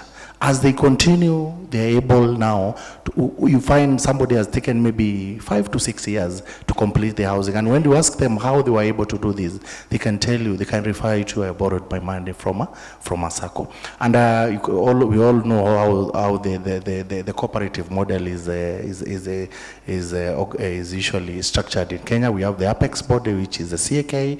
Then we have the federation levels. Then also now at the county level, we have the union, and now we have the primary housing cooperatives, which are. So as I've been asked, is that how has cooperatives been able to do this? And you find even in terms of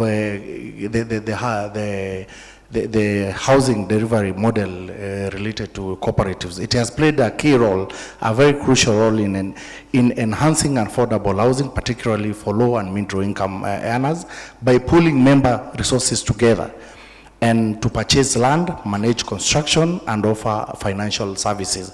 And the cooperative model has facilitated collective ownership, reducing costs through economies of scale, of course, and supporting the government affordable housing program. This one, we can say that the cooperative model, in fact, in Kenya is among the strongest in Africa. It's actually number one.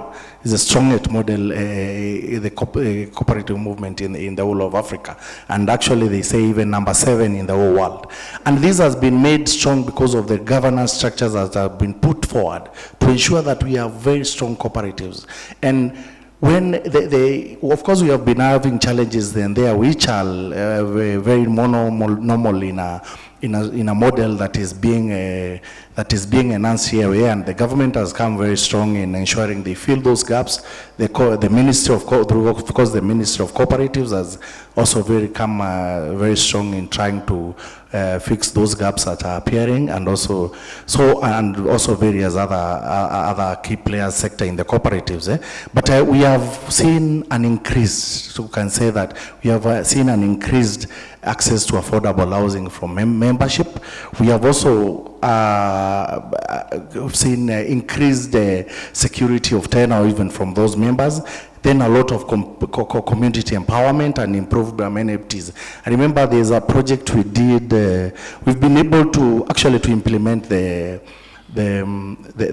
incremental, as the director has mentioned earlier, that the incremental concept, whereby you give a member a core unit, very with very well strong foundations and everything, and it is a basic unit, but still it's having all the amenities that are required, because you find it has a well planned area. In a well planned area, the drainage system is quite good. It has inside facilities like the washrooms are very well done. And from here, because Kenyans are very hardworking, they're able to build that house slowly as they service the micro mortgage, and as they progressively they start now they do another maybe they do an extra 2 bedroom. Within 2 or 3 years they borrow again in their cooperative, they do an extra building, and at the end of 5 to 6 years, as they are completing paying their micro mortgage, they are able, you find somebody has a 3-bedroom house. And whatever we've been able maybe to do even and we have been able to actually do this in various counties, Kisumu, Nyalenda. We've done quite a number of houses there. We have also transformed the same in Laikipia. We are through a border SACCO. Guys, very young guys coming together and implementing that model. It has really worked. We are in Laikipia, in Kilifi, in Nakuru, in Kakamega, in Nairobi, in very big ways. And I think this is something that even PINUA can actually take over. And when people are in a cooperative, they usually have some very strong a very strong understanding of one another, and they're able to implement some of these things in a very strong way. And what it requires is a lot of training in terms of governance, so that you have very strong leadership. Because the weaknesses of the cooperatives is as the strength of the cooperatives is determined by the strength of its leadership. And those are the key people who can either make or break that cooperatives. So if we're able to have strong governance, that they understand governance well, that they understand finance very well, and these are things we can always be doing. And we encourage as many Kenyans, even in this project, to join cooperatives, because now they are able, it's a very structured, it's a very structured entity whereby now there are key governance structures which are involved, and even monitoring is well, and the principles which are in there, they can be able to make the membership even feel secure in terms of they have even savings which are they are making, or any form of future trust to the cooperative itself. Thank you. Thank you, John. And from your comments, cooperatives is key to delivering affordable housing, and of course create strong understanding and ownership amongst the members. But you also have gaps there where there's need for serious training to strengthen governance issues so that it becomes a little more coherent. Yeah. Thank you. Mr. Solomon Ambwere. Now, looking at these three models, how do you integrate them into a coherent urban development strategy? And looking at them going forward, how do you vision the urban space in Kenya when all these three ingredients are implemented to scale? Yeah, thank you, Chair, and good afternoon, participants, colleagues. I must say that I'm happy to share space with my colleagues, which we sometimes normally disagree in terms of mode of implementation. And I'm happy we are here talking about housing, because this is the kind of conversation that is shaping Kenya's urban future right now.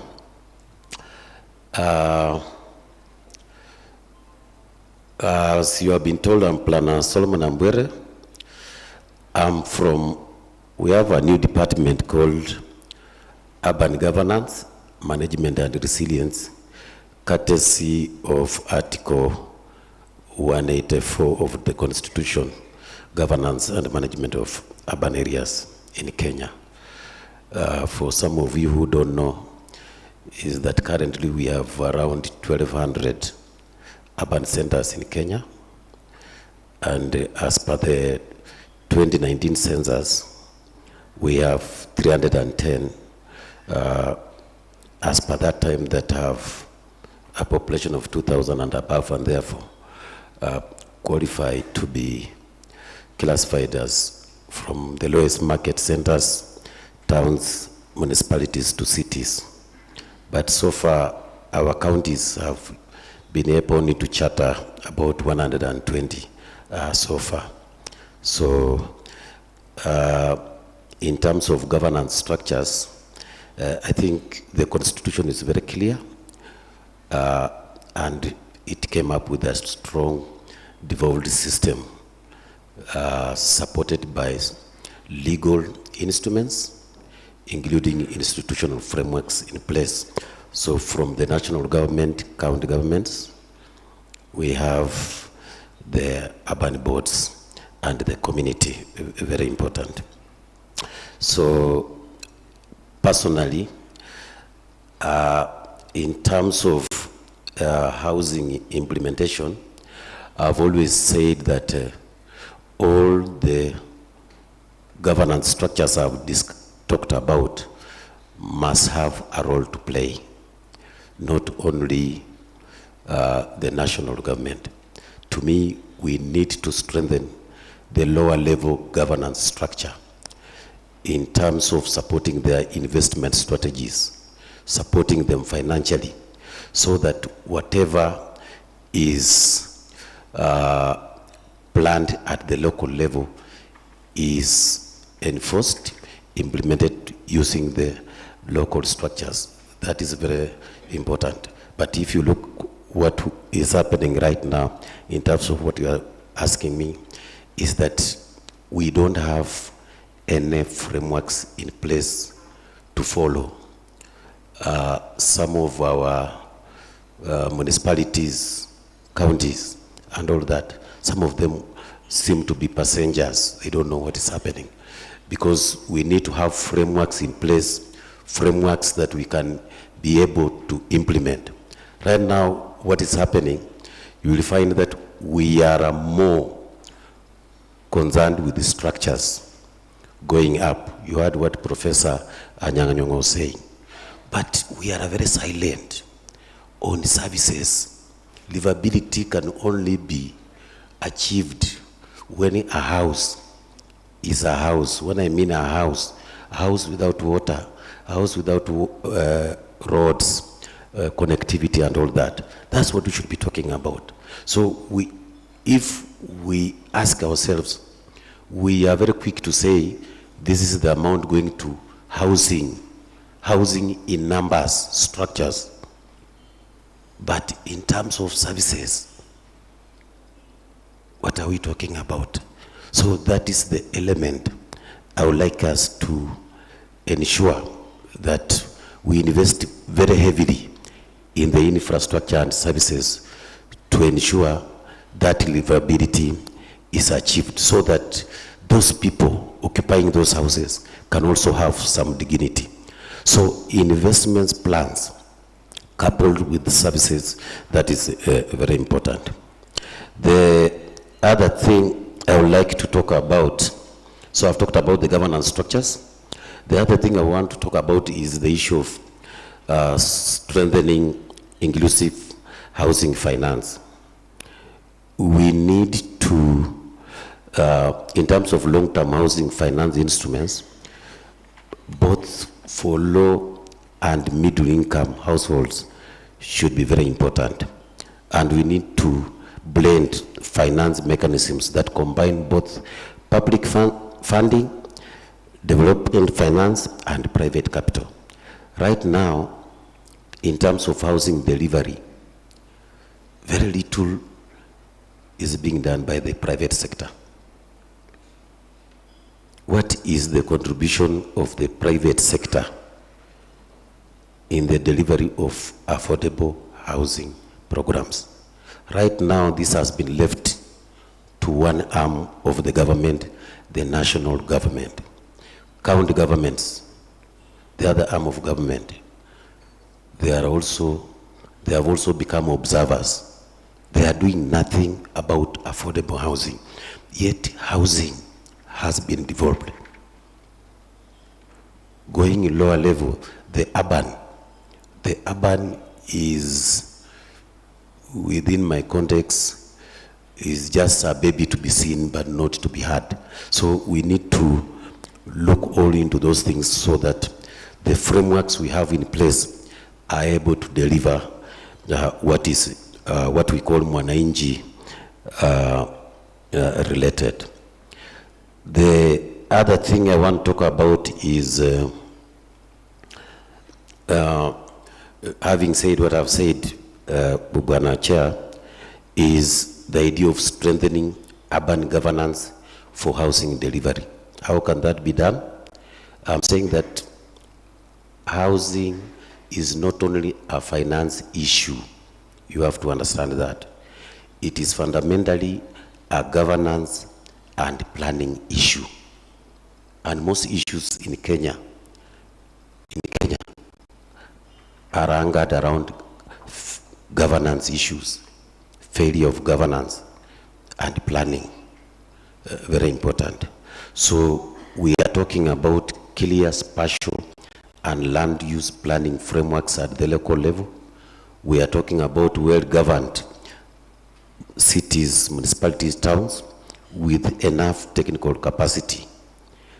We are talking about transparent land administrative systems. Right now, we are having a serious problem in securing PINUA for the houses we are having, simply because the two arms of government are pulling in different directions. So we need to ensure that we talk to one another so that we are able to move forward. So I'm saying from my point is that we must empower municipalities through instruments such as integrated urban development plans, municipal investment strategies, so that they can better coordinate land, infrastructure, and housing development. I repeat, so that they can better coordinate land, infrastructure, and housing development.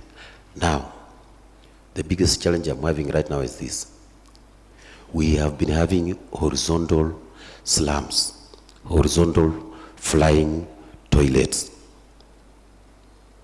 If these governance structures are not adhered to, we are going to have vertical flying toilets. I hope you understand what I'm saying. So, what does that mean? We need to bring all the professionals, the private sector, all the governments together so that we achieve housing for all, housing for everyone, housing that can make one feel this is my home, I like my home, it has all the services, and therefore it improves the living environment and that dignity of that mama mboga we are talking about. I think, let me end there, but before I end there, I'm saying that the role of municipalities here is very important, because that's the place through planning we're able to prioritize housing zones. Right now, if you see where we put our houses, it is just a second thought. That place is vacant, put housing there. Yeah? That stadium, put housing there. Because there is no prior thought, there is no rational planning thought before what we are supposed to do. Matters to do with infrastructure investment needs. Housing becomes housing when it's supported by infrastructure investments. So they need, when you are doing housing, you should also, when you see that budget for housing, it should be complemented by another budget for supportive housing infrastructure. And then also, I'm also repeating lastly that we also need to tap the talent and contribution of the private sector in providing affordable housing. So, in short, that is what I can share for now. They may have been radical, but that is my contribution, so that it can make our people involved in that, so that they can get refocused, so that we need to have plans where somebody has at least allocated some land for affordable housing and all that, not what we are doing now. So counties must come very strong on this to assist us get it right from the word go. Thank you, Chair. Radical indeed from the department that champions policy for housing development. And what he says is that we are putting the cart before the horse in housing development. So where's the policy forethought in this? That is his major question, and is challenging the policy developers, including his office, now that he's in charge of this new very important department, that they need to do something about it. But he has brought up some very interesting aspects here, that you know, housing without services is creating vertical toilets. I'll tell you, Dr. Konyango here is going to be grappling with that in a short while, because he's going to be delivering about 12,000 units in a 2-kilometer radius, and which will create a new city within the city of Kisumu, and with infrastructure that was built before most of us were born. So now that is one of the challenges that we're going to deal with, that Mr. Mbwere has addressed. And of course the governor also spoke to it, going up so high, having so many people who cannot walk up there because we don't have knees. But he says that, Mr. Mbwere also says that, you know, we need to strengthen the governance and delivery of housing, so that the issue does not just become about delivery of houses, but includes other focus areas. Thank you, Mr. Mbwere. I see my timekeeper is looking at me, and we want to thank you so much for your contributions. And as we conclude, maybe we give you a minute each to make some closing remarks. Thank you. I wanted to add that as a State Department, we are actually very, very progressive. And as you can see from my senior and the director, Urban, we also encourage also and divergent views. From the design perspective, we are very cognizant about the issues about infrastructure, and we have also a new department called Department of Housing Infrastructure. And in our projects which are coming up, we are very deliberate about associated infrastructure. If you go by any adverts, you'll see proposed affordable housing, blah, blah, blah, and associated either social or physical infrastructure. Yeah, those are my comments. Thank you.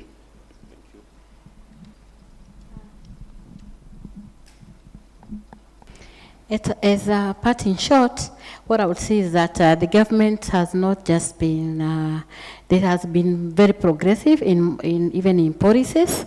What I can say, in the 70s, there was the promotion of the incremental housing.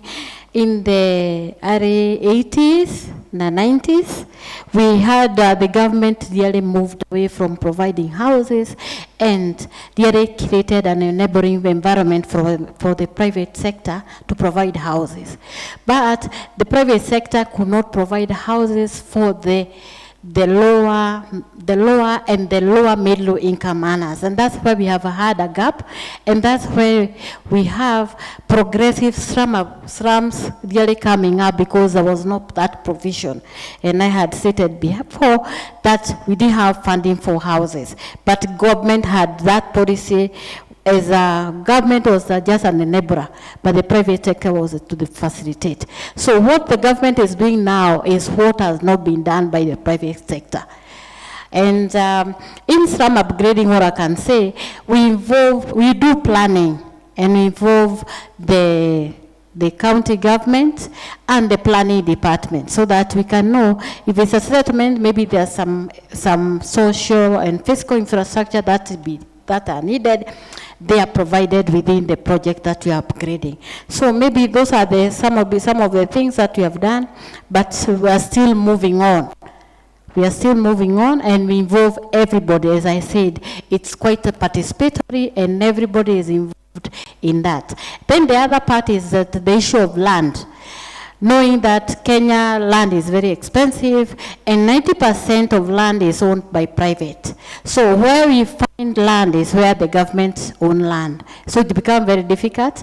Two, they say that we are not going to build, so we are building where we have available land. And we have had partnership with the county government, signing MOUs so that we are able to implement houses within the county government. So we are doing better, but there's room to do better than what you are doing. Thank you. Thank you very much. For me, the parting shot, I would say that still, with all the challenges, there are quite a number of opportunities that are available, and what the cooperatives are doing in terms of bridging of course, the expensive finance. There is the opportunity of KMRC, whereby they are able to finance you the land and the house at the same level, which is actually very well, because you can confirm that they are financing that at a single digit. And also there are a lot of opportunity to attract a lot of social investors when the economy is doing well, maybe, and this one, maybe the president has also been bringing quite a number. There have been an influx of quite a number of investors who are able even to come with quite affordable finances. I think this is an opportunity the cooperatives can also, and other key players in the affordable housing, because it can be able to tap in. Because now, if you find the local banks, if you have to go through them, they provide quite high interest rate in terms of financing. Also, we can say we have learned some quite lessons in terms of there need to be a lot of market intelligence in terms of this, so that also we don't build ghost houses. You find a project where, and this one even in the cooperative sector has been there. You go to Kangundo Road, you build houses, you invest members' money there, and nobody wants to live there, because getting to that place is difficult in terms of infrastructure. There are no accessibility of roads there. So that as we also penetrate this issue of, we tackle this issue of affordable housing, we are also able to provide Kenyans with houses where they can be able to commute from there. Because also, as we provide these, the Kenyans with affordable housing, we should also not disrupt their incomes in terms of where they work. So we are able to bridge, to build houses which are accessible in terms of the various provision of various amenities which are required.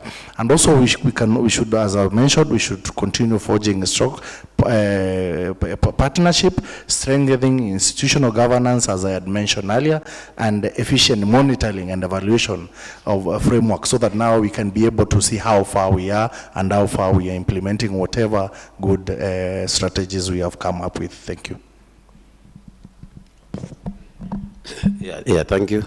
I think from what my colleagues are saying, in summary, what we are saying is that affordable housing must be co-created, not delivered by one actor alone, but we need to embrace partnerships. Partnerships are essential, and for our Kenyan case, the key partners include the national government, and here the national government should give policy direction, including financing frameworks. We have the county governments and their urban areas and municipalities. We expect them to take their role of planning, land, and service delivery, currently which they are not doing. We are also talking about the private sector, developers and financiers. We want them to take their role in investment and innovation frameworks. And then lastly, what my colleague is saying here, we are talking about the communities and the cooperatives that should be able to ensure housing solutions respond to real needs. And that is also what is lacking and very important. Thank you, Chair. Thank you. Just to wrap up, we've heard that designs should include infrastructure. We must pull all the stakeholders along so that we stop working in silos and forge partnerships. The private sector, of course, has been put on the cross for having been lethargic in this arena. Opportunities are available to bridge financing gaps so that we can help lower the housing costs. We need to employ market intelligence in this area. Please get in touch with Madam Sita, but remember the 10%.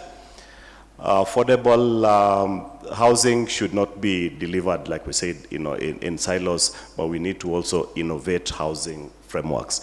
Thank you very much. I've been Alois Aguirre from Kisumu. Kisumu is also a county of passion. We don't brag, we are a county of passion, and so in that passionate feeling, I want to ask the team from Kisumu to just rise up, because we work with you very closely with these other partners to deliver on this pilot agenda of PINUA. The team from Kisumu, kindly just rise up to be recognized. I don't want to go and be crucified when I go back to Kisumu. Thank you very much. Where is Kisumu? In another language you normally say, but do I say? But he has said it. The county and the city of passion. Thank you so much for this panelist. We appreciate you. Let's put our hands together for the panelists as they come through. Photo session, just file in front here. As that happens, I would request, where's our main photographer? Just stand in front of the tables right here. We'll take a photo session for the panel. Thank you so much. Yes, as that happens, iko sawa? Memaliza?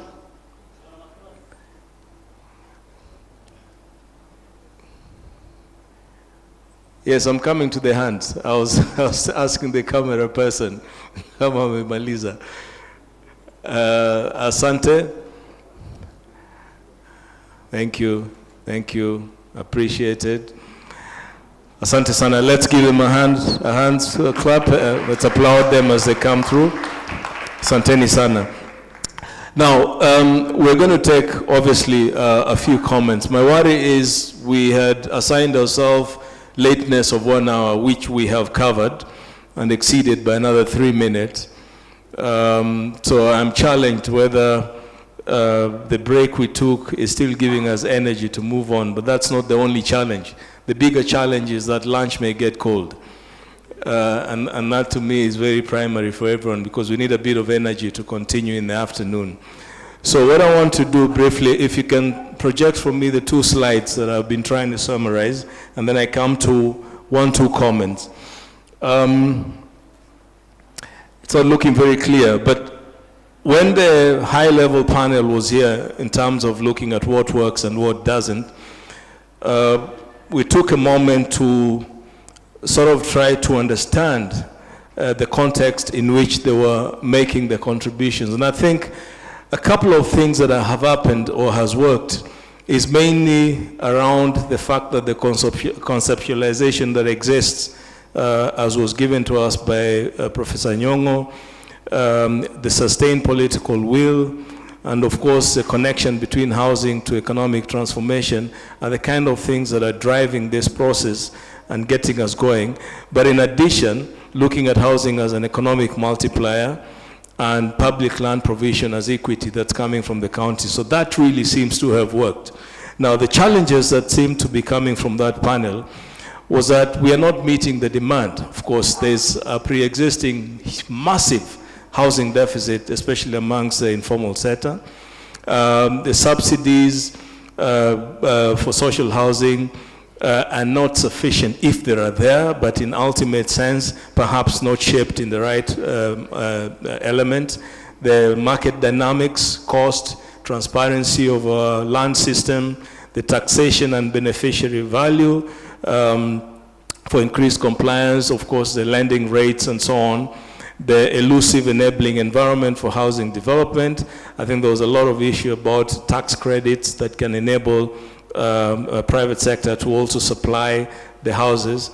There were a few contested areas that did come up. I'm sure the professionals, if I start touching on that, they will come and hang me. the controversial high professional fees, but of course the issues about data reliability, very, very important for us. We started to pick some remedies which we'll be thinking through as we go through the afternoon. Issues about sustaining this momentum, having land banks in that context, and concession mechanisms that can allow the supply side, especially private sector, to move on. Startup mortgages, revival of National Housing Corporation. I think that was a very important point that came through that high-level panel. Next slide, please. Now, in the next slide, which is a group that has just been here, I tried to sort of categorize concerns or issues they were discussing with us around the green incremental, the cooperatives, and the participatory slum upgrading. And in terms of green incremental, we see pretty much strategies that are in place, especially the National Housing Strategy, that can easily, and it already incorporates the concept of green incremental housing, the incremental mortgage schemes that guarantee some form of low interest credit access from the cooperatives, the urban governance structures, and I think Ambwera has been very firm on this. And it's something we're all crying about. Municipalities, Ambwera, you say 1,200 municipalities. We don't visualize them, we don't touch them, we don't see them. Every time we have a conversation for these devolved services, we land on the county level, and that seems to be the norm. So I think looking at how we can capacitate, provide framework for them to perform that devolved function is very important, and it's come out of this panel. The inclusive housing finance, blended financing mechanisms, planning instruments, very, very strong in terms of pushing green incremental housing. In the cooperative side, John did mention a couple of best practices, 1,200 cooperatives. I think that's a huge number, and that's somewhere that we can find traction, learn from, and see how it benefits what we are currently doing in PINUA. Low-income earners with the inherent potential for affordability. We always say those guys can't afford, but I think we have seen instances where collectively they've been able to put money together and start doing incremental housing at their level. Of course, governance, again, in terms of securing this investment through the cooperative governance structures and designs that would allow co-creation in terms of appropriateness. We are challenging a lot these very high-rise buildings, and we're thinking, yes, that would be possibly, and that was the spirit coming off this particular panel. In participatory slum upgrading, KISIP, a program approach, very important. We're not talking enough about it. How is it interfacing with these different investments coming through?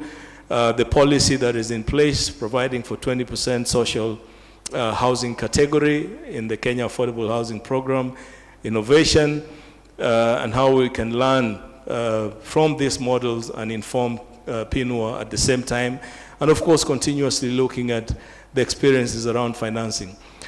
Now that's really just an idea of what we want to try and engage ourselves with in the afternoon, because the two panels have given us this content. And as we gravitate towards the afternoon, we're going to be looking more at the three segments. How is it possible for us, in the context of what we have discussed so far, to build additional momentum around housing financing modeling, around participatory designs and in terms of density and flexibility, around knowledge building. Those will be typically the three panels or the three breakaway sessions that we want to undertake in the afternoon.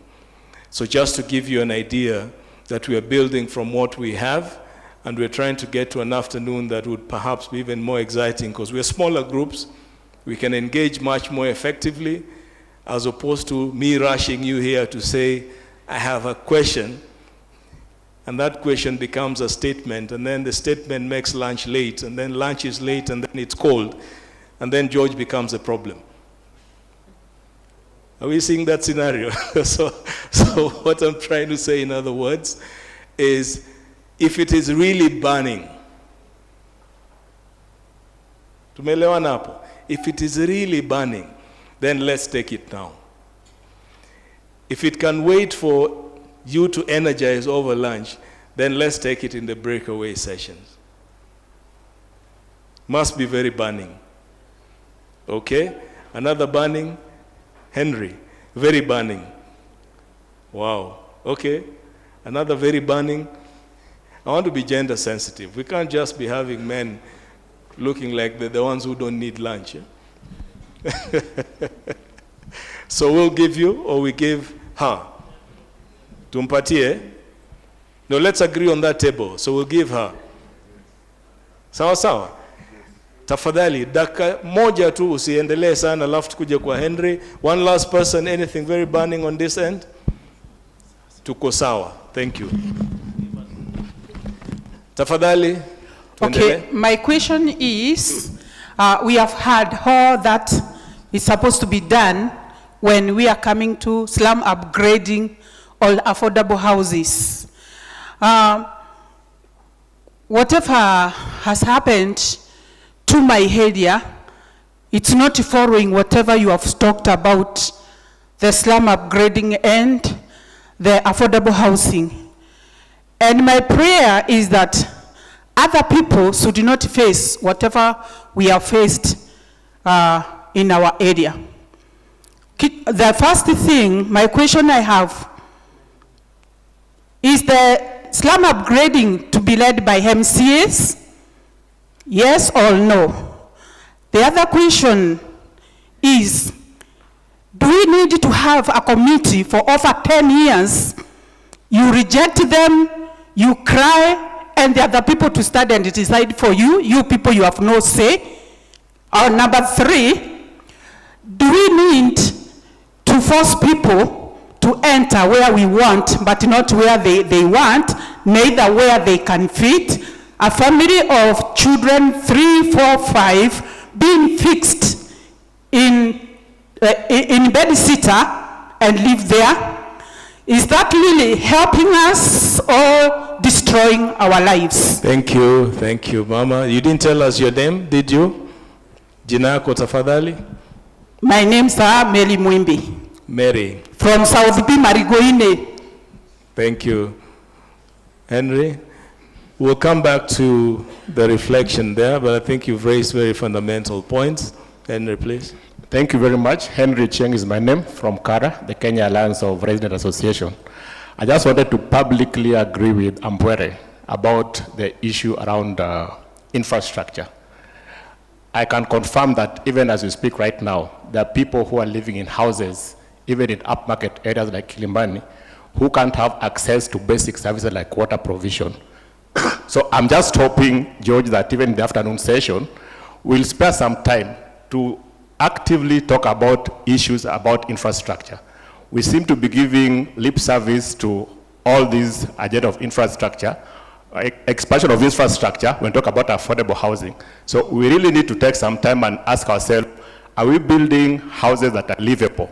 Are people going to live in those houses able to access basic services or not? Lastly, I also wanted to talk about the lower local governance structure. And when Ambwere spoke about that, he spoke about the local government and the private sector. But the communities are also part of local governance structure. As we talk about co-creation, let us also look at how can we empower the local communities and organize them in such a way that they can actually be effective in co-creation. Because you can talk about co-creation, but if you're dealing with people who don't even understand what is expected of them, then certainly you're not going to get the results that you're looking for. Let's also look at how can we be able to empower the local communities, organize them, and make them sustainable structures that can then even give oversight and make contribution that is positive and meaningful. Thank you. Thank you very much, Henry. I'm not sure how to get to the panelists to respond to that, but let me look at it in this way. Mama Mary, you brought 3 fundamental issues that are very clear. People crunching into smaller space than they deserve, so that brings in the question around co-creation, and we need to keep thinking about co-creation and design. It's very important. You brought out the issue about committees, everlasting. They call them everlasting committees, till death do us part. And I think that's really a structural and governance issue that we need to have a honest conversation about. And the question would be, who appoints the committees? Who are the representatives in the committees? If there are committees that are community-based, community should have an opportunity to say, this is the time limit that you have as a committee member. Sindio? I'm not inciting anyone, I'm just saying that practically the Constitution provides us with the leeway to participate. That's why we're calling this participatory. Situlona hapo one of the things participatory. So let's think about that as a fundamental answer. Some of the answers, Mama Mary, we have them ourselves. But kama wa Kenya tunasemanga niende niambie mwingine ndiye anifanyie. So we need to now start to wake up and use the opportunities that we have settled for us. Henry, thank you so much. You have directed something to Ambwere, and it's a subject matter Ambwere and I have been very passionate about. The municipalities' invisibility is something that is concerning. Yet there's a lot of investment coming to the municipalities. I don't know how much it is this time, Ambwere, for the Kenya Urban Support Program, because KUS targets municipalities, isn't it? And that's a couple of, how much is it? Just by, 9 billion. So 9 billion coming through municipalities as investment.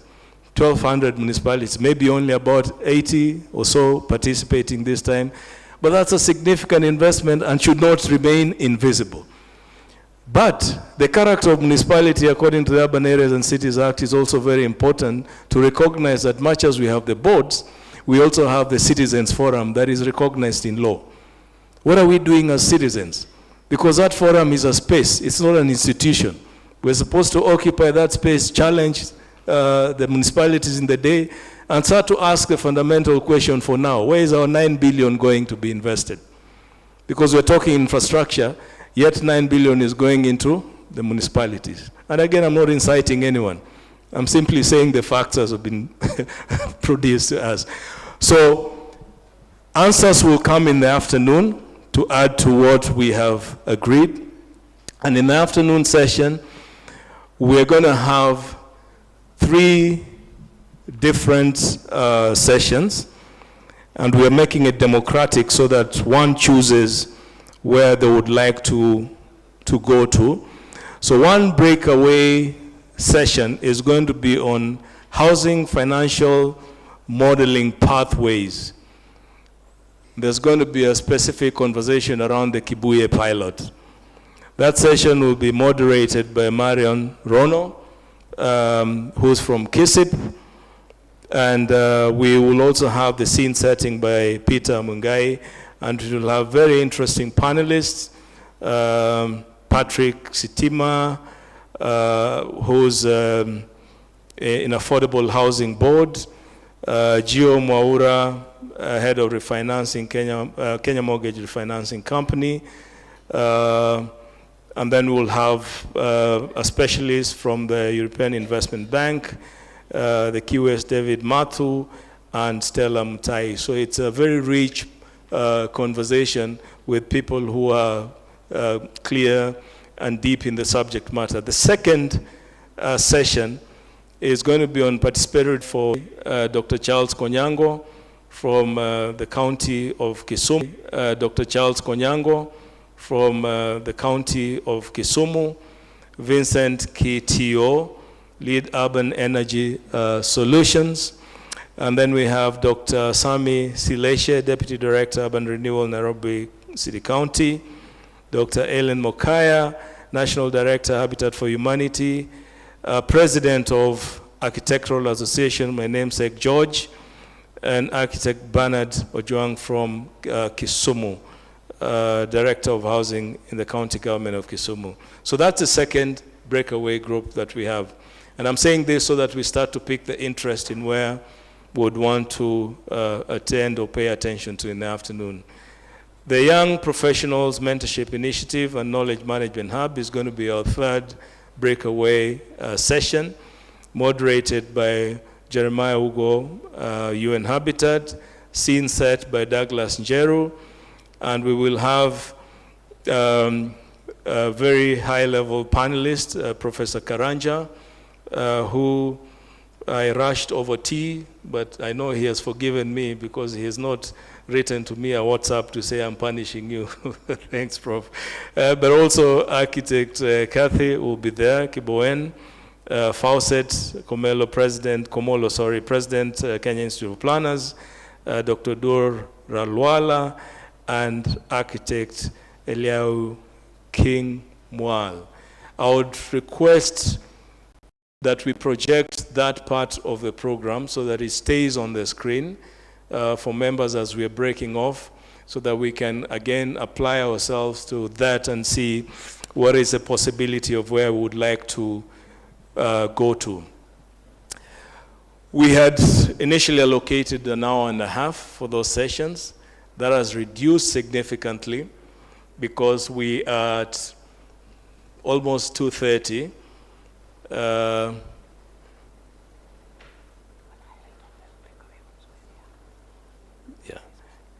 So we are at 2:30, and what we hope to do is to have lunch. And again, I'm trying to be really democratic here. 45 minutes for lunch.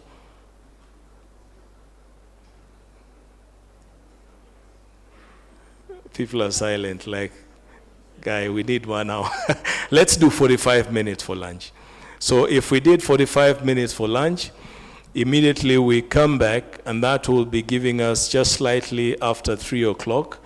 We use the window up to 4:15 for the breakaway session, so that we can try and come back and summarize quick enough to try and get us away from traffic.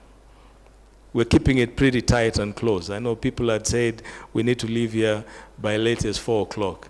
It's becoming a bit difficult for us to meet the 4 o'clock time. So let's give the afternoon session up to 4:15.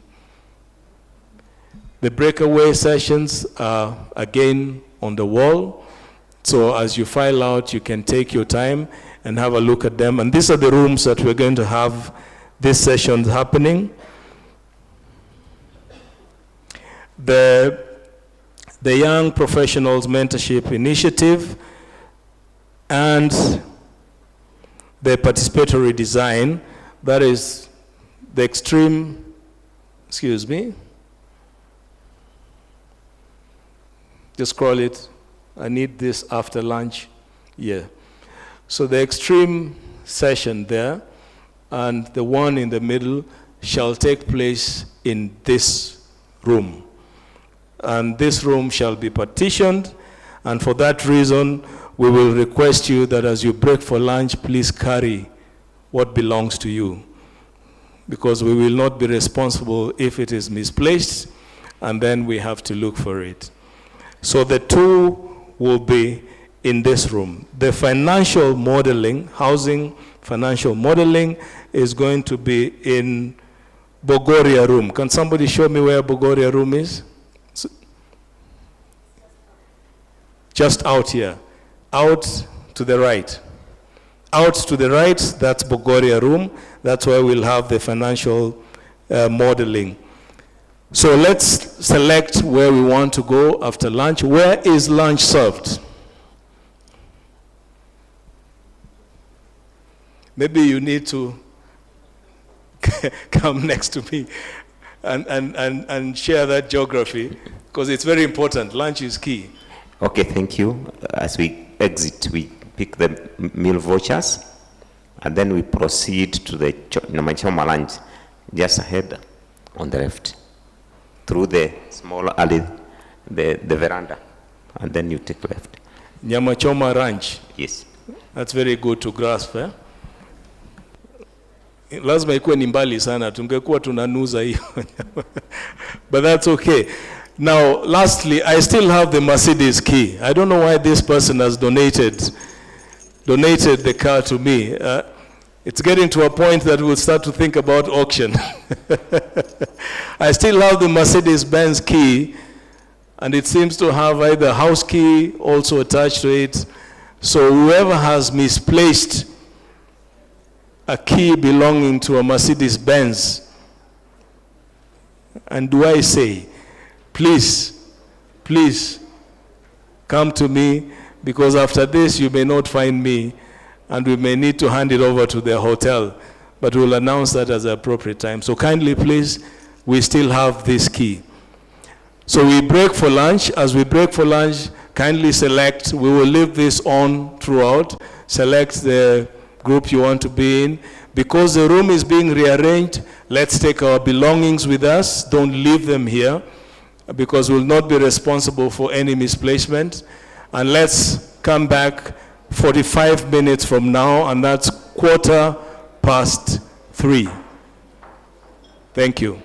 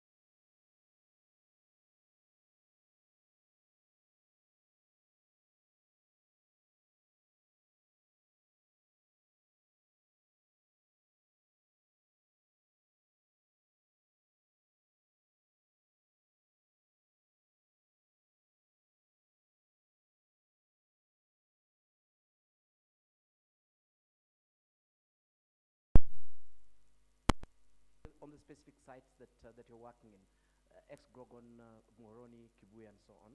That is then looked at by our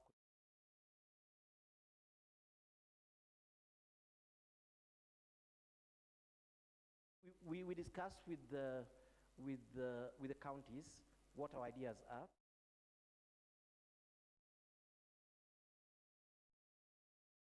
To tell them what the county has said. No, we go to the community to do the actual participatory design process, and we sit down with the community, we workshop, the community puts their ideas on the table.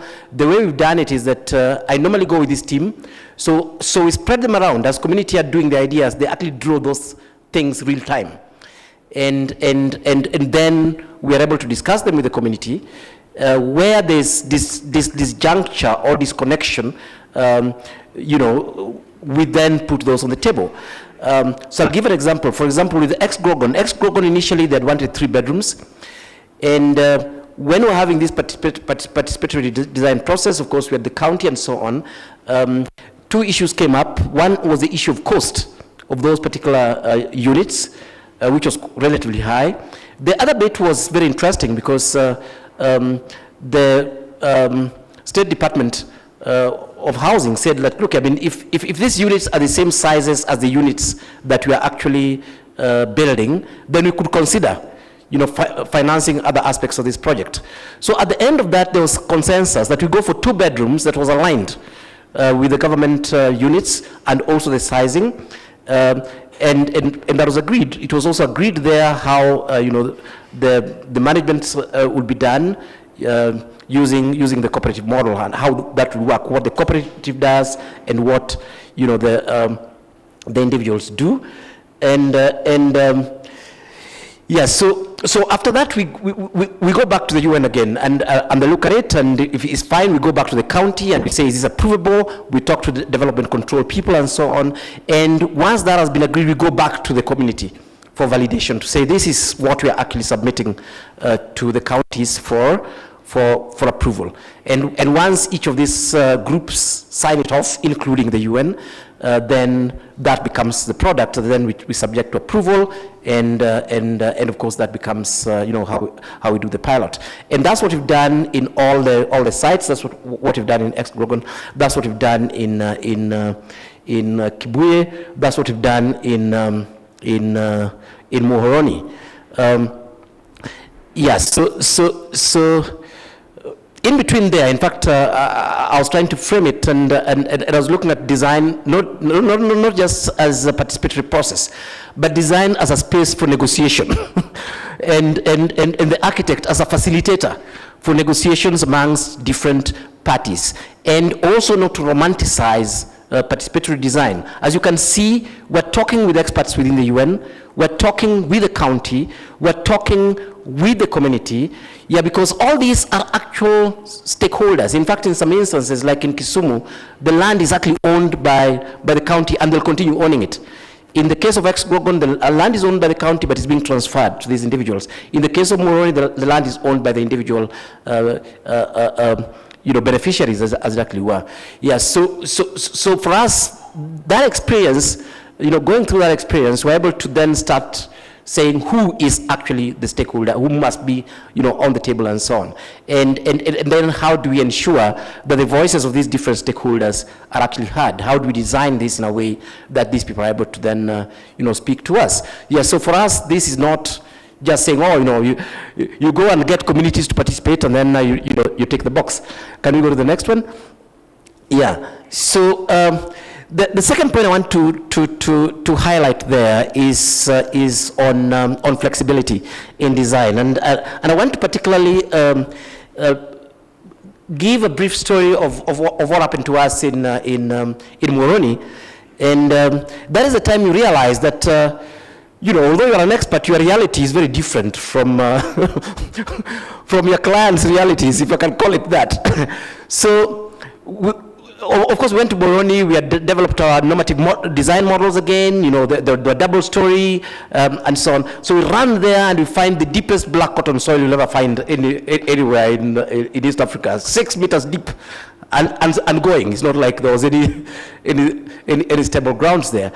And we started thinking about higher buildings and the technicalities around that. So we sort of decided to put that aside on the cost point of view. Then it was quite interesting, and I was telling this story over lunch hour. These guys insist that the kitchen we are creating must have provision for firewood cooking. And I've never had anything like that the whole of my professional life. We are giving you a modern thing. You cook with gas or, or charcoal and so on. Now, when I was moving around, of course, we're going to the actual houses of the beneficiaries. So we got to this particular one, a lady living in a 2-roomed house. And I think Linda would remember that. And we get in, the living room was a bit spacious, and it has normal furniture. The bedroom had firewood. It was full of firewood with a bed in the middle. And I could relate. I could say, what? I mean, this is the most valuable possession of this woman. It is a firewood. And he said, yeah, if I put it in the living room, somebody might steal it when I'm asleep. So she actually surrounded a bed with the firewood, and that's what she was using for cooking. And my point was that you start realizing that, no, really, this is the main way in which fuel that people use to cook here, and this is valuable for them. And then now you need to start bringing this on board. Of course, what we did was to start. We created a hybrid kitchen that is conventional, and then the firewood part opens to a courtyard that becomes a social space. But beyond that, one thing that was common for almost all the families that we're talking about was you either had mothers living with their grown sons or daughters who are married, who are also living in the same place with their children, and there was need for that separation. There are always the issue of the in-laws coming to visit, and there was need to separate the two. Of course, in Moroni, there was very good income that was coming in from lodgers. I mean, people were paying as much as 2,000, 3,000 for, one room, Mabati structure. So again, we came in and say, fine, I mean, how then do you reflect this on design? And simple as the designs look, they're actually separated. You've got a main house with a bedroom, and then you've got a courtyard sort of, and then you've got 2 other bedrooms, on the sides. That would then be occupied by either the daughters and so on, or could be rented out and stuff like that. And then where the cooking would be happening would be, an outside space, a courtyard space that becomes more for socialization. And the principal owners of these spaces would and they're generally older, would actually have their own bedroom that had a disability access toilet. So that's the extent to which we're actually customizing this. Of course, the customization continued to, to rainwater harvesting, to all those different things, to the actual, materials and so on. And then the other thing we did on the flexibility, of course, we're thinking about again how they finance this to ensure that this grows, incrementally. But then what we did was that, and Director Konyango is here, he can attest to that, the approvals that we put outside there for the first 12 units, each of them is a bit different. And we still believe that although you have a generic design, we now do have the technology that can make it very easy to adapt those to the actual needs of the actual individuals who are actually in there. And we're able to do that adaptation.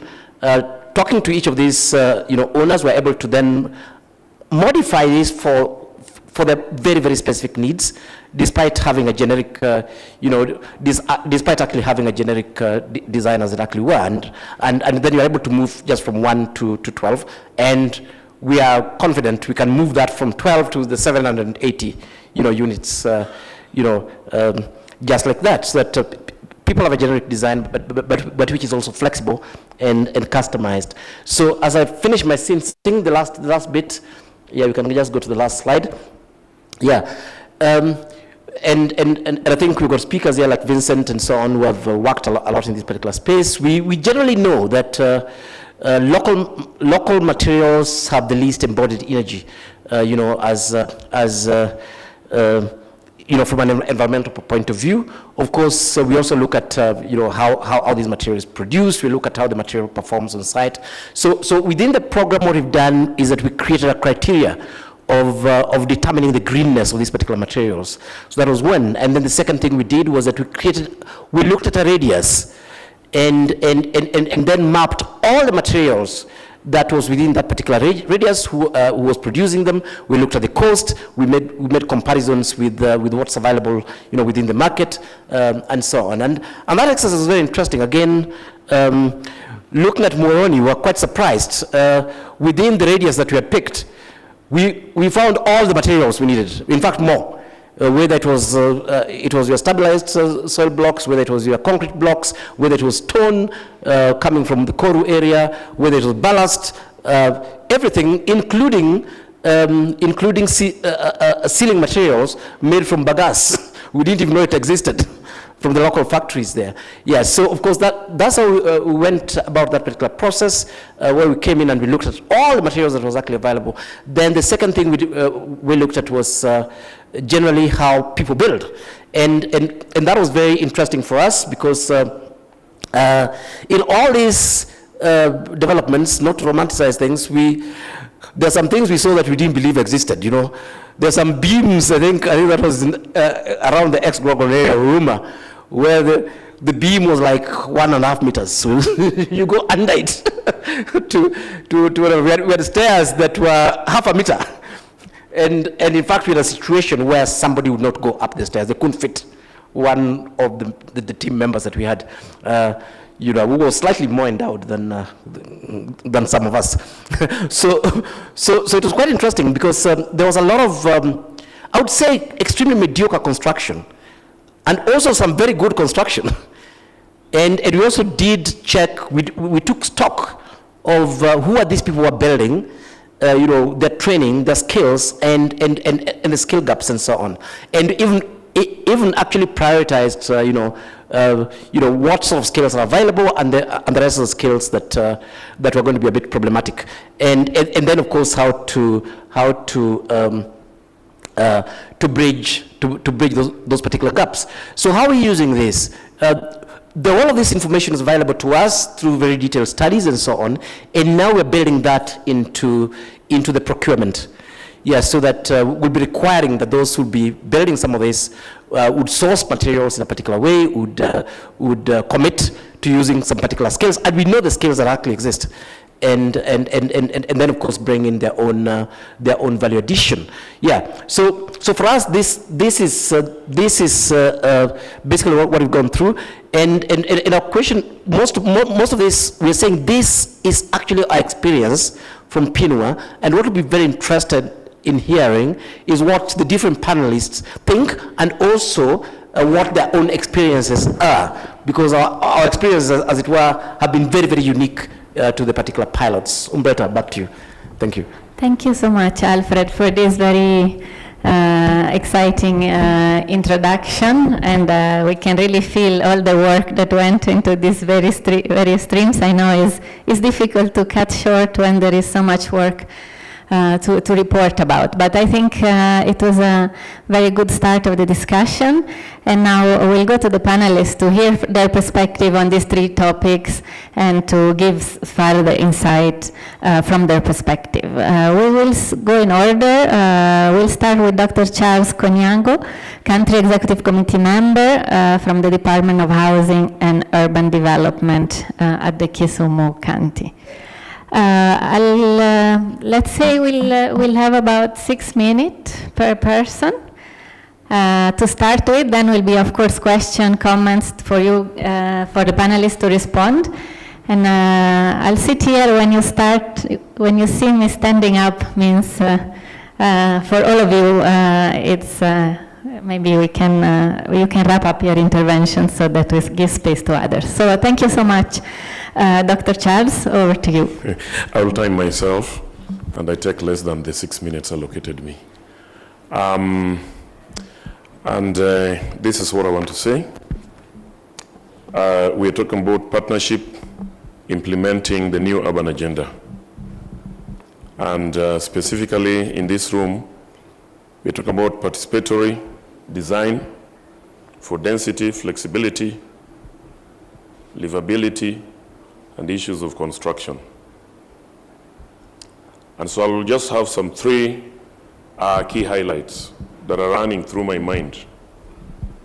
Number one, we need a completely new spatial architecture that would fit the localization of the new urban agenda. Looking at the local scenario, the people, the culture, the systems, the styles, and the community organization. Without that, it is therefore not possible. What we are designing and what we call flexible and what we call livable is actually foreign to the people that they are intended. And this is why I'm happy with the new phenomenon which we call co-creation. But if we are not careful, we may be talking about co-creation and leaving it again at a very elitist level. So co-creation at what level? And co-creation with who? Those are fundamental questions that are important for us to be able to look at.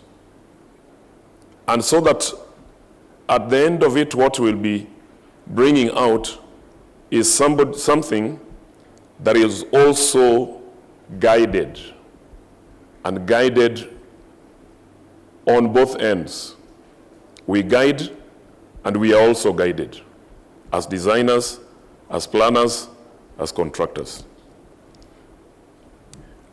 The next thing that I see, which we need to speak on and we need to embrace, is the issue of inclusivity. But in terms of inclusivity, we need to be very, very clear in our mind and very deliberate. Who do we include when we talk about inclusivity? Who qualifies? And who do we exclude? And what do we include? And what do we exclude? These are fundamental questions that are running through what we call flexibility in design and creating something that we would call qualify for what we call livability. Very important. Talking about development control, that's another very key component in this subject that we are talking about. Development control should be on an incremental basis at this scale. And if we do not carry out, if we do what we call the master plan for development control, we have missed it. So development control has got to be on an incremental basis and on agreed principles and ground rules. We don't create ground rules and we bring it and impose it. We don't talk about development control on principles that are known to us and principles that are not emanating from the people with whom we are doing the planning. It is also important for us to distinguish between the levels of cities that we are doing, implementing this phenomenon.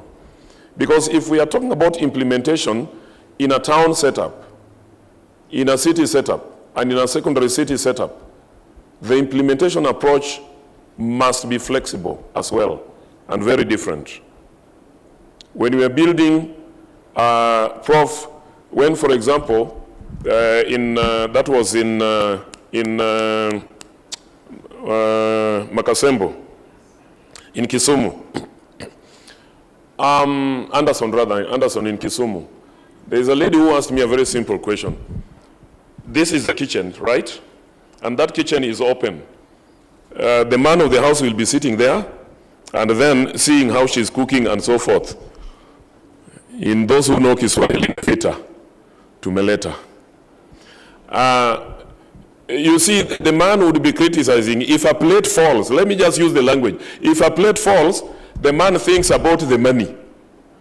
The lady does not think about the money. The plate has fallen. The man, it is money that has fallen. Because that glass has broken, so now that has created some hole in the pocket where that would have perhaps have failed, have paid fees or so forth. So the lady told me the men would be thinking in monetary terms when they are working there in the kitchen and things are falling. That will create war and many others.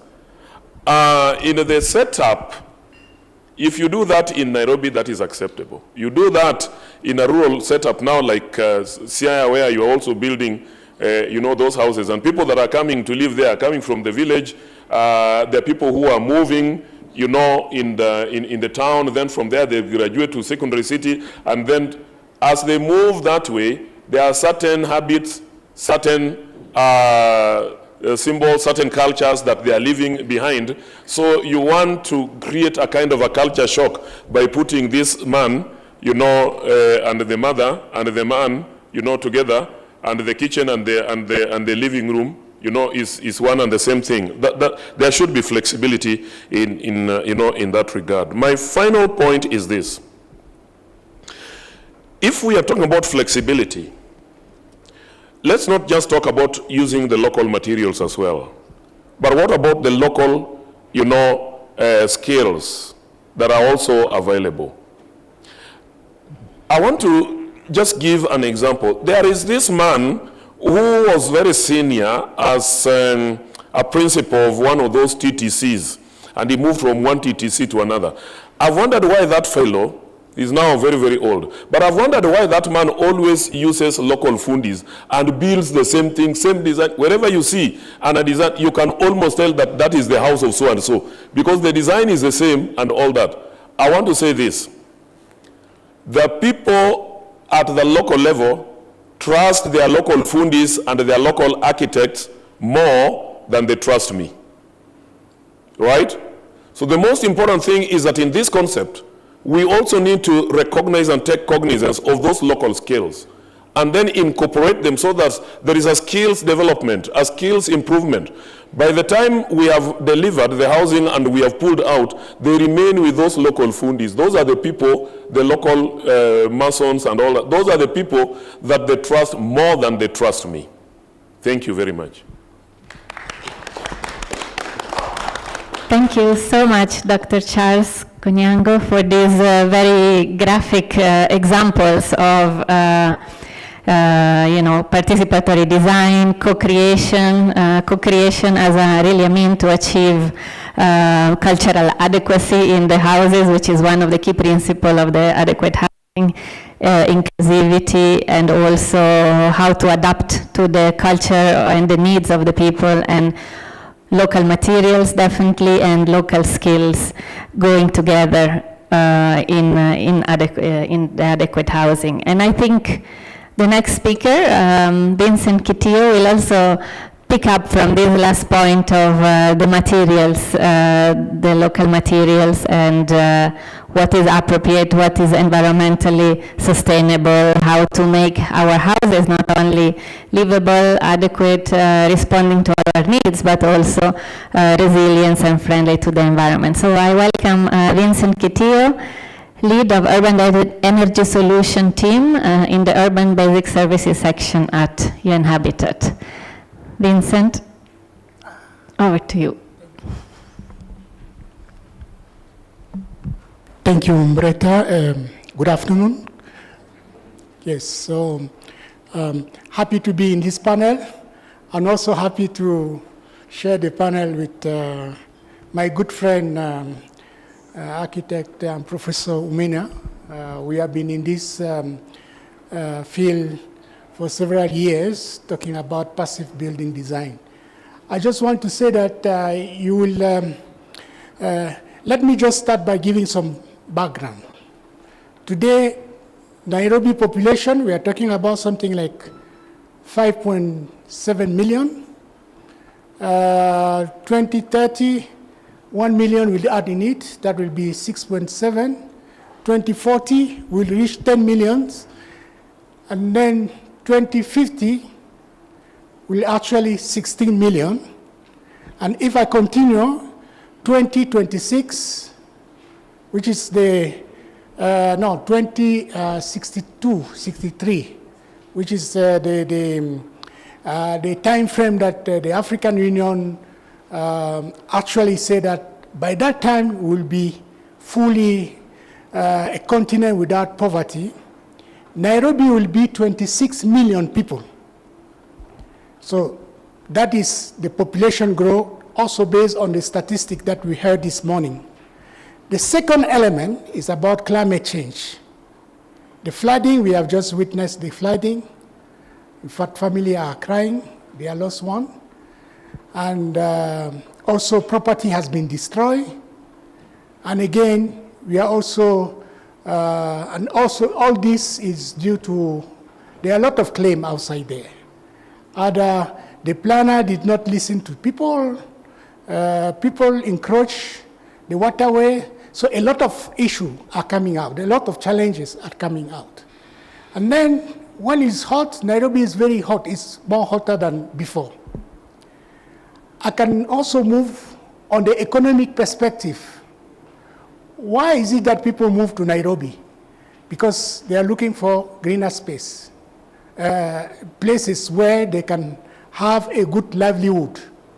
And they end up going to places where they can afford.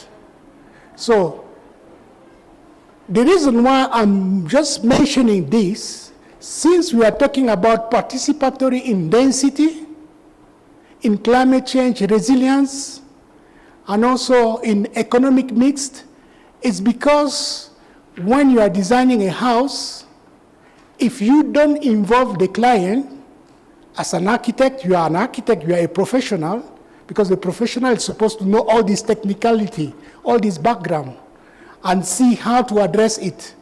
If you don't know this, you just ask the client, you will be, at the end of the day, without involving the client, you'll have a half-built house. And that is the reason why it is important that the client has to be involved, has to be consulted, because it's the client that knows his culture, his history, and also the livelihood. We are building affordable housing. We know that people in slum, as they're having their small shacks, it's also their working space. Those people that are cooking chai, mandazi in the house, and then during the day they go around, the houses is their working place. So if you don't consult the community, how are you going to include that in the design? So it is really important, and we believe that consultation starts first by building the capacity of the community. You come to the community, you explain to them the reason why certain choices are made. And then they will now bring out clear solution, and say that, yes, I know that in my village, we normally have a homestead with a lot of space. Now that we are in town, where are we creating that space? And that's why the importance of an open space. If you explain, you engage with the community, and you give them information, you build their capacity, you are able to extract from them good information that can help you now to finish your project.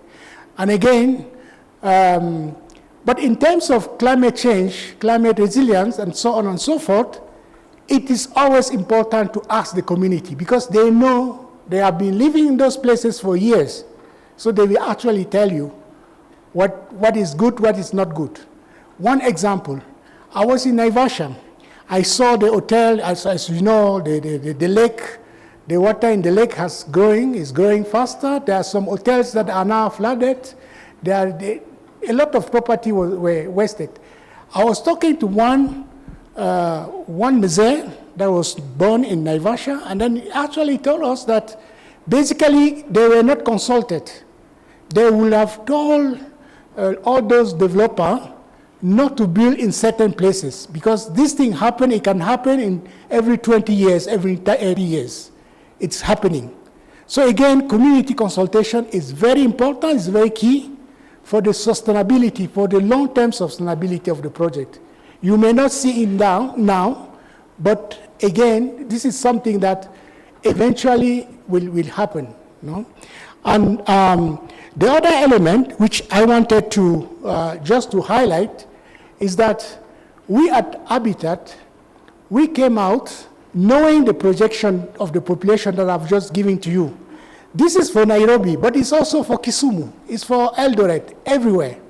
So the African population is growing fast because of the, some aspect we talk about the poverty, because people want also to secure, the families want to also have, they invested in their kids so that it's their pension, sort of. That is what my mom always told me. Say, why did you have many kids? Say, because you are my pension. When I'm old, you will take care of me. Now that I'm a civil servant, I have a pension. So I know that I will have a pension. So according to the statistic is that coming 2060, 2070, the population of Africa is also going to come down, like what is happening in China, what is happening also in South Korea, in Japan. But in the meantime, how do we address the rapid population growth? How do we avoid the vertical slum that was mentioned in the morning? We need to sit down with people, to interact with the people, and understand that there is a need of service.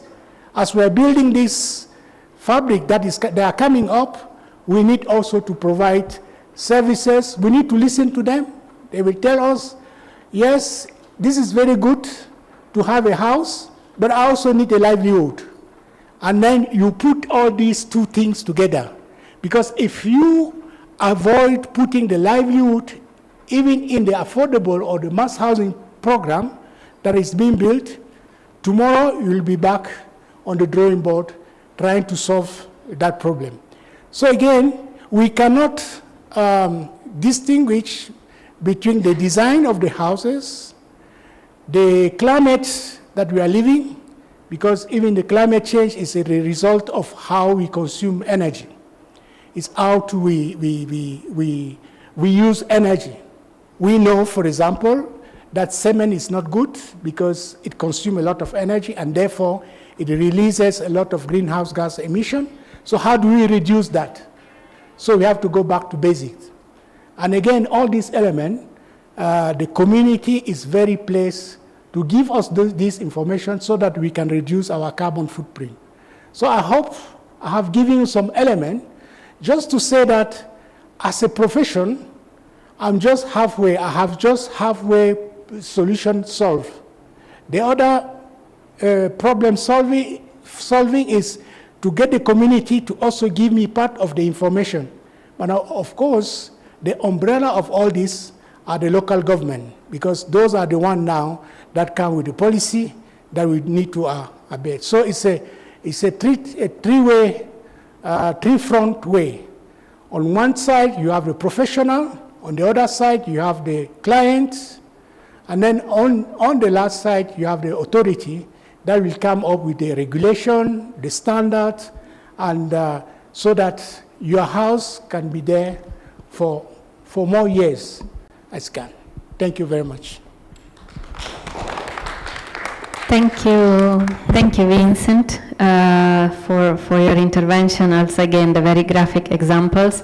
It will be good to continue on this topic and how local construction materials can be, in a way, right? The local construction materials been used for centuries.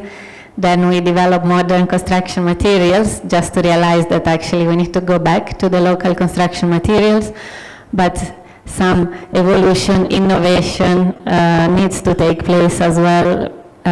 Some also, in the meantime, there are regulations that came into place that somehow put out of business, in certain cases, these local construction materials. So we need to ensure that the building codes and standards evolve and allow such traditional materials maybe in their improved version.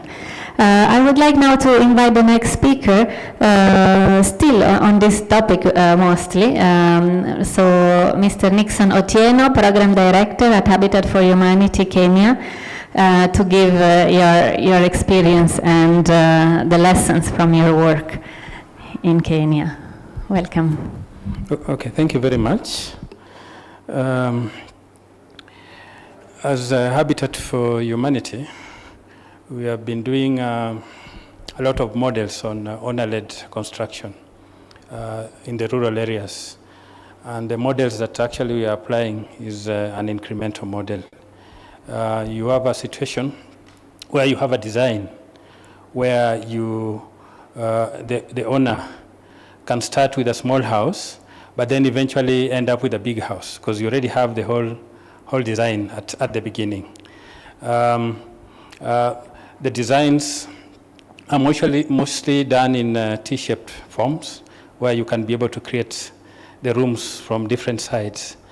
And as you work with them, you also end up agreeing with them with the design that is also going to help them to address all the conditions they have. Like if the land is suited, is not suited for a strip foundation, you know, then you have to think about a floating foundation as well.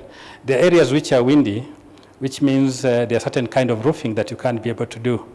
And so you may think of gable roofing, you may think of hip roofing instead of gable roofing, but they all come with advantages because with the gable roofing, you know, you can extend without removing the roofing itself. I just create and I continue with the construction. And so these are models that we have been doing and also calculating the costing with them. And we are coming to levels which are making it very more affordable because per square meter, we're able to do a house at about 25,000 Kenya shillings. And we are thinking of scaling it up now to peri-urban areas because you realize that even as we speak about intervening in the slums, not all these people are going to get into the story buildings. In fact, if you were to talk to them, you'll actually find that some already have their plans, and actually majority, you know. Many people are buying land in the peri-urbans with the intention of doing construction in the end. So why not enroll them in this kind of a program? And so the significance here is you're getting somebody to get the skills, first of all, get the knowledge. You are training fundis who are available and have the skills, can be able to construct at the same time. You're also creating a supply chain for materials, and not just materials from the conventional hardwares. There are materials that can also be produced in situ, like Vincent has just spoken about here, ISSBs, compressed earth blocks. There are other construction technologies that you can also be able to apply, like injectable concrete form, you know. And so many things that you can be able to do with the construction that at the end of the day reduces the costs, attends to the issues of environmental sustainability, global emissions is addressed as well. And you are also addressing the environment within the house, which is very important because many times we're just looking at the costs, you know, where the money is going to come in, but some houses are just too hot during when the sun is out. Some houses are just too cold during the cold season. So these are things that we've been working with them over time. And I can agree and I tell you that using local construction materials actually can reduce your cost by about 20%. It's just a discovery that the community needs to know, and then they know what to go about it. And how to get some of these supply chains going on, we've actually trained, after training several fundis, they come up with the enterprises where they're able to produce some of these local materials so that they are available. Because when people are doing construction, they want things that come out very quick, things that are available for them to be able to construct. And so I would want to say that it's something doable. When you're thinking about local construction systems, you must look at all the factors within the system that you can be able to amplify to ensure it works. So think about the materials, think about the fundis, think about the supply system. And so that's what we have been doing actually on an ongoing basis. So a 33 square meter house can cost about 850,000. Other factors are constant, because in the rural areas land is already available. And of course, if you replace materials like the walling from stone to other materials, the cost is going down. So thank you very much. Thank you, Nixon, for these examples and these examples of costing as well. Looking at the different aspects of energy saving as well linked to materials. When we look at the energy cost of a household, there are generally three categories we look at. One are the direct energy saving if we use appropriate materials, right? How, for example, our utility costs reduce if we don't have to overinvest in heating or cooling, for example. Then there are the indirect costs. So these are the, there are two others, the indirect and the embedded. The indirect and the embedded are the more difficult one to curb because actually they require a system approach. And these look, for example, reducing the greenhouse gases emission that are coming from transporting for the infrastructure to transport water, electricity to the location, and the embedded ones, so those that are actually all those energy costs that are coming along in across the whole housing value chain, right, to the production of material, transporting the materials, and that's exactly where using local materials really has a huge edge in terms of greening our housing sector. So it's very important. That's why to answer one of the questions that Alfred, you put at the beginning. Why is it so important to use local materials? Not only because they are more culturally appropriate, but because they really reduce the footprint of the housing sector. And lastly, let's look at now in all these, what's the role of the professional, what's the role of the architects, and for this I would like to invite architect George Arabu, president of the Architectural Association of Kenya, to give his perspective. Thank you very much, Umbretta, and maybe I should just mention that AAK is an umbrella body of 8 different professions in the built environment. We try to basically sell this idea that collaboration in terms of coming together is how you achieve something that is a good idea. Let me just reflect on, rather put to you that these issues of how Kenyans live is a flexible method depending on their pocket. Unfortunately, this is contrasted with these legalistic and rigid ways in which you do development control guidelines and professionalism. And we as professionals and government legal frameworks and everything are so rigid to an extent that 80% of how Kenyans build, and this is in cities, could be higher in the rural areas, is avoiding us as professionals and government with all their levies and legal frameworks.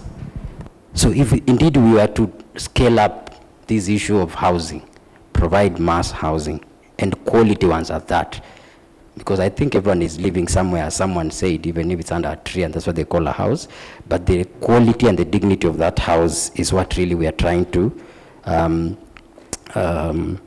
improve.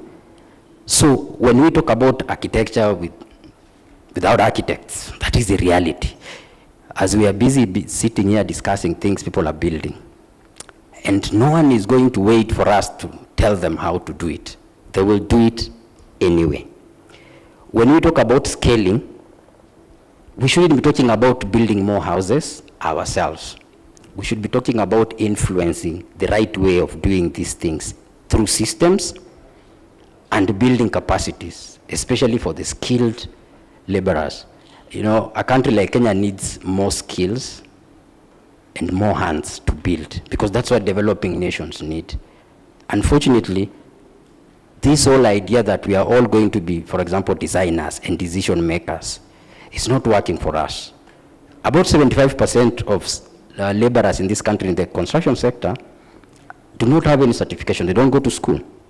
They learn through apprenticeship. They shadow people, they work with fundis, other contractors who are skilled, and they learn, and that's how they get the jobs. They don't have any formal education. So, how do we look at it from the perspective of, for example, approvals? You know, how do we get approvals to be sort of pre-approved things, like generic designs that can get, approvals to a point where these are low-risk projects. Think of even the houses that Nixon was talking about. These are not houses that are going to have a very big impact on the environment or are going to, if they collapse, kill people. And yet we still put them through the same stringent processes like someone doing a multi-story building. Personally, I have a house I submitted in Kiambu County more than 2 years ago, bungalow, 3-bedroom. I'm yet to get any approval. The last time I went, I was told, our office is burnt down, you need to submit again. And the client had paid everything and ready to build.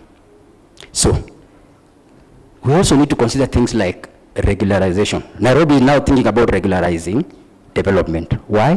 Because the existing housing stock is already brown buildings, majority actually.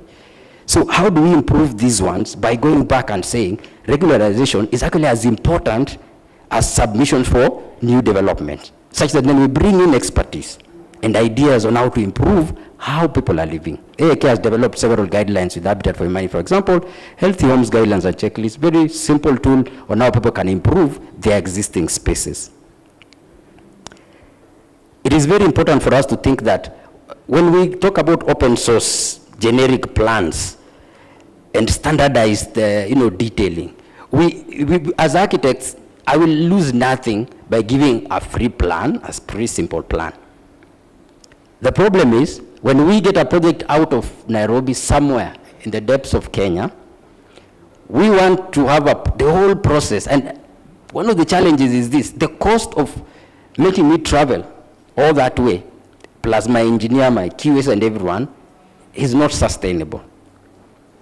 We were just having a chat with the Kisumu governor and director here just a few minutes ago, and we were just discussing this idea that if we don't empower people through democratizing basic knowledge, basic detailing of, for example, vector proofing a house so that people don't die of malaria. Very simple detail. How do we make that information, put it in the hands of every artisan that is building in this country? It is very important that we think about scaling from not just issues of pricing, which by the way we need to do. We need to have standardized prices for things, building components, rainwater goods, doors and windows, basic thing like a mild steel window, a standardized price so that someone who's developing, because most of them are self-built anyway, can walk to a shop in their rural area, buy a window, and they know they're not being fleeced. This information needs to be democratized so that every person who is involved in building a shelter, second basic need, knows exactly what they are paying for. Unfortunately, by avoiding professionalism and avoiding the legalistic methods of building, actually leads to extra costs borne over time, because they pay slowly and there's a lot of hemorrhaging of costs, because as they're paying slowly, they feel like they're paying less, but because of the various abortive works and mistakes, they end up paying more. But with this information in their hands, they will be able to make the right judgment. And of course, we will be looking at building through influence rather than trying to handle every single project. Thank you. Thank you, George. George spoke about the red tape or the cost of this very cumbersome administrative process for housing, but as well they exist also for land registration, land regularization, surveying.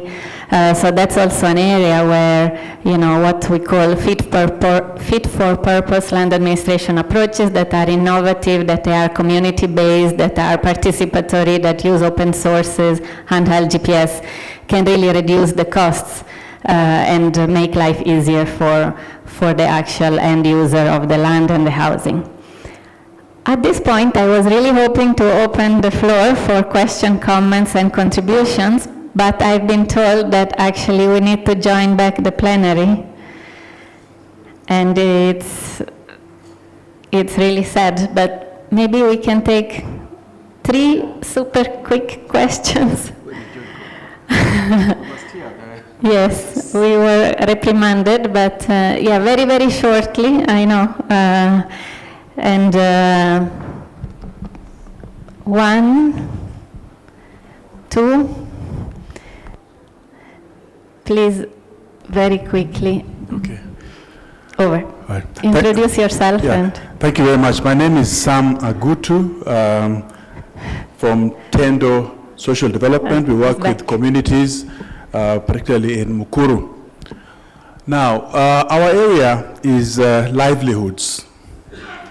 And in the discussions that we've had today, it's quite clear that when people move out from their slums or whatever they've been living and into these affordable, or what somebody was calling non-affordable units, their lives are disrupted, particularly their economic lives, their livelihoods. One, for example, somebody whose life was in washing other people's clothes now moves into an area where it's completely different. Number 2, the cost of living in these new units is actually higher than where they were living. Are there any discussions on what can be done about livelihoods? All right? If there is, it's a discussion we would be interested in participating in. Thank you. thank you. Thank you for the question. Indeed, right? Changing house entails a lot more than just moving location. It's a sort of a change of lifestyle, change of energy use, as was mentioned in the example of the firewood cooking. Open question for that. Please. Thank you very much, Madam Moderator. And my name is Joshua Adem. I come from Hope Hospice, Kenya. And we work in the humanitarian services. And my brief and concern in this area, I'd like just to go to my our first speaker in the area of design. In Kenya, you know, we have a lot of problems when it comes to land. So my concern is, how do you go about the land in the rural setting? That is in the local knowledge. Because you hear, like some areas, you find there was a market in a place. But after the market has been constructed, somebody comes to claim that this was our ancestral land. So you find you have disorganized all those people who are benefiting from that area. Another area of concern is when you go to the ethical and cultural practices within African society. And I'll bring it very closer to you. When you build a tall building and you find you want to locate all these people around here, but ethically, we have, let me call it locally, they call it mother-in-law. You'll find the mother-in-law will find it difficult to stay on top of where you live with her daughter down there. So how do you take care of that? So these are the areas of my concern, and to make it a bit strong so that there will be any other interruptions in future. I hope that in your design should come up with also a policy which makes the inhabitants there safe and secure with whatever they have. Thank you very much.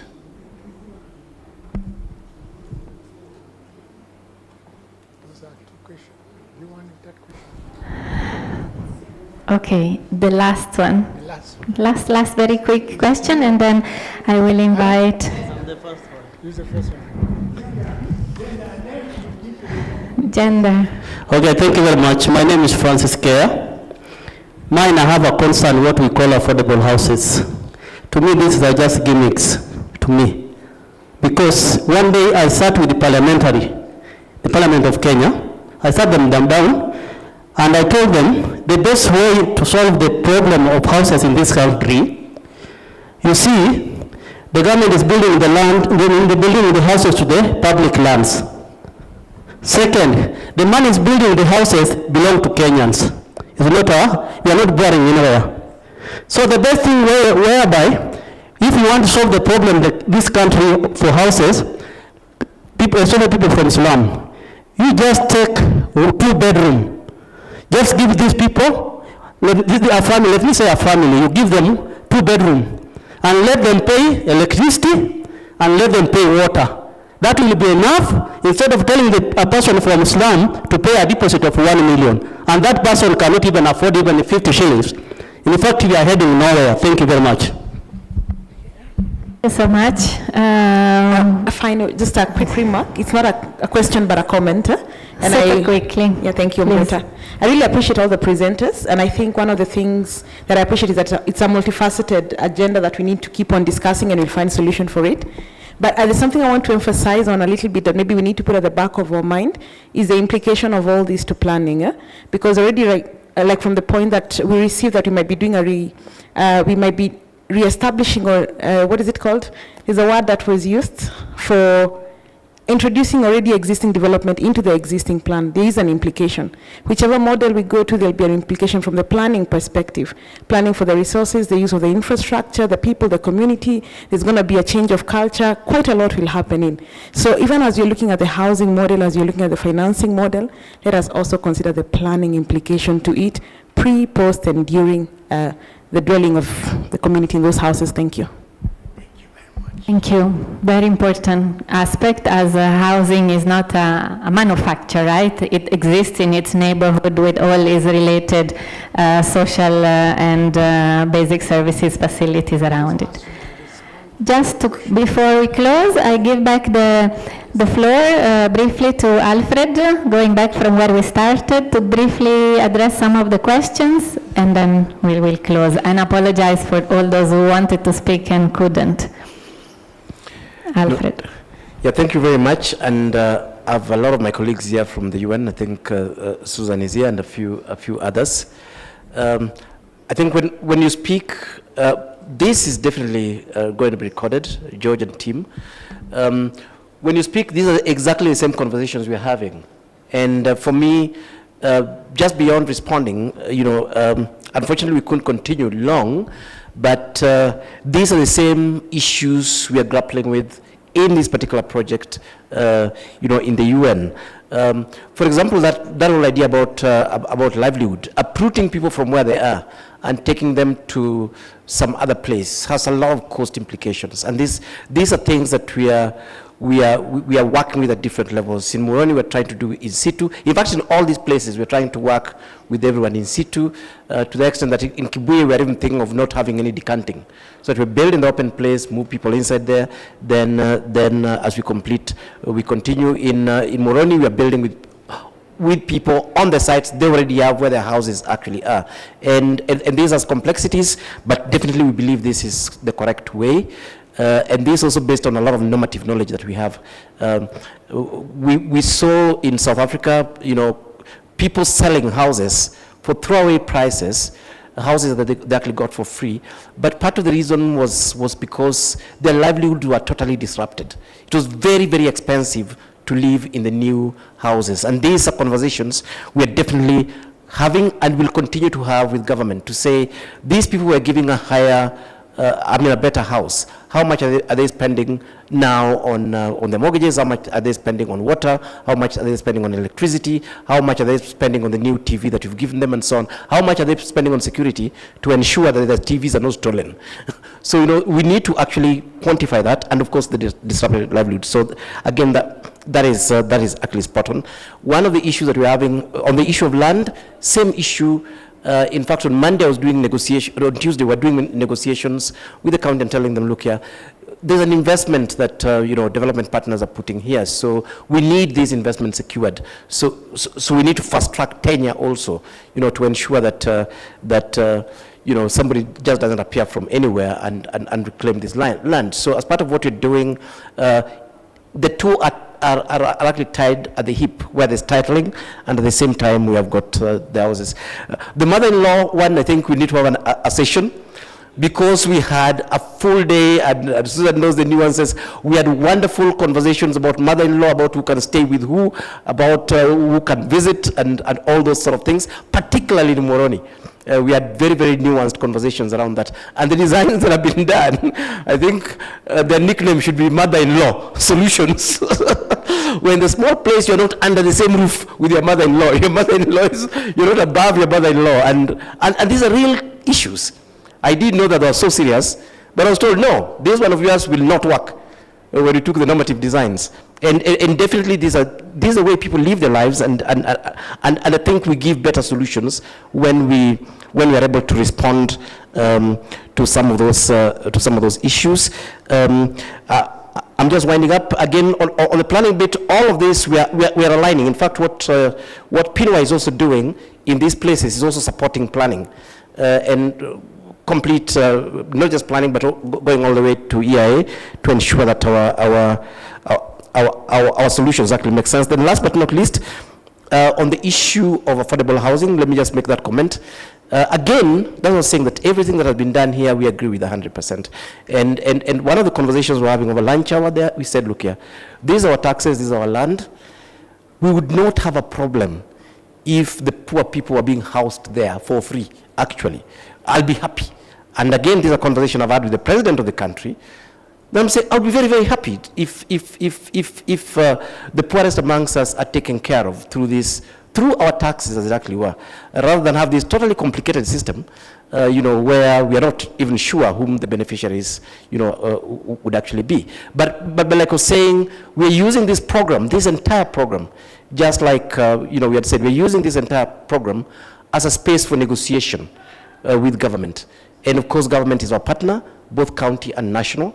And I must say that everything that you're seeing here is supported and endorsed by government. So I think government is also realizing and accepting that they're different, that there are and there will need to be different pathways of realization of this program, including the rural housing now that government is committed to financing. But basically what we're saying is that we're speaking with government behind the scenes.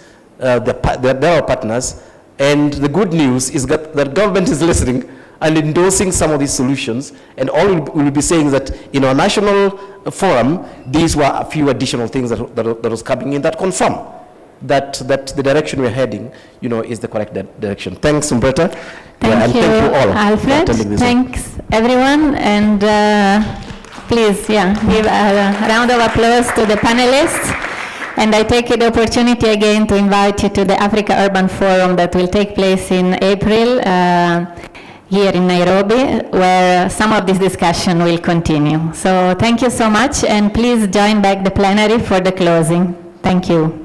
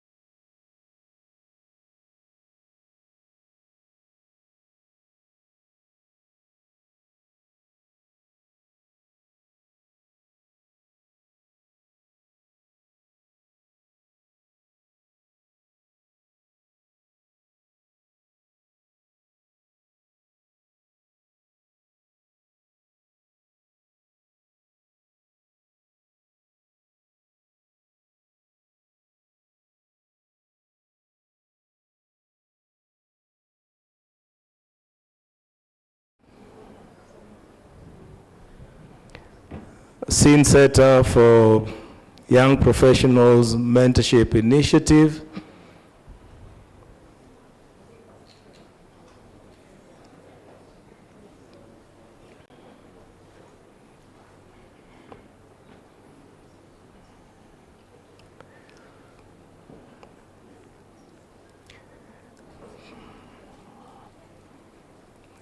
Is Peter here? Peter Mungai, scene setting for, Karibu Peter. Sorry for rushing this up. We want you to go home in good time. So we're missing the Scene Center for Young Professionals Mentorship Initiative. As we settle down on your badges, there's a QR code. If you scan that QR code, it will give you access to all the presentations that have been shared here today. So that's a bonus you take home. Ukitupa, ama kama ulishatupa, sasa hiyo ni shauri yako. But if you still have it, please, once you scan that QR code, you have access to all the presentations. Young professionals,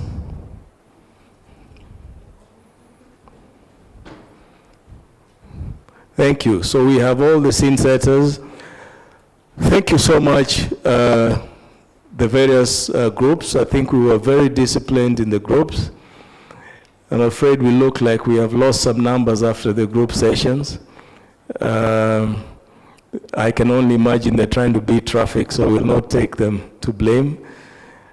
We want to now come to conclusion of this, and we'll do it in two ways. One is we will ask each of the scene setters to share with us the highlights, maximum 3 action points that have come from their various group discussions.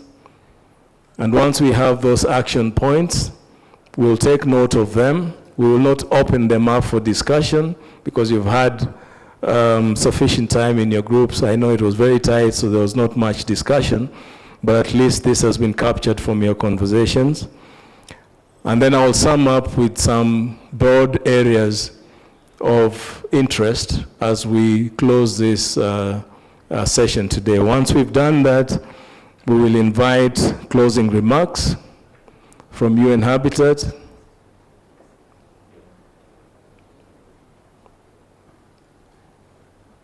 I stand guided.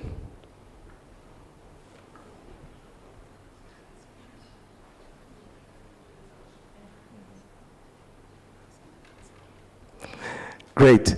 So we'll have vote of thanks from EU delegation, and followed by closing remarks from UN Habitat. So we have, Prof, I don't know, when I look at you, I don't know whether to give you 1 minute or 3. But I want to try and give ourselves maximum 2 minutes. Just highlights 3 key points, action points, and then we close. Prof, please. I can do that from here. Yeah, thank you.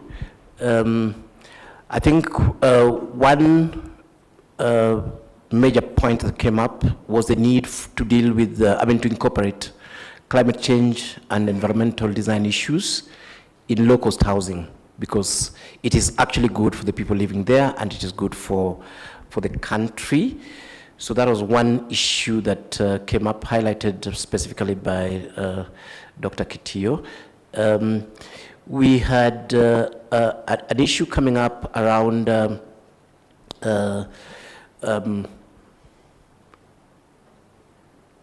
I just want to ensure that I pick the first 3. We had an issue that came up around accessibility of designs of professional quality by the low income and by the poor, and a need to have a different model for accessing this with the support of government, as opposed to expecting people, especially living in rural areas, to find professionals who will be able to give them solutions for their housing. That if we continue like that, then in fact we shall continue having, a country that is very, very largely informal. So that was the second big issue. It was raised particularly by the Architectural Association of Kenya. From the discussions, one of the other major things that came out was need to think about livelihoods and the cost of living in these developments that we are proposing. Number one, it was felt that some of those developments disrupt people's livelihoods and economic livelihoods without replacement. The second point that was discussed around that is that the new developments also impose on people who are often poor additional costs, be they costs for additional servicing, be they cost for additional facilities that have been provided in those areas, and so on, as something that then has to be considered. So I'll add a fourth point, because I'm still within my 1 minute. Yeah, and the fourth point was basically to refine the methodology, especially when designing for low-income people, and treat them as normal clients and find methodologies where their voices can actually be heard and their issues can come out through the designs, so that the designs are more relevant to them, as opposed to looking at them as similar, faceless, nameless people who then you impose on designs that don't work for them culturally, that don't work for them in terms of the way they live their lives, and so on. While on the other hand, the middle class and the upper income do get customized designs from professionals that reflect their lifestyles. So the issue was that we need to find models where the voices of the poor, the needs of the poor, and the lifestyle that they desire for themselves, can be supported through designs, as opposed to looking at them as these, anonymous, faceless people who will fit in whichever product we give them. Thank you very much. Thank you, Prof. I think that's a very good summary. Thank you, moderator. From the financing breakout, there were several key takeouts, but I think I can start with a thought I didn't get to share, which was what is really broken with the housing sector. I think across all different programs, affordable housing programs, social housing programs, one of the gaps I've seen is that such programs are not designed for housing mobility, meaning that you start after you graduate from school in a studio, you have a family, you graduate, you get into a 2-3 bedroom house. A few years later, you're making more money, you can occupy easily a 3 to 4 bedroom house. So I feel that one of the critical gaps that exists in affordable housing in Kenya, or not just in Kenya, but in most markets, is that they're not designed to support housing mobility as people grow into their lives. But we did ask certain questions in the breakout, which is, what are some of those gaps that exist?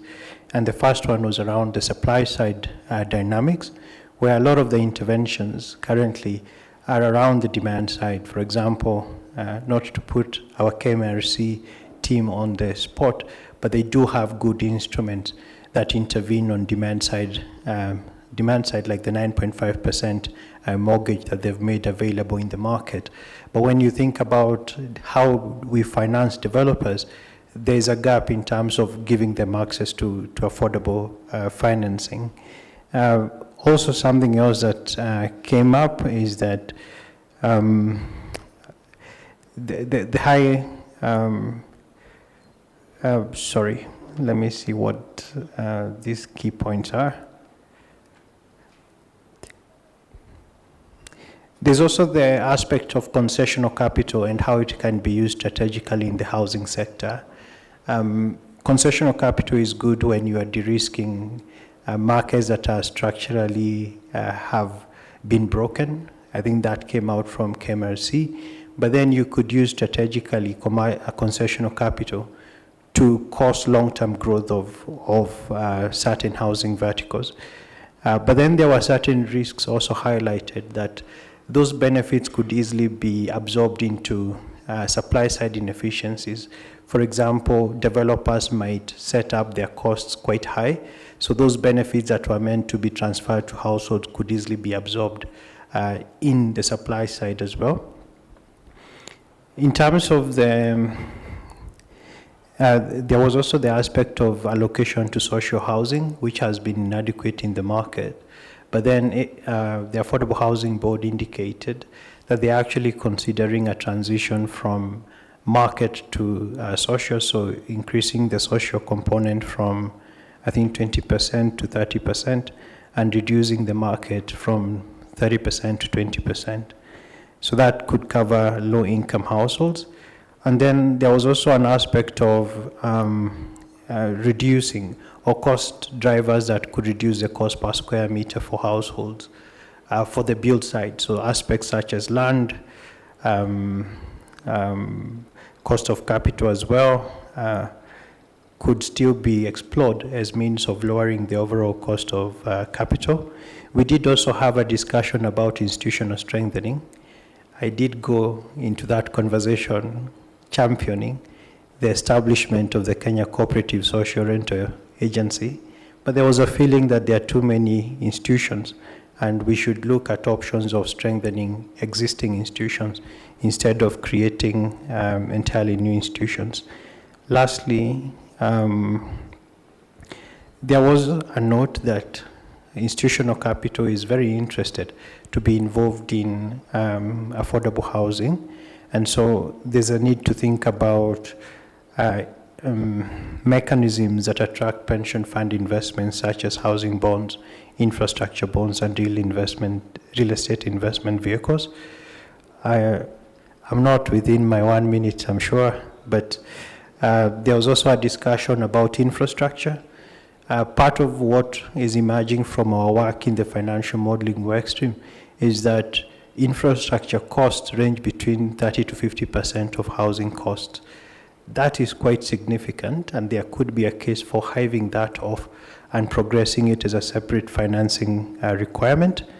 It could be an infrastructure bond that goes towards water systems, roads, and electricity, and also the potential of counties being co-financiers to such a facility. Lastly, there was a discussion around how do we protect vulnerable communities who have low incomes and those incomes are irregular. The cooperative structure is seen as a de-risking framework beyond just being an organizing framework.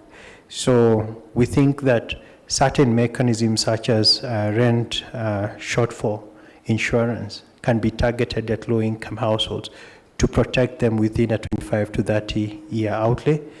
And lastly, I have many points, but I think I'll focus on need to establish long-term maintenance and sinking funds in all the designs of the assets, such that over time, those the sinking funds, and I think that's already an existing instrument implemented in the financial sector, can also be a buffer that protects those assets, but can also be called upon if there is need to spend more or higher capex down the road. Lastly, there was a question of how do we transition these investments and projects we are talking about from being pilots into $300 to $1 billion investable platforms. There was a discussion around aligning institutions and mandates, structure blended and financing mechanisms, address supply-side financing gaps, improve affordability for target households, ensure coordinated risk management across stakeholders. And then maybe from my end, we've spent the last 1.5 years working on the pilots for cooperative social rental housing and incremental housing. And one thing that we are taking away from that process is it's important to invest in project preparation. It takes a lot of work, it takes a lot of professionals, but it does pay back. Today, we have made proposals that Kibuye should progress to an investable project. Muhoroni as well, as we are finalizing the model, is definitely an investable platform, but those are between $10 million and $50 million. So you need almost 10 times, 10 projects of the same size for that to get to $500 million investable platform. So project preparation is key.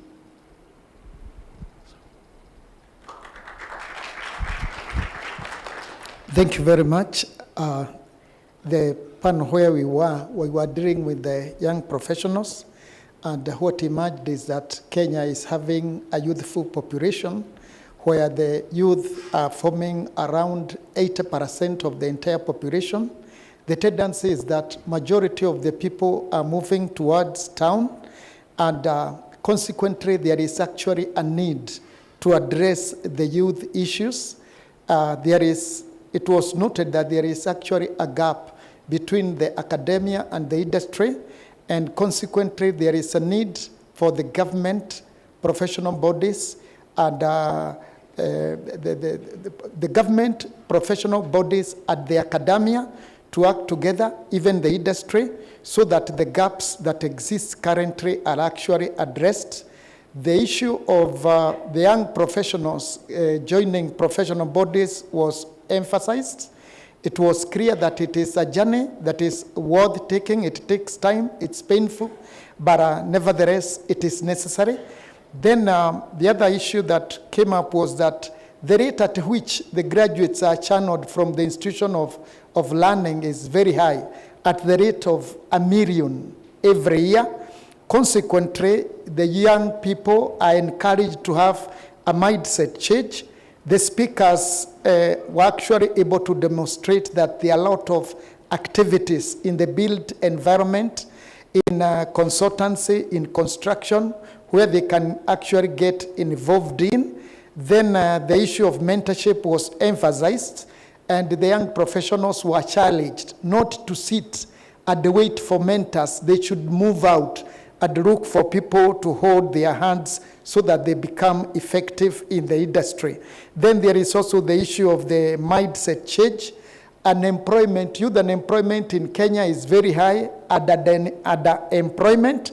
Consequently, the young professionals were challenged to look beyond even their areas of specialization and to engage in areas where actually they can be able to make a living. Thank you.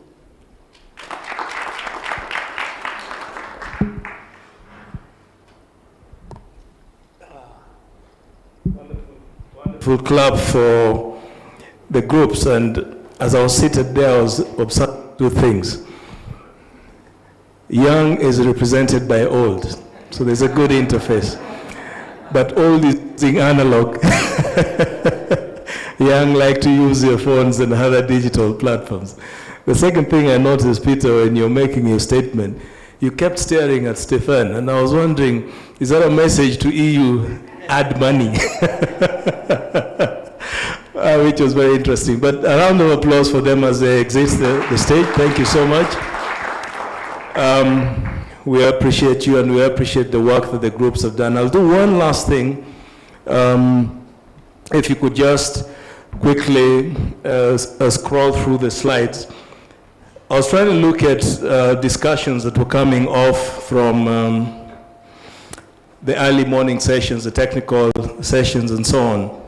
And sort of thinking through some thematic areas that were emerging as points of emphasis, and trying to see how we can continue to build onto this. And in terms of our economic lens, there were three things that particularly stood out for me through the high-level panels. One, of course, housing as an economic multiplier, and trying to look at how we can align this to municipal infrastructure development. And we know there are certain auxiliary finances such as KUSP, KSIP, and so on. How does that then start to take the attitude of the affordable housing? The second one was looking at the land value as an accelerator, potentially an accelerator of delivery of housing. And one of the things that did come out, I think, was the incentive structure. How do you transition land from certain ownership to start being housing facilities? The credit access for affordable housing development, And I think has been mentioned here by Peter, the blended financing mechanisms that include concessions and so on and so forth. Next slide, please. In terms of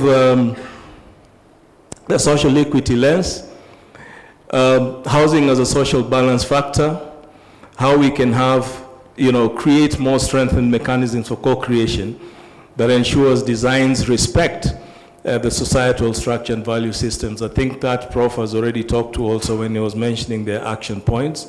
The issue about housing as an incremental benefit for social security did emerge, and we're trying to see how can we draw experiences from established cooperative-driven incremental social housing schemes so that they can inform delivery of social housing. Lastly, in that context, housing as a catalyst for upgrading informal settlements. I think Director Mary was very clear about this. Let's have more collaboration, but let's also see how we can consolidate the different approaches that we have in that context. The final point around climate, next slide, around climate resilience. Next slide, please. Yes, was basically, I think there was a lot of messaging around data systems. How do we ensure that we have accessible, reliable, and reputable data for that matter that can inform various decision-making levels, but also knowledge collaboration, strengthening these knowledge networks and how we can improve climate resilience innovation. And I think there was a very highly contested one about professional discipline. And I'm not going to emphasize that any further because I know the professionals will take beef with me. So that really is adding on to what we have taken as action points from various groups. And this will be processed further so that we can crystallize them and make them some very doable actions as we proceed on. So with that, allow me now to invite two people to the podium. I'll invite first Stefan, and I want to invite you collectively with the Shaku so that you give each other company. It can be very lonely up here. So Stefan is from the EU delegation, and Stefan will give us a vote of thanks. Extremely unique, and this I think has been done by purpose, because often vote of thanks is from the recipients, not the giver. But this round, we want to excite the giver to give more. So he's going to give us vote of thanks, and then that will be followed by Shaq, who will give us closing remarks, and then national anthem na tunafu. Situko sawa? Anybody feeling aggrieved because I'm going to talk any substance after this? Once the big guys have spoken, I shut up. Nobody feeling aggrieved? Anyone feeling happy? Thank you. Stefan, please. As you wish. Thank you very much, Mr. George. Well, my task is normally an easy one. Indeed, it's just to thank you all. I think it was a very productive day. And first of all, I would like really to thank and congratulate the UN Habitat team. So thanks a lot, Ishaku. Thanks, Beryl, Suzanne, Lucy, Marie, Charles, Professor Omenia. I'm sorry because I'm sure I will forget quite a number of you, but yeah, it was really great to see also the whole team of young professionals. That's really encouraging. So thanks a lot to you, and I think I hope you will have a good night's sleep after that, because it was a lot of effort, certainly. Certainly also we want to thank you, each and every one of you, to have participated in this forum and to have made it a success. I think personally, I feel that we really can call it a success. I heard a number of feedback in the corridors, and it seems that most of them were very positive, that PINUA is on the right track. So I think that's very encouraging. And the good thing is that we are only halfway of it. So we had 2 years and a half, and we have another 2 years and a half. At this stage, we finish normally PINUA, and it's supposed to trigger much other things, and other things also with financial institutions. So this is really a plan we are working on.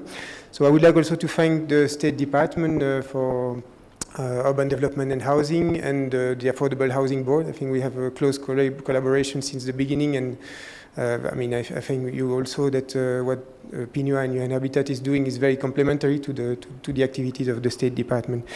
So I wish really to thank a lot all our moderators, but with I think we can really give a round of applause to Mr. George, who tried. He really did a really great job the whole day, and yeah, I think you tried your best to keep the time, and yeah, I'm just delaying it a bit more, but thanks a lot to you, thanks a lot to all the other moderators for the panels, thanks to all our speakers, thanks to all the panelists, of course. So I think, yeah, that's really the main message, and it should be summarized just with Asante Sana. That's my main message, and all the supporting staff also, because there are lots of things that happen behind the scenes that we don't know. So yeah, thanks a lot to all. And yeah, we are on this together. So yeah, I'm sure that we will have other opportunities along the way until the end of PINUA. Thanks a lot. And the floor is yours.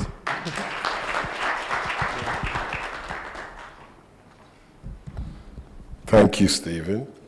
I would not go into all the pleasantry, but I would look at and say colleagues, partners, the internship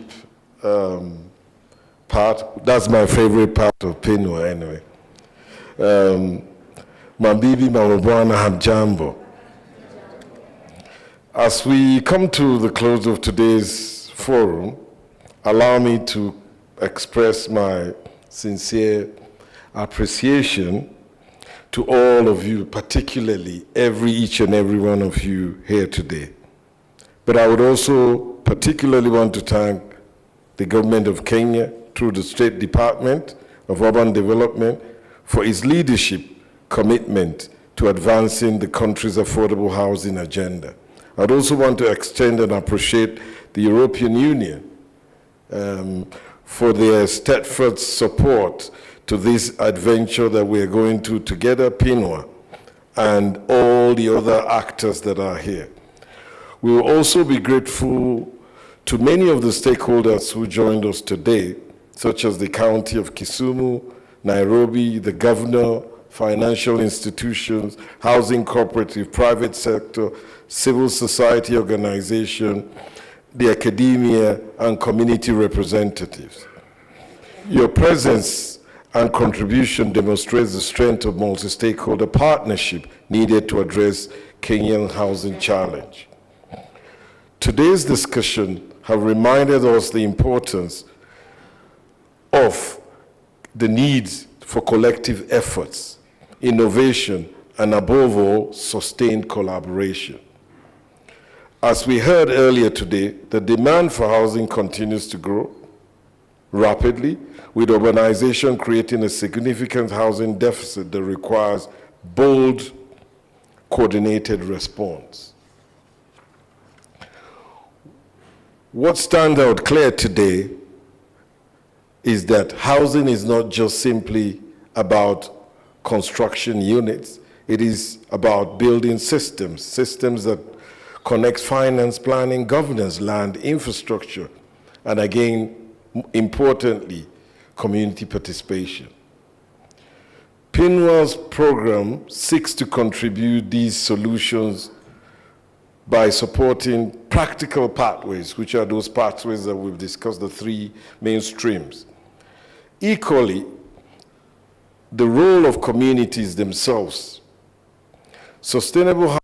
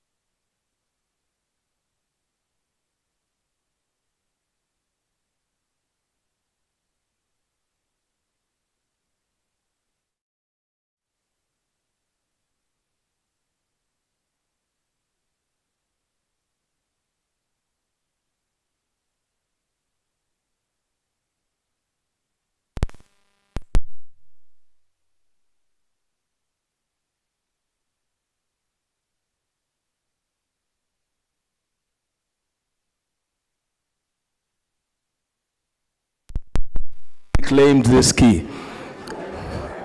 Nobody claimed the Mercedes, so I'm going to hand over this to the hotel. So if you hear somebody has lost a Mercedes and is looking, there's someone? Oh, it's yours. Okay, so I'm going to hand this over to the hotel, lost and found. So if you hear anybody asking for his Mercedes keys, please ask him to check with the hotel. See any transparency? Yes, I'd mentioned about the QR code. I already mentioned that, so just scan it and you'll have all the documentation shared. National anthem, one stanza, Kenya national anthem. Let's stand up for it, please.